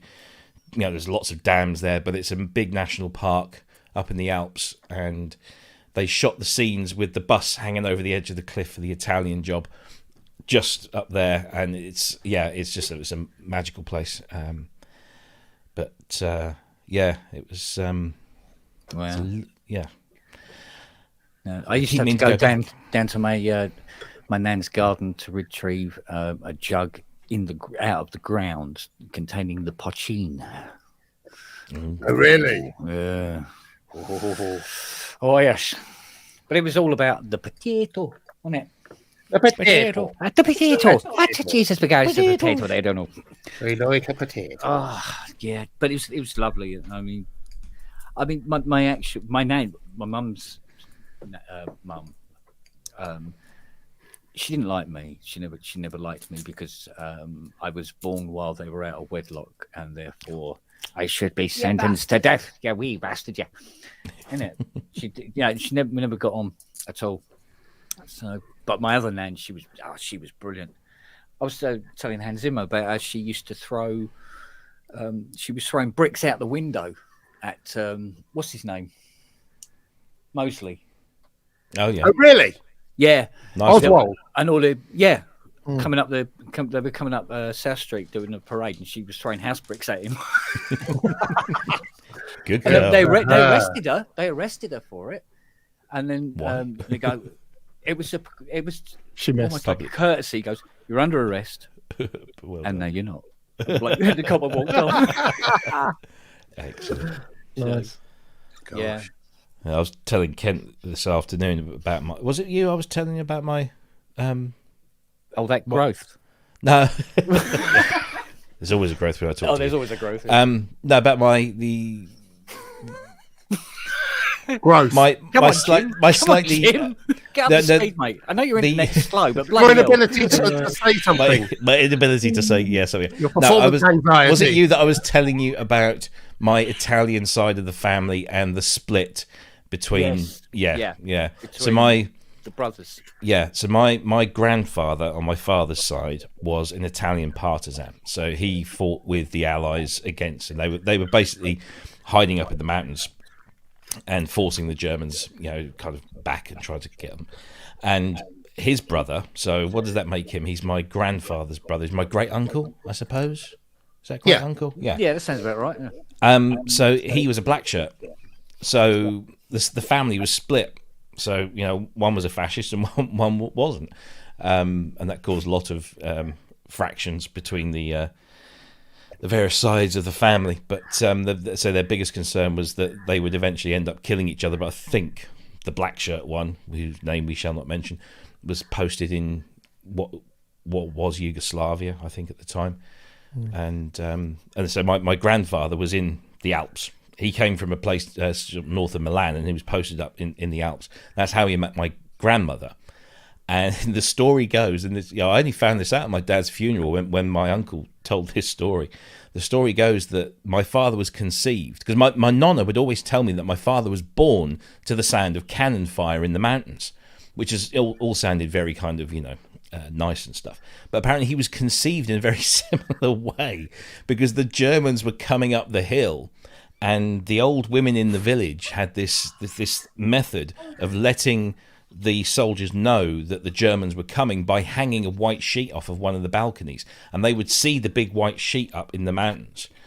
And if any of the partisans were in the village having a bit of fun, as my grandfather was, they would obviously see this and have to get back up the mountains into their positions. And apparently my grandfather and my nonna, both devout Catholics, practicing the rhythm method, the white sheet came out just at the wrong moment, and he kind of got a little bit carried away, shall we say, and that's how my father was conceived, because the Nazis were coming up the mountain, and he had to get out. And he was coming up my nonna, yeah. So, that's he was coming on the mountain when he came. Indeed, yes. Indeed.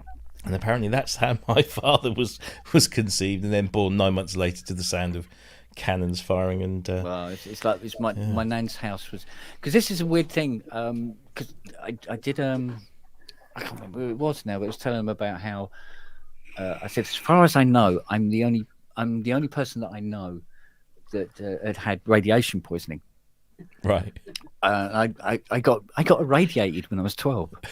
What? Explains a heck of a lot. Exactly. What it was, my nan's house, it's 15th century, her house, or was, I should say. They've made it into it's a pub now. And I used to play in the back garden, and she had this huge garden. It went on forever. The soil was brilliant. I used to love, playing with my cars in the dirt, basically. And she gave me a big plot of land to play with. There was this huge wall that was ready to fall down at any time, really, to be honest with you. But and she gave me this bit of land that I could play with and do anything I want. And I used to love digging holes, and I was digging holes, and I used to find these little glass bottles, and sometimes with stoppers and stuff like that. It was loads of them. So I'm digging them up, I'm cleaning them and getting them all nice and everything like that. And there was this little objet d'art shop just down the road from us, because literally walk out of my nan's house, you were on the street, and you could walk down to the row of shops in Epsom, and I used to bring in these little bottles, and you go, all right, I'll give you 50p for that one and stuff like that. I go, cool. So I was always digging and looking, and once I'd given him enough, I'd saved up enough to buy a dried yellow-kneed tarantula in a display case. Because I'm terrified of spiders, I thought it'd be great to get a massive big hairy one. But anyway, so I'm collecting all these bottles. And then I hit this mother lode one day, and it's just loads of them. I'm digging them all up. And then that was at the weekend. And then by the Tuesday, I'm feeling all sort of like weird and wobbly. And hair's coming out, and I'm getting these big warts, like blisters all over me. And Mum goes, oh, we'll put some Germaline on it. It'll be all right. Right, go to school. And so I'm at school, and I don't know what lesson it was. And I just go, Miss, I don't boom, down on the deck, right? So they drag me to the office, and they phone up my mum and say, who wasn't there. So they phone up my nan and say, look, he's not well. And she goes, well, I'm in Epsom and I haven't got a car. And I said, all right. So they left me there. And I'm just, so in the end, my dad, they got hold of my dad, and my dad drove back from work, come and collected me.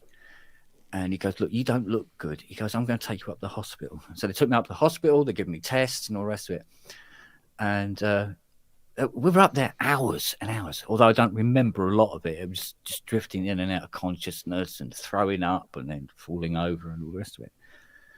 And eventually, this doctor comes out, and he said, Your son is suffering from radiation poisoning. And he's gone, sorry? He's suffering from radiation poisoning. You better get him home.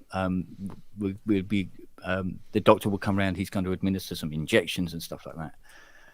And it turns out all these bottles, it was a thing to do in the Victorian times. They had these bottle dumps. And they just dump all these cosmetic bottles and stuff like that. And the big thing to put in these bastards was radium. So you had radium face creams, you had radium pep-up pills. The whole they came out. They had, I don't know where the guy come down. He come down and he'd gone there with a Geiger counter. He said, "This place is hot." And I'd been playing in it. I've been carrying these bottles around in my pockets. I just have some in my bedroom. I was constantly irradiating myself. And they over what period, Ken? This would be over a summer holiday, mostly. So by the end of that summer holiday, I was a mess. I went bald. Oh, God. So I'm bald, and I had, these sores turned to blisters, and we're talking like big round blisters, this big. One on the side of my face, chest, everywhere, where the skin was just starting to fall off. So radiation, spiders. Are you Spider-Man? No, I wish. Yeah, I wish. So I made the local paper. I think I was on the news, but not me personally. I think they interviewed me dad. Yeah, I was like, God. Yeah, unbelievable. And that's when I found out it's good to do your history, work out your history before you start digging in the dirt. Digging holes, yeah. Psychoacoustics has got a very good point. Has he? No, an ACO head. Is it this one?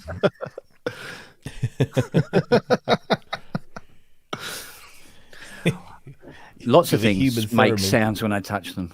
Yeah. Mm-hmm. Well, some things.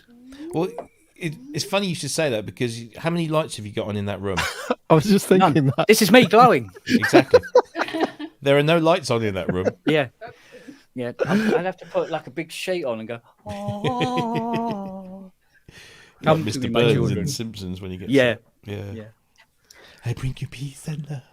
Yeah, and it's just like, what's your claim to fame? Oh, I irradiated myself. It's a fantastic house, though. I mean, being 15th century, the shit you used to find around there. I got nothing works here. It's not far off either. Not bad, that is it? No, that's not bad.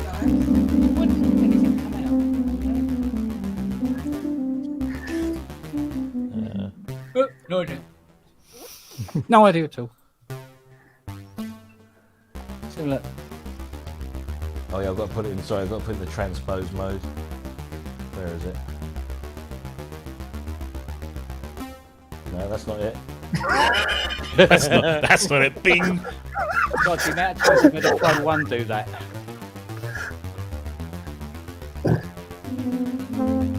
No idea why that doesn't work.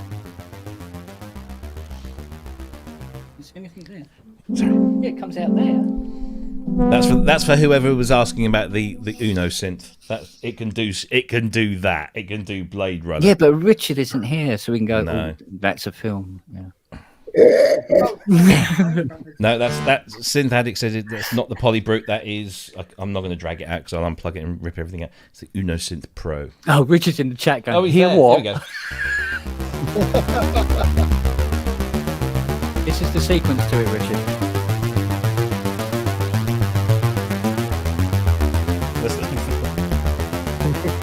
What the hell?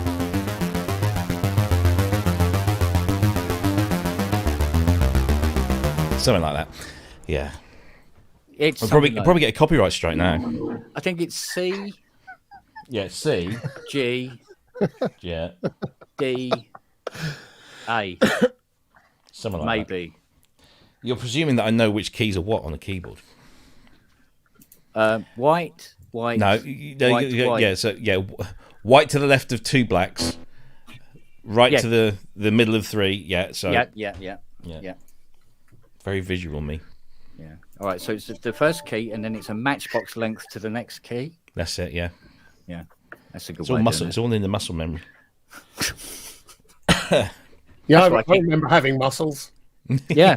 That's why I keep accidentally slapping you in the face, isn't it? Yes. Yeah, that's muscle memory as well. Bong. Come on, where's the retorts? There must be retorts. You can't just go, yes. Yes. Yes. Yes. Whatever you say, darling. Oh, here we go. You are my man.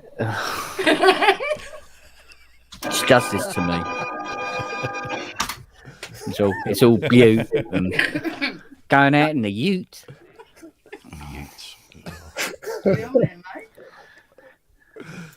Gosh darn. It's wrinkled up like a kangaroo scrotum. Zoe says, quick, critique it for copyright clearance purposes.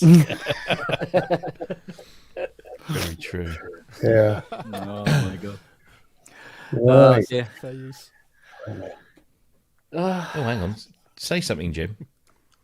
Something, Jim. No, Jim. Say something, Jim. He's dead, Jim. Hello. It's Jim Glue, but not we know it. Because it sounds like you're coming out of Can you like. hear me? Yeah, but it sounds like. Wow. It sounds In like he's one- coming from back here somewhere. Yeah, it's back here, but his mouth isn't moving. Oh, something's gone That's spooky. gone awry. Is that better? There you go. Yeah. Is this any better? I thought you were messing with, going back to our conversation previous about moving sounds around your head. I thought, oh. Yeah. God. Talking of which, if you haven't already, there is an album by a very clever man called Steve Marshall called Bilocation. YouTube. And it's basically recorded in binaural sound. So he's got a couple of click mics on his collar, or he's got one of the head things, and he goes and he's recorded all this stuff. And he's very into. He lives down in the West Country, and he likes the things like the Avery Stones and all of that kind of stuff. So he goes, places binaural microphones in the stones, and then makes all these sounds and picks up all the reflections and everything, and then kind of overlays. It's fantastic. Absolutely fantastic. So if you're into surround sound but you don't want to buy all of that, buy Bilocation. Stick your headphones on, and you're in this 3-dimensional world. It's fantastic. That's a lot of what the original BBC sound library. You remember they had it all on CD, and it was really expensive. And videos had them. Yeah, and that was all binaural. Yeah, that's kind of how I got into. If I remember, that's how I got into the Calrec. The Calrec. Oh yeah. The sound field was an astonishing mic, absolutely astonishing. And the BBC used to use the portable one, the ST or whatever it was called. Mm-hmm. And we had the Mark IV or Mark V at the Church Studios, which was the Eurythmics place in Crouch End. And they used it, but no one knew how they used it. They switched it on, and just sort of by random luck, it would kind of work in a way that no one really understood. Yeah. So this was when I was young and feckless again. Yeah, I was a lot young and feckless, and I just rang up Calrec and said, "We've got one of these mics here. I've got no idea how to use it. Can you help?" And they said, "Would you like to come up and learn how to use it?" I said, "Yeah, all right." Yes, please. And for some reason, I got on the train and went up there. They had my name above the door at Calrec, and they welcomed me with drink and food, because I was at the time the only musical producer or engineer that had ever rung them up and said, "I don't know how to use this." So I learned to use it, and it was fantastic. Absolutely fantastic, Mike. Yeah. I nearly worked for Calrec. Basically, when I was last looking around for a job, I had like interviews with them and stuff. Basically, would have been going all around the world supporting their broadcast mixing desks, which they've got amazing systems now where they can pretty much be mixing remotely. It's crazy, really, really cool stuff. But it ended up, because they're actually owned by the same company as Digico and all that lot now. But they pulled the funding for this particular role and made it a much more junior role, which I wasn't really interested in. So, Good. Yeah. But yeah, I was there for about 4 hours. Just me. Don't think they interviewed anyone else. It's quite bizarre. So, yeah. Were they? I'm trying to remember. Were they in St Albans? Yeah, nice place. Nice place there. In Hebden Bridge. Hebden Bridge. Hebden Bridge. Hebden Bridge. Hebden Bridge. Yeah. Yeah, everyone's got to say Hebden Bridge. Yeah, Well, we all got to that's say the it. Calder Valley recording. My mum lived in Hebden Bridge for a while. Again. I remember going up to Hebden Bridge once to see 2 girls that me and my mate had met at a holiday camp in Scarborough. And for some reason, we'd gone to Bradford, and then they said, "Let's go out for the day." So we went to Hebden Bridge, and my mate, he was like a super successful quantity surveyor, if you could be super successful. But he got into it like at 16. And by the time he was like 17, he'd got a company car, like a Vauxhall Astra. It was like, whoa. So we used to go everywhere in this Vauxhall Astra, and we drove up to Hebden Bridge, and we locked the car and went off and did stuff, and came back and realised that he'd locked his keys in his company car. And I remember we spent like the next hour fretting over whether we should smash the window to get in or not. And he said, "No, I'll get the sack." I said, "Well, you're going to have to leave your car here if you don't." And then eventually an off-duty policeman, apparently, didn't show us a warrant card or anything, came along with a bit of plastic, packaging strap stuff, and managed to, get it open. Yeah. And there we go. So, Yeah. 1987, I think that was, yeah. Jeez. And there, Your Honour, rests the case for the defence. Yes, quite. Honest, Gov. Right, I was just going to go sit on my my kids down. You'd think that at 17 and 16 they'd settle themselves, but no. And I should be back in just a moment. Okay. Is it nighttime story? What are you reading them now? Peppa Pig.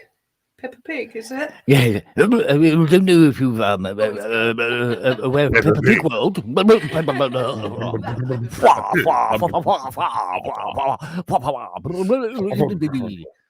know, Peppa Pig. Peppa Pig. Peppa Pig. Prime Minister, we're here to talk about finance. Peppa Pig. Yeah. What a marvellous man. Mr. Cameron, I love a bit of pepper. Yeah. What about the situation in the Ukraine? I like the Ukraine as much as the next man. Yes, £88 million for anti-corruption. You can't make it up, can you? What? On the same day, a report was released by whoever it is that's managing the COVID test and trace and vaccine funds, which was £12 billion. The report hides away on page 199 that 8.9 billion of it has gone missing or can't be recovered, has not been spent. It's disappeared. They can't recover it.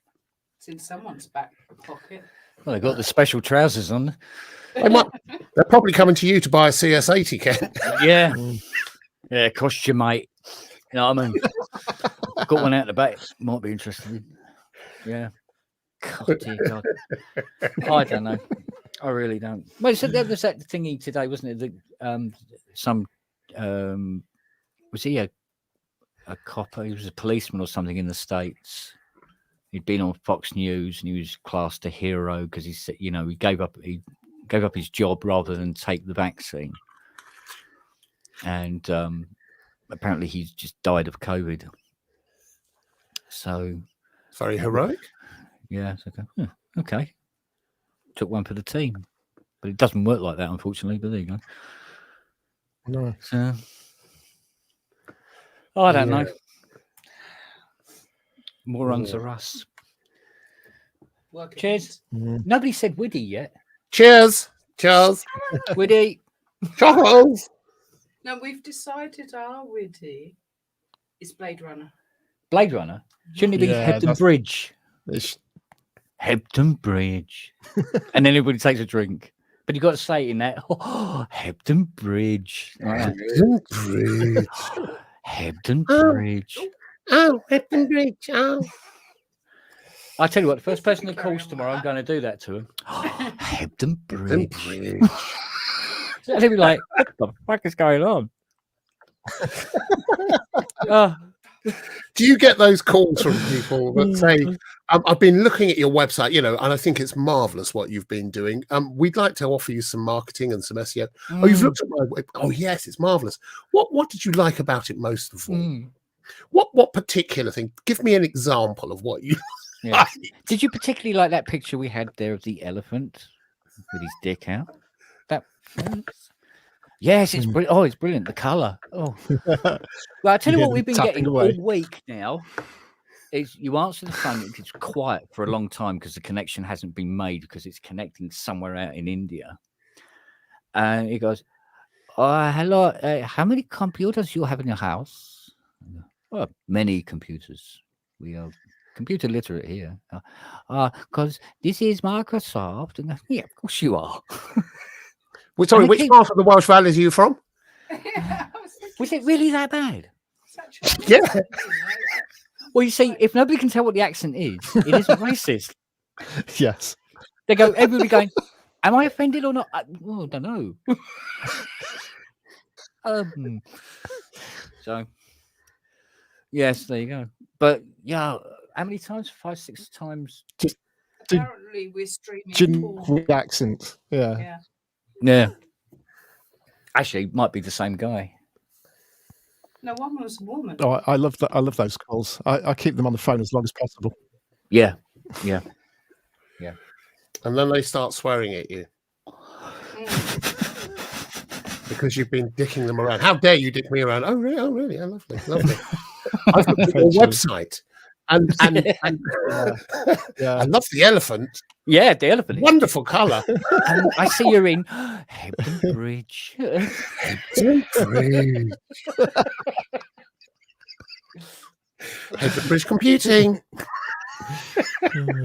Poor old Robbie's going to come back and he's going, what the hell is going on here? I don't know what's going on. Never mind him. Oh dear. I've been sat here listening for the last 5 minutes. You keep yourself appraised of the situation. I've got a good idea. Look at Sasquatch. Look at Sasquatch. Look at him. I can't, he won't come on.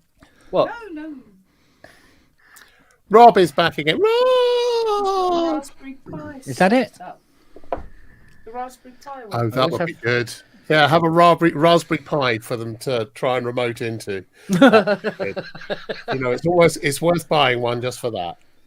It is. Oh wow, that's brilliant. Or getting the Atari out from whichever hell it's been buried in at the moment. Now, what you actually want when you do get these calls is Mr. Wiggly's air horn. Yeah. That's what you need. Or a Vasaboogla. And then once their hearing starts to return again, it's Hebden Bridge. Do you know what? Mr. Wiggly, that's it. That may be his. That may be his sting, his theme. Did you hear what I did today? With that, I'm terrible. I'm going to hell. If I believed in it, I'm definitely going there. The bloke goes, hello, is Mrs. Spong there, please? Like that. It was like, yes, this is Mrs. Spong. I'm a ghost.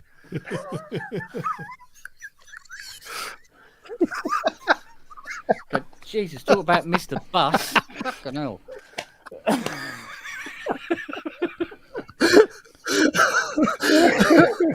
Oh dear.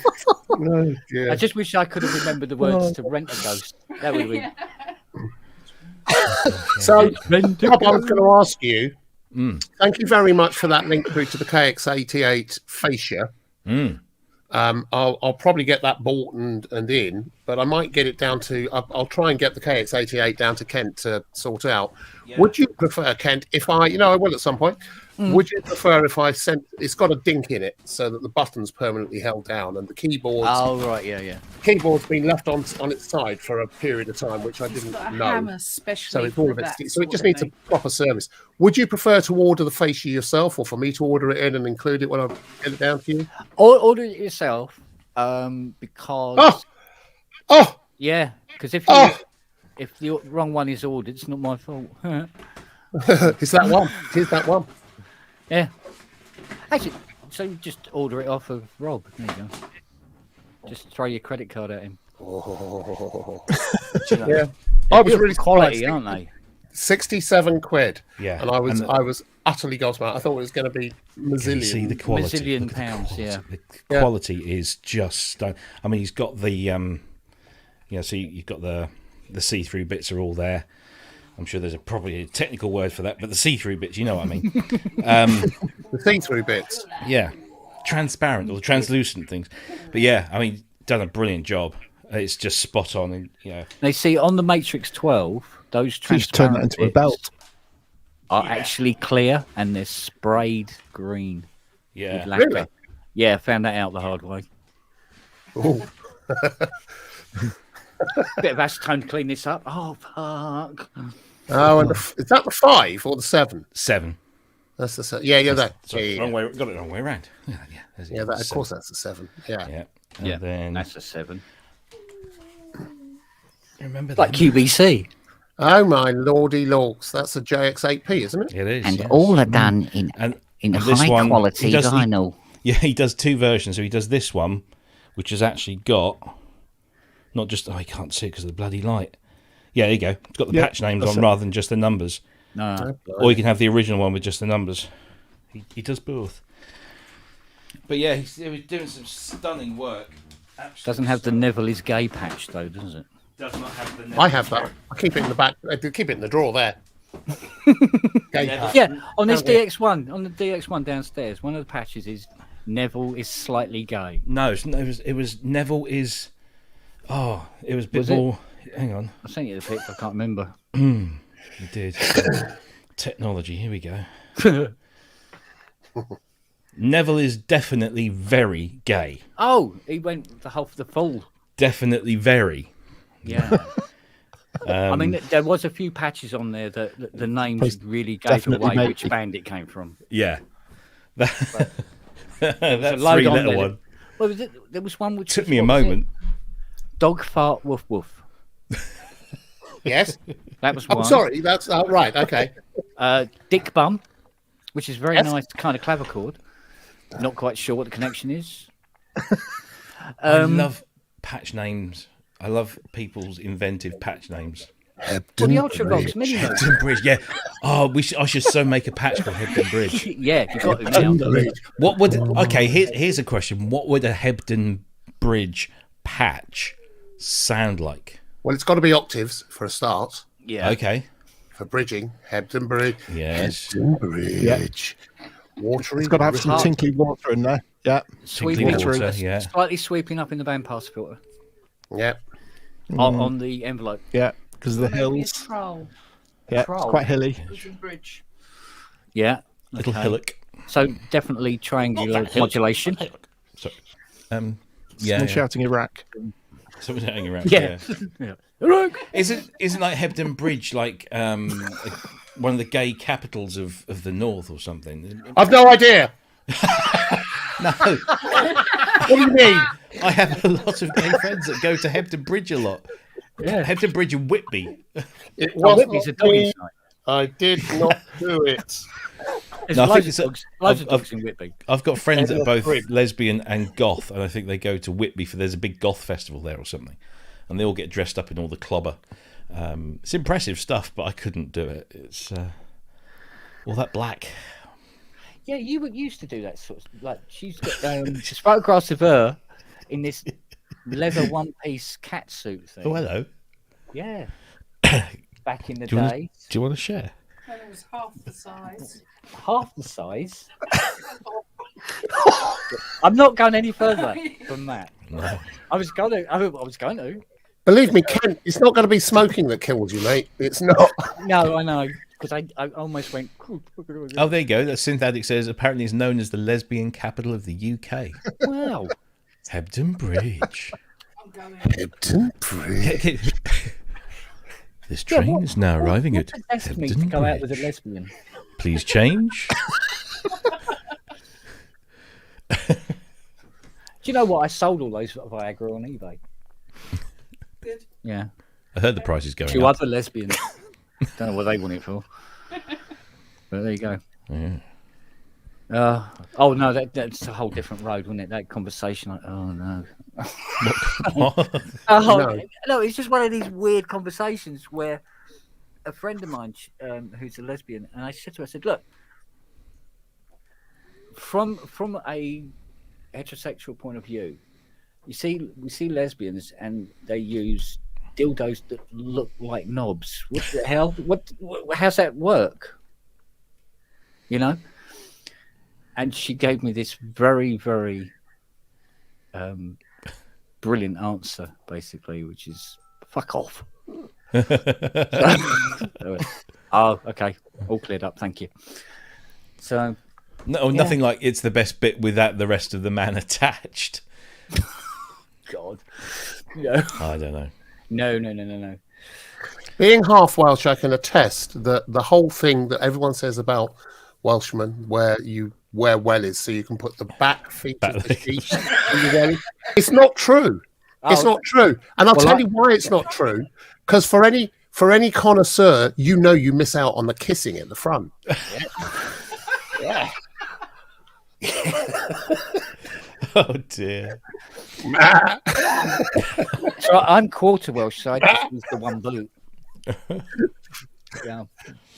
Dear, oh dear. But I think was quarter English, quarter Welsh, half Irish. And they're too stupid to be completely Irish. Oh dear. I don't know. But yes. So next question.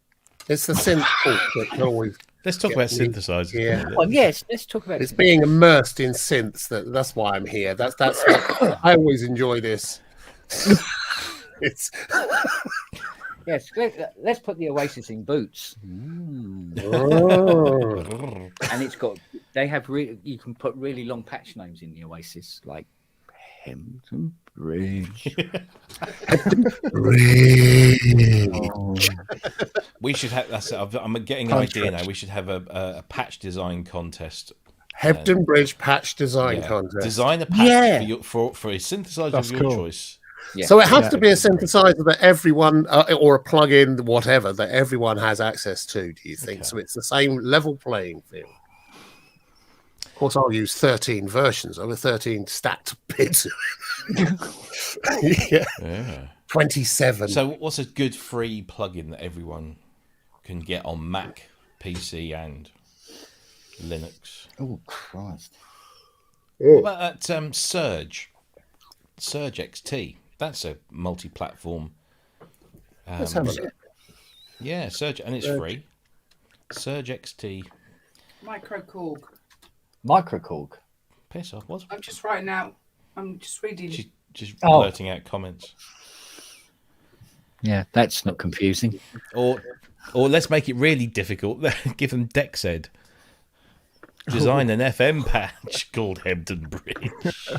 God. No bells allowed. Now that's something which I can your favour there. That's definitely something we need to look at, I think, young Rob. What's that? A DX Hebden Bridge. Do you know what? The phone's going to go tomorrow and go, hello, KSR, can I help you?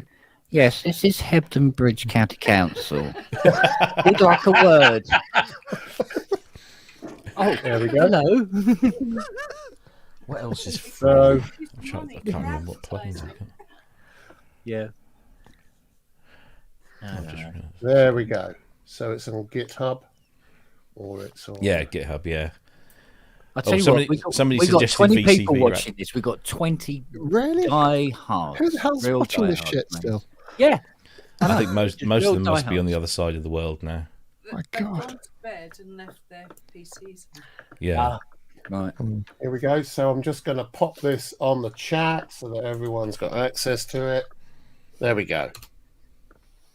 Might have There's to be the approved. challenge, everyone. The patch. Hebden Bridge. Sorry. Hebden Bridge. Yeah. It has to be said so ironically. but with a certain melancholy to it. Well, I think somebody's got to authorise. What? You've got to authorise the link. No, Well, because if somebody that isn't a moderator posts a link in the chat, it won't authorize it. I see. A moderator has to authorize it. You So do either it, yeah. Sass or Fee has to authorize the link in the chat. she says she can't see it. Sass, Okay. can you help? I can send it through to you, Kent, or to you, Rob. Oh, somebody will be able to free it up. I'll DM it. I'll DM it to Kent now. Here we go. Oh, it didn't pop up apparently. Oh, It's there. I don't see it. I No, can't see it. links won't go through from non-spammers. Didn't Make pop him up. a spanner. Make him a spammer. Yes, spanner. Yeah, Yeah. it says I'm a spanner. Oh, spanner! I thought it said spanner. Yeah. Honestly, I'm wearing my glasses and still need my eyes testing. There we go. I've just sent it to you direct, Kent. There On you your go. DM on Facebook. Oh Christ! Here we go. There we go. Oh, we've got to get in there first. Dunbridge. Write it on a bit of paper. And just hold it up to the camera. Write it on paper. Honestly, here we are, Where? 2022. 21st century. Oh, Write it on paper. I'll do it on the iPad. Hang on. We got all the newfangled things here. Let's have that. Talk amongst yourselves. Okay. Well, Can I change my? Hang on a second. Can you name a Yorkshire synthesizer? Brian, that's a good name for a Yorkshire synthesizer. Isn't it? Too. Thoasis. Yes. I can name a Yorkshire keyboard, made and built in Yorkshire. Proud, many components from Yorkshire. Rhodes Mark 8. Oh, really? Yeah.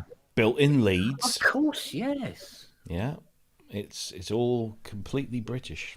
Right. Now, How did that happen? How did that come about? The Rhodes 8. Well, in short answer, go to the ProSynth Network channel and find our interview with the very wonderful Dan Goldman, who is yeah, I got that name right, didn't I? Yeah, who is the CPO or CTO, Chief Product Officer or Chief Technical Officer of Rhodes. Yeah, so basically, in a slightly longer version of the tale, the Rhodes name was bought by someone, and they approached Dan because Dan's a very well-known Rhodes player who played with Incognito and loads of other kind of jazz funk stuff.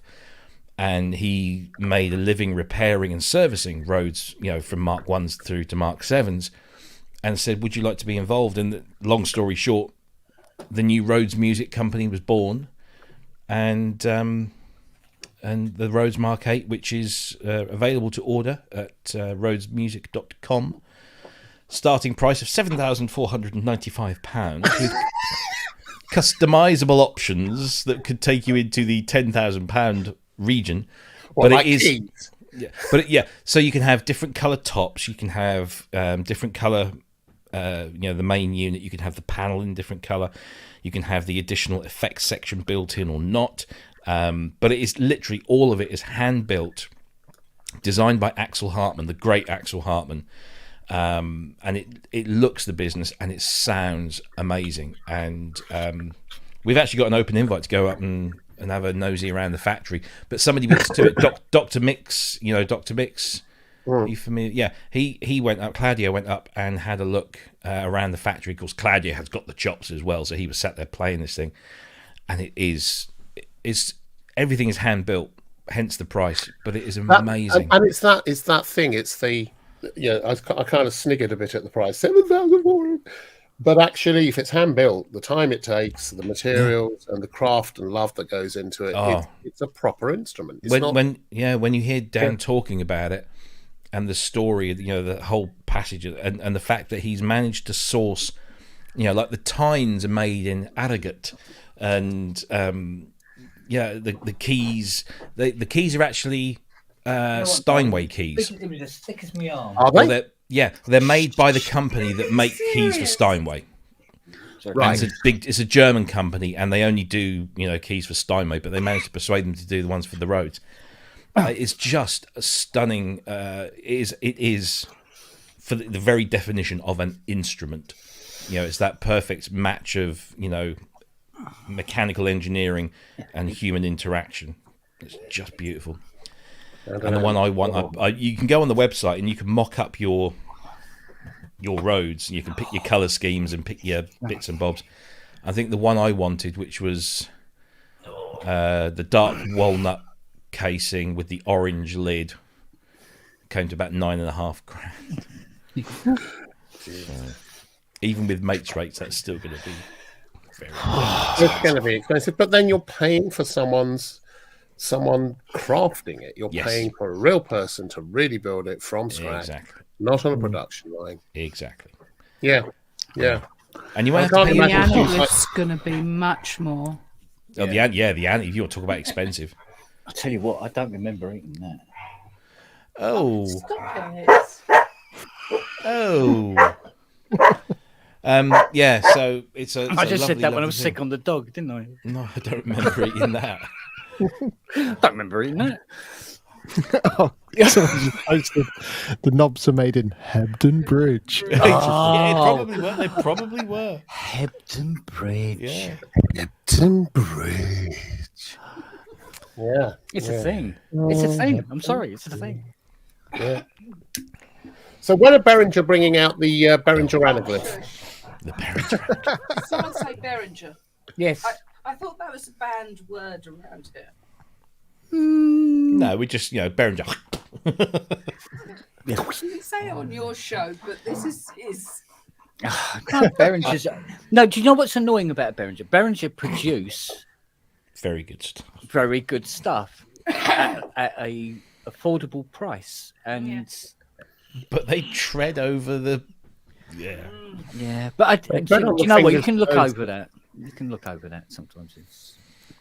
Well, the thing is, there has to be a point where you can't anymore look over that. And that got to a point with, I don't know if I can say this, so I'm not going to, but you know who I'm talking about, Kent.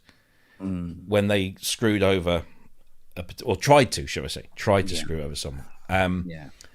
And at that point, I thought, I think now we have, the tipping point has been found, and that was it, I think, for me.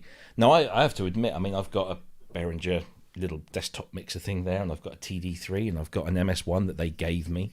Yeah. And I actually feature, please don't go and look it up, but I feature on it in a Behringer promo video, which they asked me to do, and at the time I was quite happy to do so. And now I really, really wish I hadn't. But see, the thing is, it sets a weird precedent. For instance, if Adam Adamski, so if when he's the O2 and O3 come out and everything, and it's sort of like, really sort of like, wow, there's something to have. There's nothing to stop Behringer going, oh, okay, buy one of each. That's the thing. I spoke to someone last week who has come up with a very cool desktop patch bay. And we mentioned about this, yeah, we did, yeah. And we've been talking backwards and forwards, and he said, a lot of people have been saying to me I should get this, I should look into copyright. And I said, yeah, because there are one or two companies out there that will think that's a good idea and will steal it, and we won't give you anything. Would we be talking about a cable checker thing here? Oh, there's that as well. It literally is. It's just it's so blatant. The thing is, plagiarism in this industry has been a thing for decades. How many in the mid 1990s? How many 303 clones were there knocking around, albeit mostly in 19-inch rack format? There was the Freebase, and there was some other stuff, and they were all 303. Internally, they were trying to be a 303, and they were probably copying the circuits as close as they could.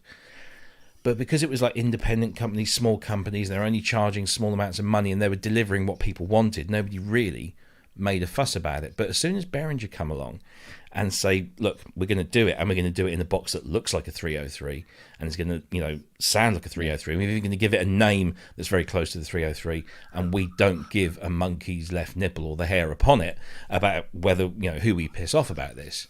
Then it starts to become a little bit, why are you doing it like that? Why aren't you just making a synthesizer that sounds like a 303, but just make it your own? Don't copy everything. Well, look, take the DeepMind 12, right? It's supposed to be based on the Juno 60. Yeah. And what's his name? Analog Renaissance is, he's working on a design, and he sent out a couple of samples to a few people. But anyway, part for part, track for track, that design ended up in that DeepMind 12. Yeah. His design, not Roland's design. His design. Wow. And what's the other person? But when it's done at that level, when you can take a piece of intellectual property, drop it in where nobody's going to care or notice, or have the copyright established and the patents put in and all the other money stuff. in the bank to pay for And the the money in the lawyers. bank. to be honest with you, even if it had copyrights and all the rest of it, that works really well unless you're a company working behind the Chinese government who are going, oh, Yeah. And they are working behind the Adamski has just said, one of the things he posted a little earlier was stinky theft. I think that about covers it. It is. Yeah. It is. Yeah. It is theft. I'm all for a company that comes along and says, look, you guys want analog synthesizers that do things like the 101 and the 303 or the 909 or the 808s or the Odysseys or whatever. We get that. Let's build some synthesizers that deliver on the thing that you want, which is the sound and a user interface. But if you're clever enough, you can do that without completely aping the thing that you're... And you can add some other stuff to it that was missing. Do something. And Behringer do that. Another step. Build upon it. Behringer do occasionally. I mean, all right, we now have a 303 clone that has USB on it, which is fantastic for updates, and if you want to do MIDI stuff, that's fine. But why copy to to the very edges of that boundary that not crossing the trade descriptions or whatever, trade dressing, that's it. Why? I mean, if you say, look, here's a synth and it sounds like a 303, it sounds like that classic Roland sound. We all know that it's a 303. We don't need it to look like a 303, but why be so blatant? And that's the thing I can't figure out about Uli Behringer. Why so blatant about your plagiarism? Why not just be clever? Because he's clearly... It's about you can pay homage to something, and it's an affectionate thing where people will get it and go, oh, that's nice, they've done that, that's really cool. Yeah. But not then derive, not with other people that are doing the stuff who are small beer and who are doing their thing and trying to build something. I didn't realize DeepMind was based on that. I didn't realize that at all. So. That's where it starts to become when you start plagiarizing and ripping off. Stinky. Yeah. When you start doing that on the people who have absolutely no way of countering that, the likes of Devilfish, who the Behringer have just released the MO version of the TD3, which is basically a copy of the Devilfish mods. Yeah. Now, there was this big thing that, Devilfish have taken the 303 and then they've kind of adapted it and made it into this wild and crazy thing. And then they take, Behringer come along and say, oh, look at that, those modifications. And apparently there was backwards and forth between Behringer and the guy behind Devilfish. And in the end, the guy behind Devilfish said, fuck off. Don't want your money. Don't want you. And, there's nothing I can do to stop you. And so they just carried on and did it anyway. Yeah. The funny thing, was it you? Who was it who said something to me about, because they've just last year they released this image of a Lindrum clone, and it's called the LM drum, And apparently Roger Lynn saw this and just burst out laughing. And he said, why would they make all the mistakes I made 40 years ago? Yeah. Yeah. In all honesty, I can remember a lot with the Odyssey. There was a lot of people saying, do you know what? This would be better to use live if it was knobs and not sliders. And so bringing out the Odyssey and making it look like the Odyssey again, like you say, it's the same thing. It's like, well, come on, mix it up a bit. Yeah. And get rid of the proportionate pitch control button. That was the PPC. No, PPC. No, just put it on mod. To be fair, when they did the Odyssey, which was around the same time that Korg did their Odyssey, and nobody bats an eyelid at that, but then because that kind of has some semblance of legitimacy about it.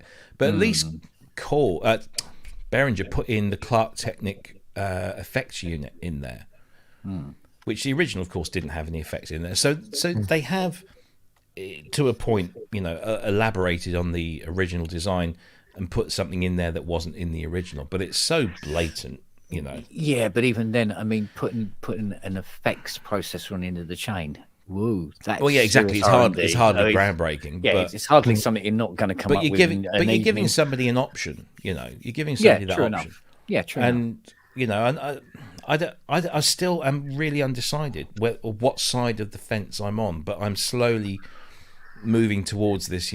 Screw you. You treat people like shit. And the more people I speak to that have had contact with, dealings with, and with him and his company, the more stories I hear, the more I feel. Yeah, I mean, the DeepMind 12 was developed by the old Midas people, wasn't it? So Pete Sadler and people like that. All of them have gone. Yeah. All of those great people behind that.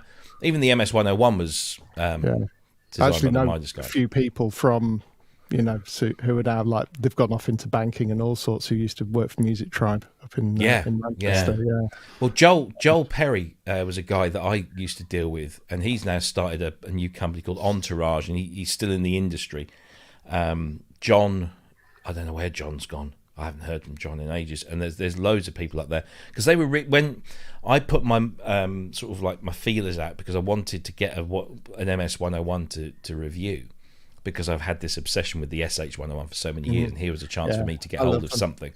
Yeah, and the bizarre thing was I've desperately wanted to get my hands on an SH-101 since 1982, and the only way that I actually got my hands on a genuine SH-101 was because I got the Behringer version, and my friend lent me his red SH-101 to compare it to. And I actually took more pictures of myself with the SH-101 slung around my neck like I wanted it in 1982 than I did with the Behringer one, which kind of sits there gathering dust at the moment. But I have to say, they did a good job in imitating it. They really did. Mind you, I think, I mean, even with Behringer, doing the infringements and stuff like that, it's produced unforeseen consequences, to quote a Half-Life admin. But I never thought that when these cheap analog replicas were going to come out, it would have the effect on the vintage market that it had. I thought it would be completely the opposite direction, and it's not. You thought it would drive down prices? You thought it would go down because if there's hundreds of Odysseys available, you go, I've got an original Odyssey. Oh, woo. Why would I want the old crappy one that's full of dust and is going to break down every 5 minutes? And so we'd see the prices of them fall down, like we did with the MS-20 when Korg released theirs. The MS-20s were hanging at around 2K, and they just went, parachute. This is like the Ford GT40. The GT40 when it came out, it was a good car, and it was kind of expensive, but a few sold, and it wasn't ridiculously unreasonable. When Ford bought out the new GT40, which was undeniably a better car technically, faster, certainly drank a lot more juice, but technically faster and all sorts of things, everyone expected the GT40 original market to collapse. It just went through the roof. It went through the roof. But I know we go on about Behringer doing their infringements, but of course there are other companies that do exactly this as well. Yeah, but it always Sasquatch seems is to talking about Apple, but I mean, it's that age old. Just because we're picking on one doesn't mean that everyone else isn't guilty of it. In some, every company has those kind of issues. Everyone looks for an edge. Everyone looks for an edge. I think if you're up the top, you're spending lots of money. You're a big company. You've got lots of money. You've got lots of money invested. Yeah, you probably get a bit worried, and you need to hedge your bets. And if a little bit of industrial espionage is going to sort it out, whatever. I know SAS is bringing up Apple, and look, Apple. Look at me. I'm talking to you on an iMac. I'm wearing an Apple Watch. I have an iPhone, and I'm fully invested in that ecosystem. I hate Apple. No, but I don't. I don't hate Apple, but I do accept that Apple have either infringed copyrights or used their significant weight, whether it be just in the industry or financially or legally, to probably do some damage to some people. On the other hand, they have been incredibly influential and innovative on their own in a vastly bigger way than anything they might have copied or they've actually got they've gone out there and created a brand, an ecosystem, a range of products that are extremely good at what they do and sell extremely well, as we all know. But a lot of that is based on their own innovation that they have done. So do nice. I'm not trying to excuse them, but at least they have done. Whereas companies like the ones that we're talking about don't seem to do that, and they've got ample opportunities to do so. I think there's an awful lot of companies who, and I'm trying to pick my words very carefully here. There's an awful lot of companies who have large sums of money behind them, either their own because they've become successful, or their backers who have kept them afloat or whatever, who have to make some difficult decisions. And an awful lot of those companies, not unadjacent to a certain fruit which shall be nameless, have themselves not got entirely clean gloves on this, shall we say. They've not been entirely without some controversy, and have lots of companies steal is sometimes the wrong way. Let me tell you a really quick story. This is an odd one. Back in 1983-84, I was working at Easy Studios. We had some guys come in who wanted to use the studio to do some testing on a technology they built that prevented people from recording cassettes from radio. Okay. Inject a signal into the radio thing, and it would stop you recording cassettes. You wouldn't hear it. There was no noticeable difference in quality, but it stopped you recording cassettes. And they invested almost everything they had in it, and they were on a thing, and they came to us and they did this thing. And a few weeks later, they were back, or a couple of months later, they were back very disappointed because there was a patent already bought for it. So, already registered, so they couldn't use it. So they went away and they rethought it, they re-engineered it, spent months and put all the rest of their money, everything, into coming up with a different way of doing this. So they did. And they came back into the studio and they recorded these tests and did all this stuff. And again, they went for patent, and it was already taken. About a year later, they reworked it one more time, but before they did anything, they decided they'd use the last of their money to go and hire a patent attorney. Yeah. Look at what patents were out there.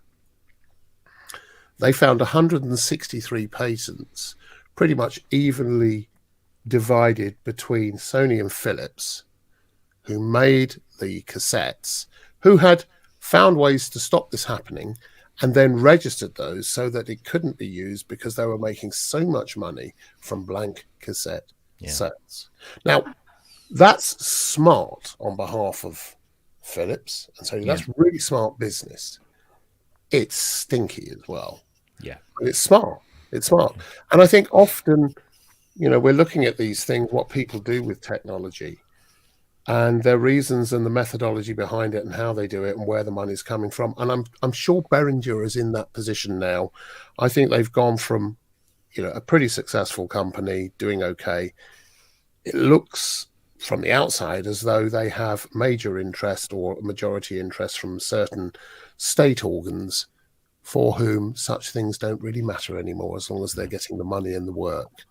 Yeah. At which point, how much their decisions are theirs is debatable. Yeah. But it's only about £800 to have a patent search done to find out if these, before you sink all the money in. In which territory? That's the problem. Oh, patent searches. Yeah. Okay. You can do it in the UK. You can do it in Germany, France. US. An international patent search. Yeah, that was a different kettle of fish. That was when the guy told me how much that was. So I went, okay, we'll just do the UK because I'd invented this tool and I wanted to get it patented so I could manufacture it and stuff like that. And I had this agent who did a patent search. He goes, no, there's no patent for this. So I took it. I had the patent taken out for this. And a good 2 or 3 years later, this thing was available. I think it was DeWalt were making it, except their one was more telescopic than mine. But when I spoke to the patent, he said, well, your patent's run out now anyway. I said, but all they got to do is go and register it, across the channel, and you're done. It doesn't matter. So, I go, that was 11. Globalization has made it very difficult to do that. You have to be very fleet of foot. We do a lot. I'm more into the video side now, but I still maintain a very keen interest in all of this stuff. And the kind of things we're doing now with VR and all the technologies, it's almost impossible to register a patent. In actual fact, the only way to do it most of the times is to not register a patent. It's to build an application or a piece of code that no one else has access to that fulfills a particular function, pulling all these different threads and technologies together in a way no one else has thought of or can. Mm-hmm. And you might be able to register that, but you kind of don't need to because the cost of rebuilding that is probably more than the cost and of the trick is to do a license. You've got to be first to market, really. That's kind of like the key thing, and then you kind of like capture that, and you're in.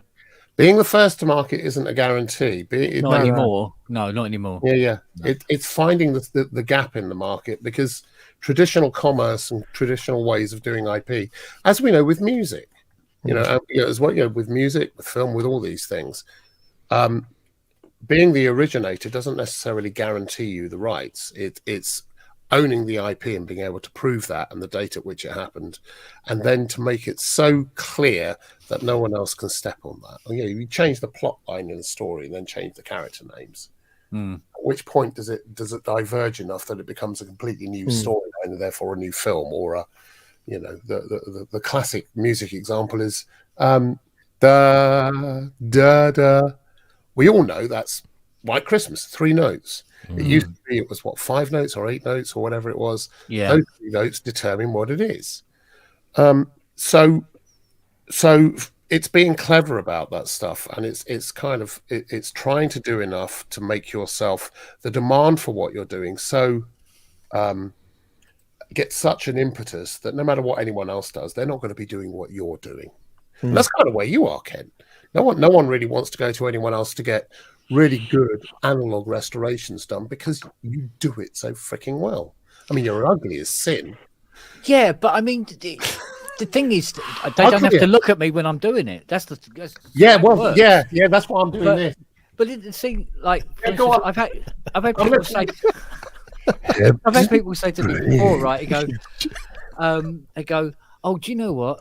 Hampton Bridge, but they go, Oh, aren't you worried about, when you release your anaglyph that, another company will steal it and manufacture them themselves? Good fucking luck to them, mate. Yeah.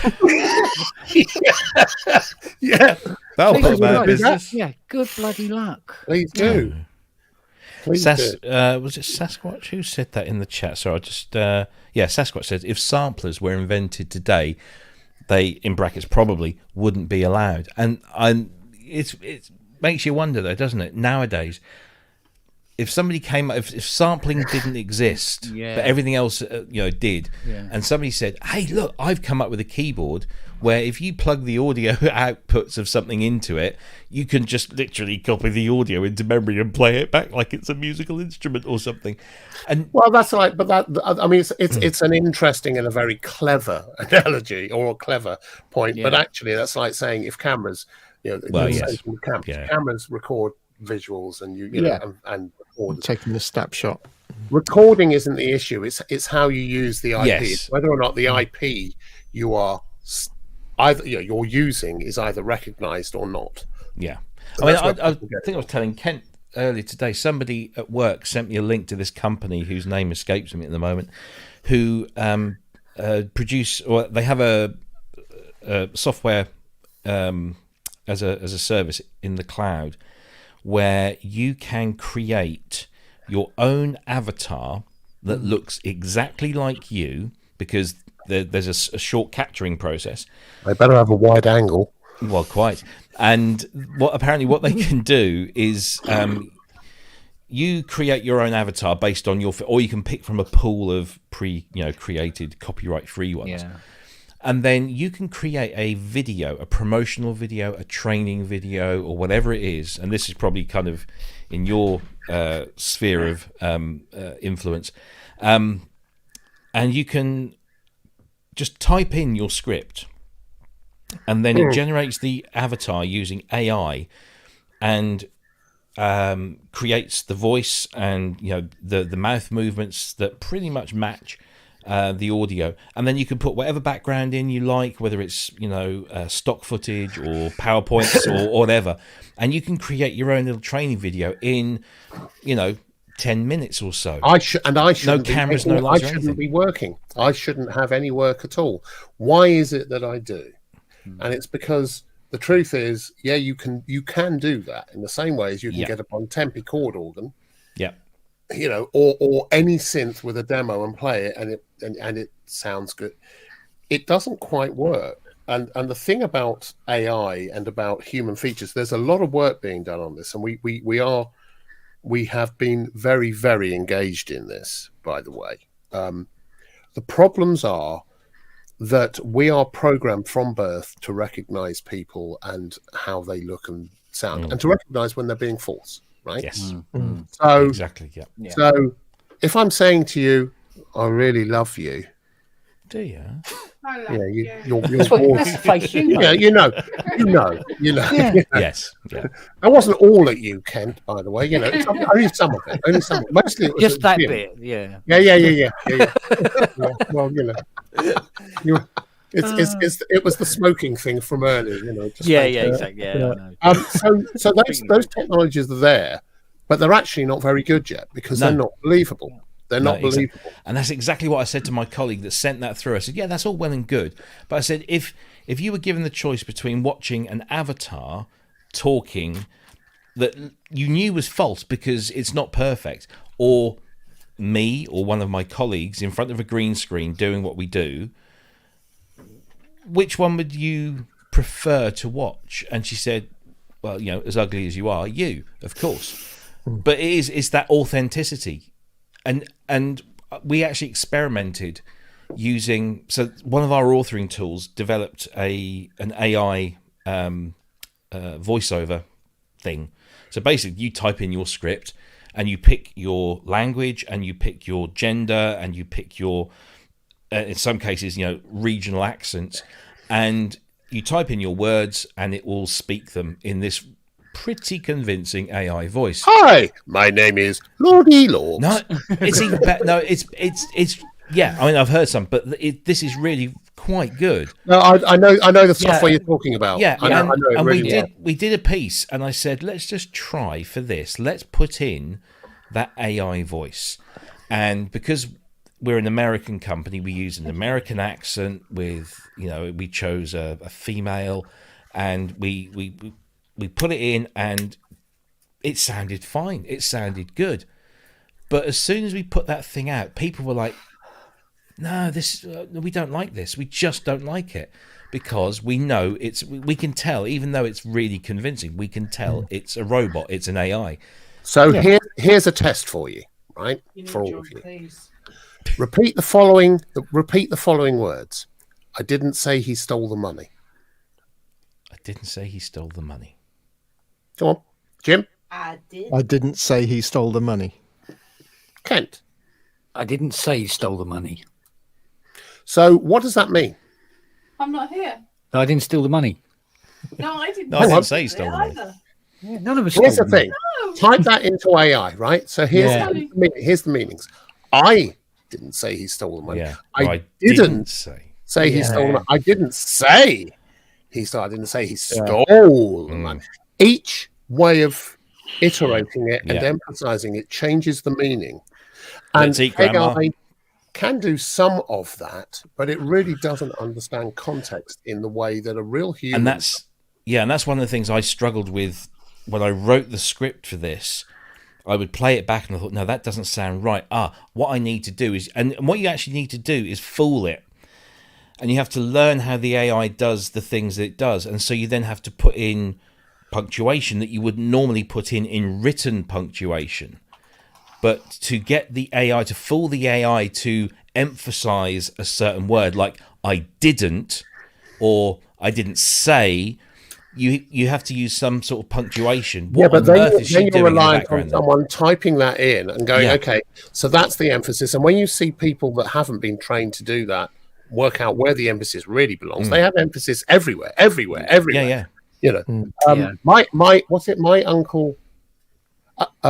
uncle Jack's off the horse.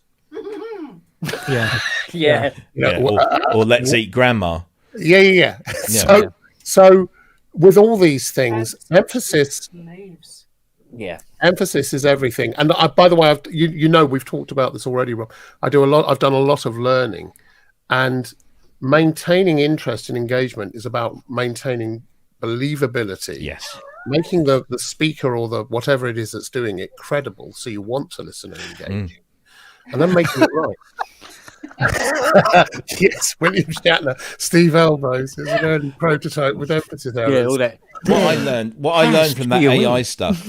What I learned from that AI stuff was that it was quicker for me to just set up the microphone and just say the stuff than it was for me to figure out how to get the AI to say it the way it should be said. We used to do sessions in studios many years ago, and I kind of still do it now, where I have a mic set up, and if someone says no, I want the hi-hat to go, I put the mic up, get them to do it, loop it, and that's it. It's that's the part. Just pull it down in the mix. You don't need to get or get a hi-hat player, someone to play. But it's that thing. It's kind of authenticity of the performance, the moment. Yeah. Makes it work. And learning particularly, because if someone just believes it for a moment, or there's a the way you phrase a particular sentence becomes too complex, by the time, if you're left going, what does that mean? What does that mean? The next line you've missed, and therefore the next you've got a hole in your learning, so that by the time you get to the end, that hole expands and you've missed a whole bunch of stuff. It's the same with music. People know immediately when there's something in there that just rings a wrong note. It's just kind of, what? That's not, whether that's auto-tune or a particular riff or something. When it's not working, when it's not right, you just kind of go, and you switch off. From that point on, you switch off. Or just that sound coming from the wrong place most of these companies. Yeah, but most of these companies are going to say, oh, no, what we want is we want somebody like, what's his face? Morgan Freeman. No. Hebden Bridge. Hebden Bridge. That would be a great name for a character, though, wouldn't it? Hebden Bridge Investigates. Jeff Goldblum, for instance. Oh yeah. Toast. Oh yeah. Right now, Jeff. if you get Jeff Goldblum to do an advert, it's primeval. It's that kind of thing. You try putting that, getting an AI to do that kind of thing. It's not going to work. Eventually, you're going to have this thing where you're going to have the same person appearing in thousands of different video clips, or appears to be the same person by the way they talk with this AI. AI will get there, by the way. Oh, it always does. Yeah. The difference will be then just which performance do you prefer at that point. We're still a ways away from that, and then you have to marry that with all the other stuff. So we do a lot of green screen stuff as well. So when we do the green screen, we then have to light it well enough that the background is believable, or either photorealistic or very definitely differentiated enough that it's not realistic, but it's not supposed to be, so that people don't question the whole thing. They don't say, well, that doesn't look very real, or that looks perfect. It's one or the other. Yeah. Don't leave any doubt in people's mind right from the beginning, and they'll just, as long as the message is compelling, they'll go along with it. And with William Shatner say with all the things we're doing as well. Done. Really? Never mind the synth patch. That's a sample. Yeah. That would be that now. That's it, isn't it? Heb. Yeah. Done. Bridge. It'd be Heb. Bridge. Yeah. That'd be quite cool, actually. Or you could just get William Shatner to do it. That'd be easier. Yeah. I don't. I had an experience with William Shatner once. Well, not with William. Oh, hello. Shatner. So I was looking for a job many years ago, and somebody somebody said what was it? There was an advert in the paper or something. Stop it, Ken. It was a sales job, and they said give us a call, blah blah blah, and send us your CV. So I did all that, and I got invited for an interview. So I go for this interview, and I turn up, and the reception lady says, "Oh yes, I see you. Would you like to just step into the waiting area?" So I sat down, and about 2 minutes later, somebody else came in and sat down. And within about 15 minutes, there were about a dozen people sat in this waiting area, and we all sort of like sat there very quietly, starting to wonder why we'd all been invited for an interview, but there were 12 people in the room. What was going on? I wanted to see your Klingons. Well, quite. So they're on the starboard bow. And so eventually somebody plucked up the courage to say, "Are you here for an interview?" And yeah, "Are you here for an interview? Are you here?" We're all here for an interview at the same time. Dun, dun, dun. Yeah, it was all very...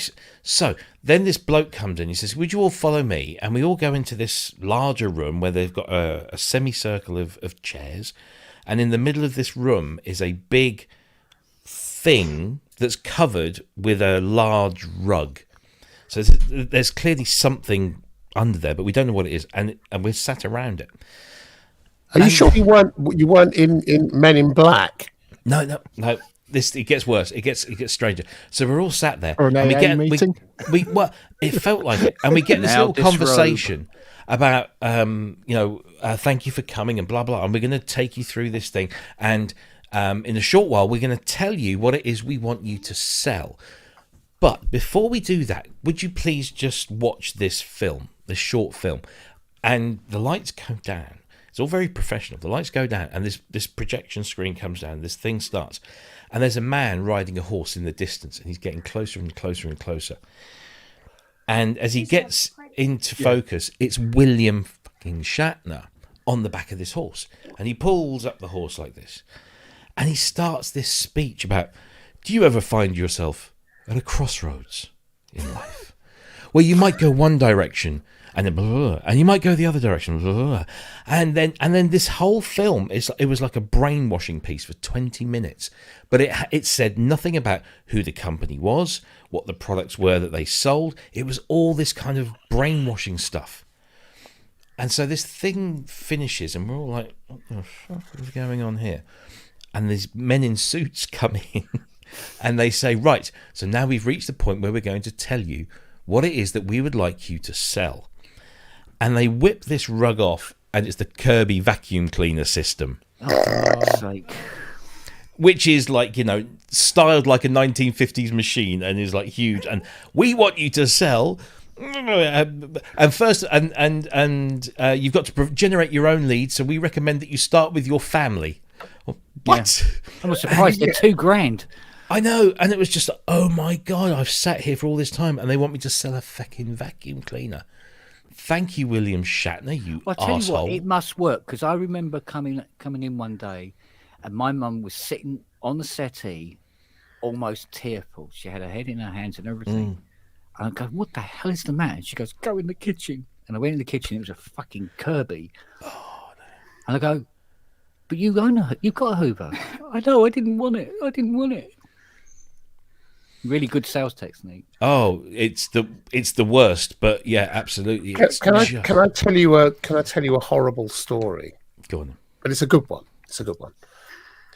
My very first business. I say my very first business. It was a pal's business, and in this business, we were looking. He was looking, and we were looking for a salesman to go and sell what we did. And this guy came in and said, "I've got this idea," and he only had one leg. The other leg he'd had cut off because he'd been in an accident, and it hurt him so much he had it cut off, and it still carried on hurting anyway. Regardless, it carried on hurting, so he got ghost pain. It was just as bad. So he told us the secret of selling door to door, because one of the things he'd done in his life was door to door selling of pots and pans. So we'd go round to a working class, a sort of upper working class, lower middle class neighborhood, and he'd knock on the door in the middle of the afternoon when the wife was in and say, look, I've got these wonderful pots and pans I'd really like to show you. And the wife inevitably would say, well, I'd love to, but I'd have to ask my husband. He'd say, it's fine, I'll come back this evening. And so dutifully, he'd go back in the evening and say, I've come to show these things up. Well, I'm not interested. Well, your wife said I could come in. Let me just come in the door and I'll be 5 minutes.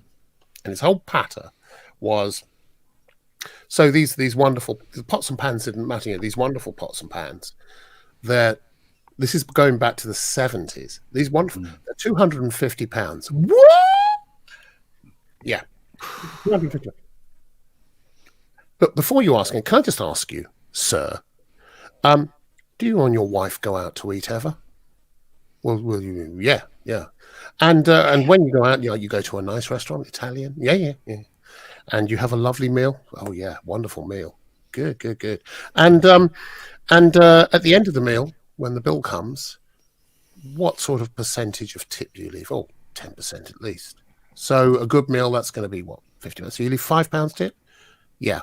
How often do you go out to eat? Oh, once or twice a week. Right. So, £5, that's £20 a month. Okay. Right. So I can do this for you on hire purchase. Are you telling me a waiter in a restaurant is worth £5 a meal and your wife's cooking? It's kind of this whole thing. And the wife by that time is tapping her foot and going, oh, yeah, what do you mean, Ma? You're not giving me a tip. You give these people we don't know £5 for every meal. It was the whole patter. Yeah. That's what it was. Oh, my God, yes. Well, frankly, I'm happy to go to a restaurant, yeah. Oh, yeah? Piss off then. You don't like my cooking? No, I don't. She does this. I give him vegetables. Do you know, if I worked 9 to 5, I could see myself having one of those annoying telephone conversations on the train coming home. I go, yeah, I'm about 1.25 minutes from the station now, so you can start putting the balsamic vinegar onto the roasted fennel, or whatever crap. She's trying to get me to eat more vegetables. He made me make a pea omelette. I like peas. For God's sake, I like it. Pea omelette. I'm not kidding you. She did a meal one day. I said, oh, yeah, no, something with pasta and salmon. Wow. Cream cheese and stuff like that. But what she brought in, it looked like she sort of like just rooted around inside the fucking bin of a Flymo. It had There's some grass and fucking leaves in it. I don't know what the hell is this? Spinach, it's good for you. Green leaves. I mean, Christ, what the... You won't eat courgettes. Why don't you just scrape the underside of the fly mode? Yeah, that'll do him. Only vegetable he likes is peas. And he go, and when I say, "Oh, can we have some lettuce with the ham?" and she go, "Yeah," but she gets this lettuce that's like fucking stinging nettles. I mean, what the shit is this stuff? Where'd she find it from? Was she just going out in the garden and go, "Well, that's green. That'll do it." Do you know what I mean? Grass. Iceberg lettuce. That's about it. That's the only variety I know. But she got these spiky things. I was like, "Fuck, ow!" I can't put that in Rocket. my It's mouth. called Rocket.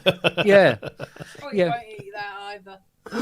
Iceberg. So, and she'll go, "Oh," because she does this thing where she goes, "Well, what do you want for dinner tonight?" "Oh, fish finger sandwiches." "No, that's not what you're having." "No, why fucking ask me then?"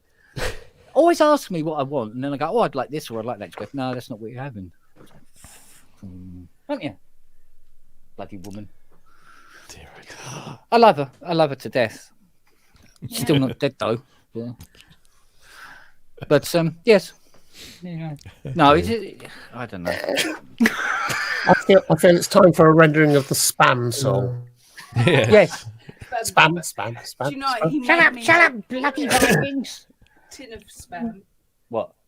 Oh, I yeah. bought you spam, and you still haven't used it. I said to her one day, I'm I not cooking cooking spam. "Do you know what I really, really fancy? I haven't had it for years and years and years. Spam fritters." Oh God. And she goes, "All right, well, I'll get you a tin of spam." How long's it been there? 3 years now. That'll still be good. Oh, yeah. I mean, it's Still good for another fresh. In 50. 100 years, that. Yeah, Mature. yeah. It's good for another 50, yeah. Don't rush these things. In 100 years, you can still leave it unopened and go, "That's unopened." It'll be vintage. It'll be worth money. Yeah. Vintage. Oh, I hate spam. I hate spam. You hate spam? Ugh. Spam. Oh. Yeah. You can have it. Spam, a wonderful spam. I went to the opening night of Spam a Lot, and they were giving out spam sandwiches. Ooh. Ooh. No, it's horrible. Really? Oh. White bread spam. Oh. Wet bread. Ugh. Can't stand stuff. It was good. It's lucky you didn't go to deep horrible. throat then. I'm going isn't it, to have to call it a night, guys. really. They were handing out cock. We put Jim off his dinner. Dear, dear. Spam. Oh dear. My blood sugar's Everybody else is too chicken to Definitely come getting- in. It's... low now after 5 hours. I know. Yeah, I Never know, mind. jeez. You know what? We really ought to wind this up. Do we? Yeah, I've got work in the morning. More I video got work. editing. I got work tomorrow, but I don't necessarily need to be awake for it. Lobster thermidor au crevette with a Mornay sauce served in a Provençal manner, with shallots, aubergines garnished with a truffle pate, brandy Yum yum. with a fried egg on top, and spam. Hepton Bridge. Oh, Yeah. dear.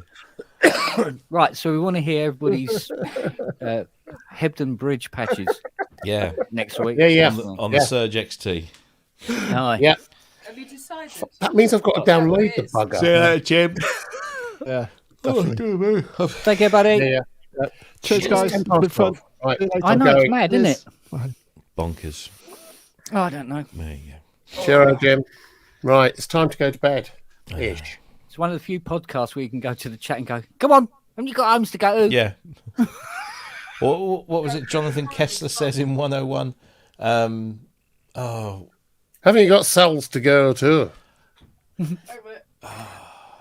What's it? It's in the Depeche Mode 101 film. Their manager comes along and says something. Stools oh. on the table. What does he say? Somebody in the chat room, help me out. It wouldn't be Hepton Bridge. It would have been good if it was.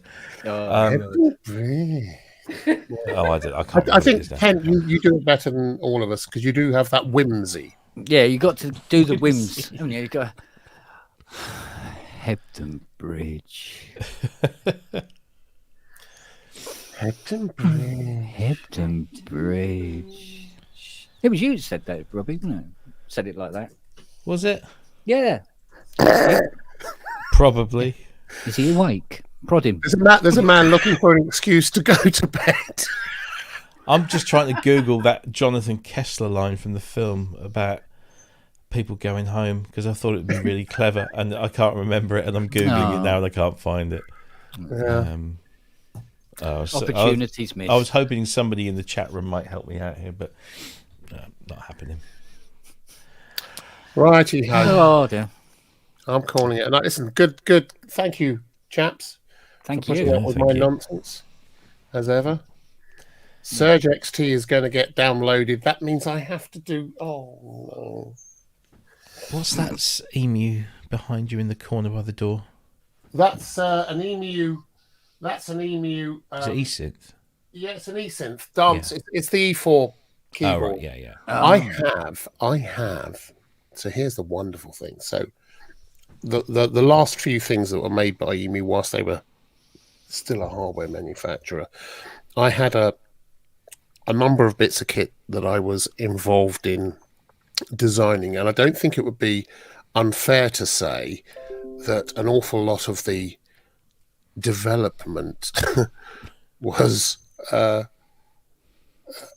ended up being things that I wanted that no one else has. So I've got an E4 XT, not an E4 XT, an E4 Platinum and an XT with an operating system that no one else has. Right. There's some bits in it that work and do things, and the same with the command stations and whatever. Same with the Novation Supernova. I've got a couple of little bits in the patching that's kind of interesting and wonderful. It's all about the patch cords primarily.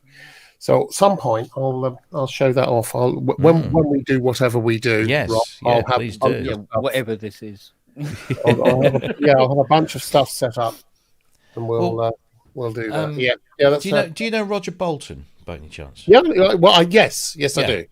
Because I was talking to Roger ages ago actually, and he said he'd got an eSynth knocking around that he didn't use anymore, and would I like it? And I said, yeah, if I can find room for it. So yeah, when I eventually get to go and see him, because we've helped him resurrect his Fairlight, so he's now got 1 or 2 Series 3s up and running again, because he was brilliant with those things, absolutely brilliant. Roger's an amazing chap. Yeah. He really is. He had really nice bloke. Yeah, he is. If he's offering you, I've got to say, the eSynth or the E4 keyboard, the strength is it has a lot of external control that's available. So you can set up all these patches which control numbers of different synths and sets up layers and all. Yeah, it's a very good thing. I heartily recommend getting it. I need to get the keyboard repaired on that because it's beginning to drop notes as the emus do. I know a man who can do that. Yeah, he's busy until October. So he says. July, apparently. Yeah. No, I still got that fully loaded E1 under the stairs. I've got I lent an E1 to someone. I had one of the early E1s. Had it MIDI retrofitted. I lent it to someone, and the very nice person didn't return it. Well, yeah. I can understand that. I still do have a thing for emu samplers, because I went down the Akai route. That was me, and I've got 2. You can't really see it there, but that's an Emax 2 Turbo HD. Yeah, and then just that site over there somewhere is an Emax 2, the very basic, 1 meg 2201 or whatever it's called. And I only bought those so I could play the E2 library on an actual EMU sampler rather than just through it. But I got into EMU first when I bought the Emulator X. Do you remember that? The software? Yeah. I do. Yeah, I'm sure. And I bought that with an 0404 sound card and the XMIDI 2 interface and Proteus as well. I think I got this big package, and then I upgraded it to Emulator X2, and then I think they upgraded to 3, but they wanted stupid money. Yeah. To upgrade. I'd left by then. Yeah, but they wanted absolutely stupid money to, like, it was literally just buying the whole thing over again, just so it would work on the latest version of Windows. And then they promptly ceased production and support, and it all just disappeared. The really interesting thing about Emu, just before I left them, was that the modules, the P2K modules, the XL7 and the Proteus 2000, and particularly the Virtuoso 2000, and the E4 Ultra synths, they made an extensive use of the patch bay thing. Yeah, patch bay topology. And with those, I remember doing demos at Frankfurt Music Messe of the eSynth, or of the E4 XT, or the E4 Platinum, with nothing more than 4 waveforms: a sawtooth, a square, a sine, and a triangular, and then creating these patches using the patch cord topology. It was incredibly. It still is an incredibly powerful virtual patch cord system that really does hark back to the Emu Audity and Audigy and Modular synths. They're incredible machines. And I remember the one demo I did, which sticks with me. We were doing, I think it was Music Messe, and Lexicon were there when they'd launched, I think it was the 9600. And it was 15K at the time, and we just released the RFX chipset for the Ultras. And Lexicon were boasting about the fact that you could have 4 stereo effects, and they had all these wonderful algorithms which were really good.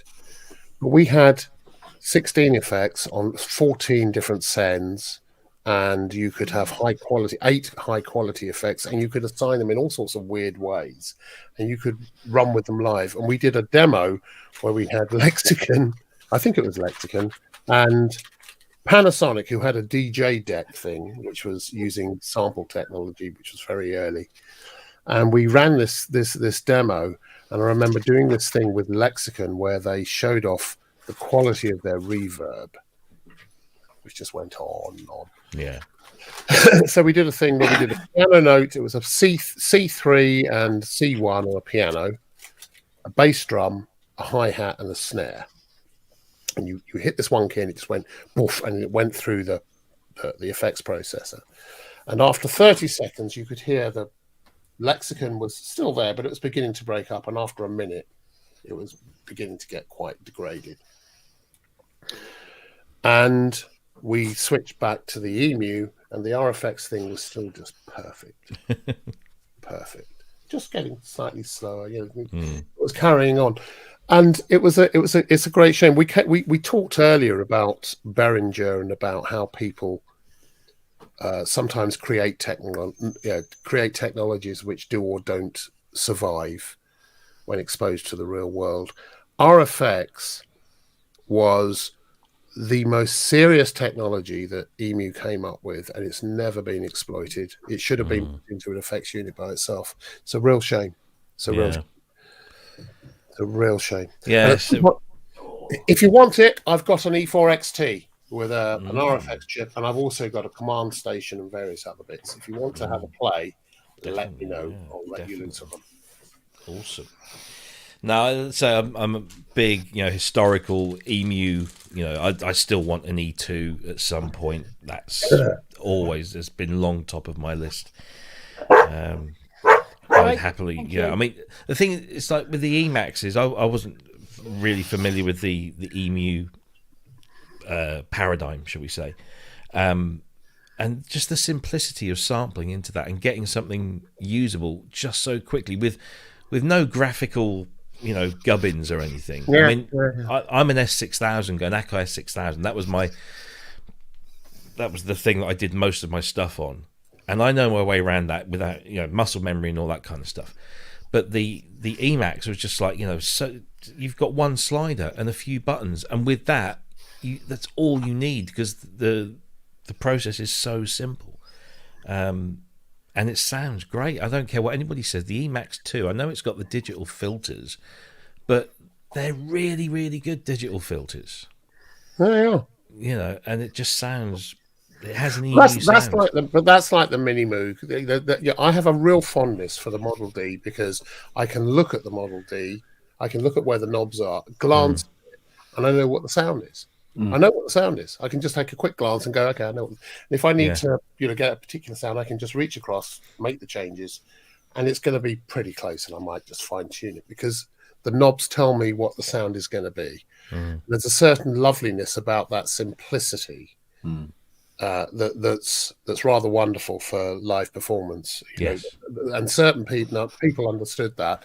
Emerson was one. Chick Corea was another. Wakeman was one. He knew his way around, so he just set up the patches. He wouldn't have a memory. He'd just go, I think it's about there. I think it's about that. That'll do.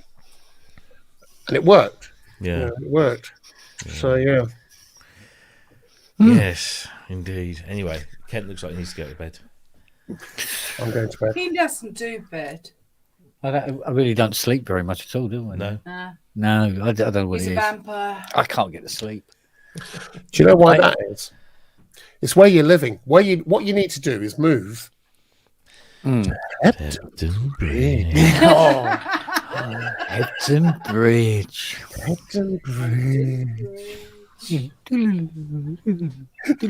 So, guys, everyone else that's out there, download Surge XT. Surge Send XT. those patches. Send Get those your patches. Hebden Bridge patches to Kent Spong at whatever. Yeah. Something. You're going to get so many emails now. Do get the clogs. Clogs. Yeah, clogs going over the bridge. And the troll under the bridge. And the water. And the dripping water. Yeah. You've got to have all the essence. And the triangle wave for and the hills. lesbians on the green. Yeah. And the lesbians on the green. Most importantly, the lesbians on the green. Got to get the lesbians on the green. Yeah. Anyway, on that note. How hard could it be? I mean, they've got everything they need. All the details are there. Yeah. Cool beans. That feeling. I love you all. Yes. Oh, darling. Take great care. And we'll see you on some. I'm expecting a little. Look at that. He's emptied that Done a whole bottle. bottle. I'm expecting a little thingy to come up saying. Sorry, Native VS. What? Well, Native VS has just come in. It just come in? Well, you had to you're choose 5 the hours wine and party. 25 minutes late. There was a choose the wine party. I mean, you can't miss a choose the wine party. Oh, is that a work event though? Yeah. Oh, a worker. Is he still in the job? Yeah. No, I was expecting a little thing to pop up on my YouTube to say YouTube is now full. Yeah. Please go away. You have exceeded the limit. Yeah. Do not pass go. Do not collect £200. Proceed Let's directly find to out if there is one. Hebden innit? Bridge. Yes. Yeah. All right, guys. Go. Yeah. I'm surprised You that. got the button, Ken. Well, the count went down to 12 and it's gone back up to 16. Oh, jeez. Well, these You poor sad, lonely people. Honest. Sad, lonely people. Can I just say that for anybody that I won't speak to between now and Friday. On Friday we have Drew Schlesinger as our guest on the ProSynth Network show, who is a sound designer extraordinaire. But we will also be joined by Manny Fernandez, Dr. Manny Fernandez, and Dr. Mike Metley, as well as myself and Ben. So we're going to have like 5 up on the show for the first time ever. ProSynth Network. Yes, live from. Brought to you by. Brought to you by. Hepton Bridge. All those people at the same time, and you thought this show was a fuck up. So, see you on Friday, guys. Yes. Yes. Indeed. If So- not before. Take care. God Look bless. after oneselves. Send those patches. Bye. Yeah.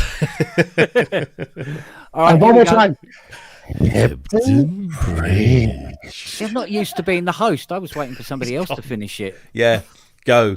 Right, ready? See you later. 3, 2, Bye-bye, 1. everybody. Thanks for Bye. coming. Bye. Bye. Bye. Not a bye.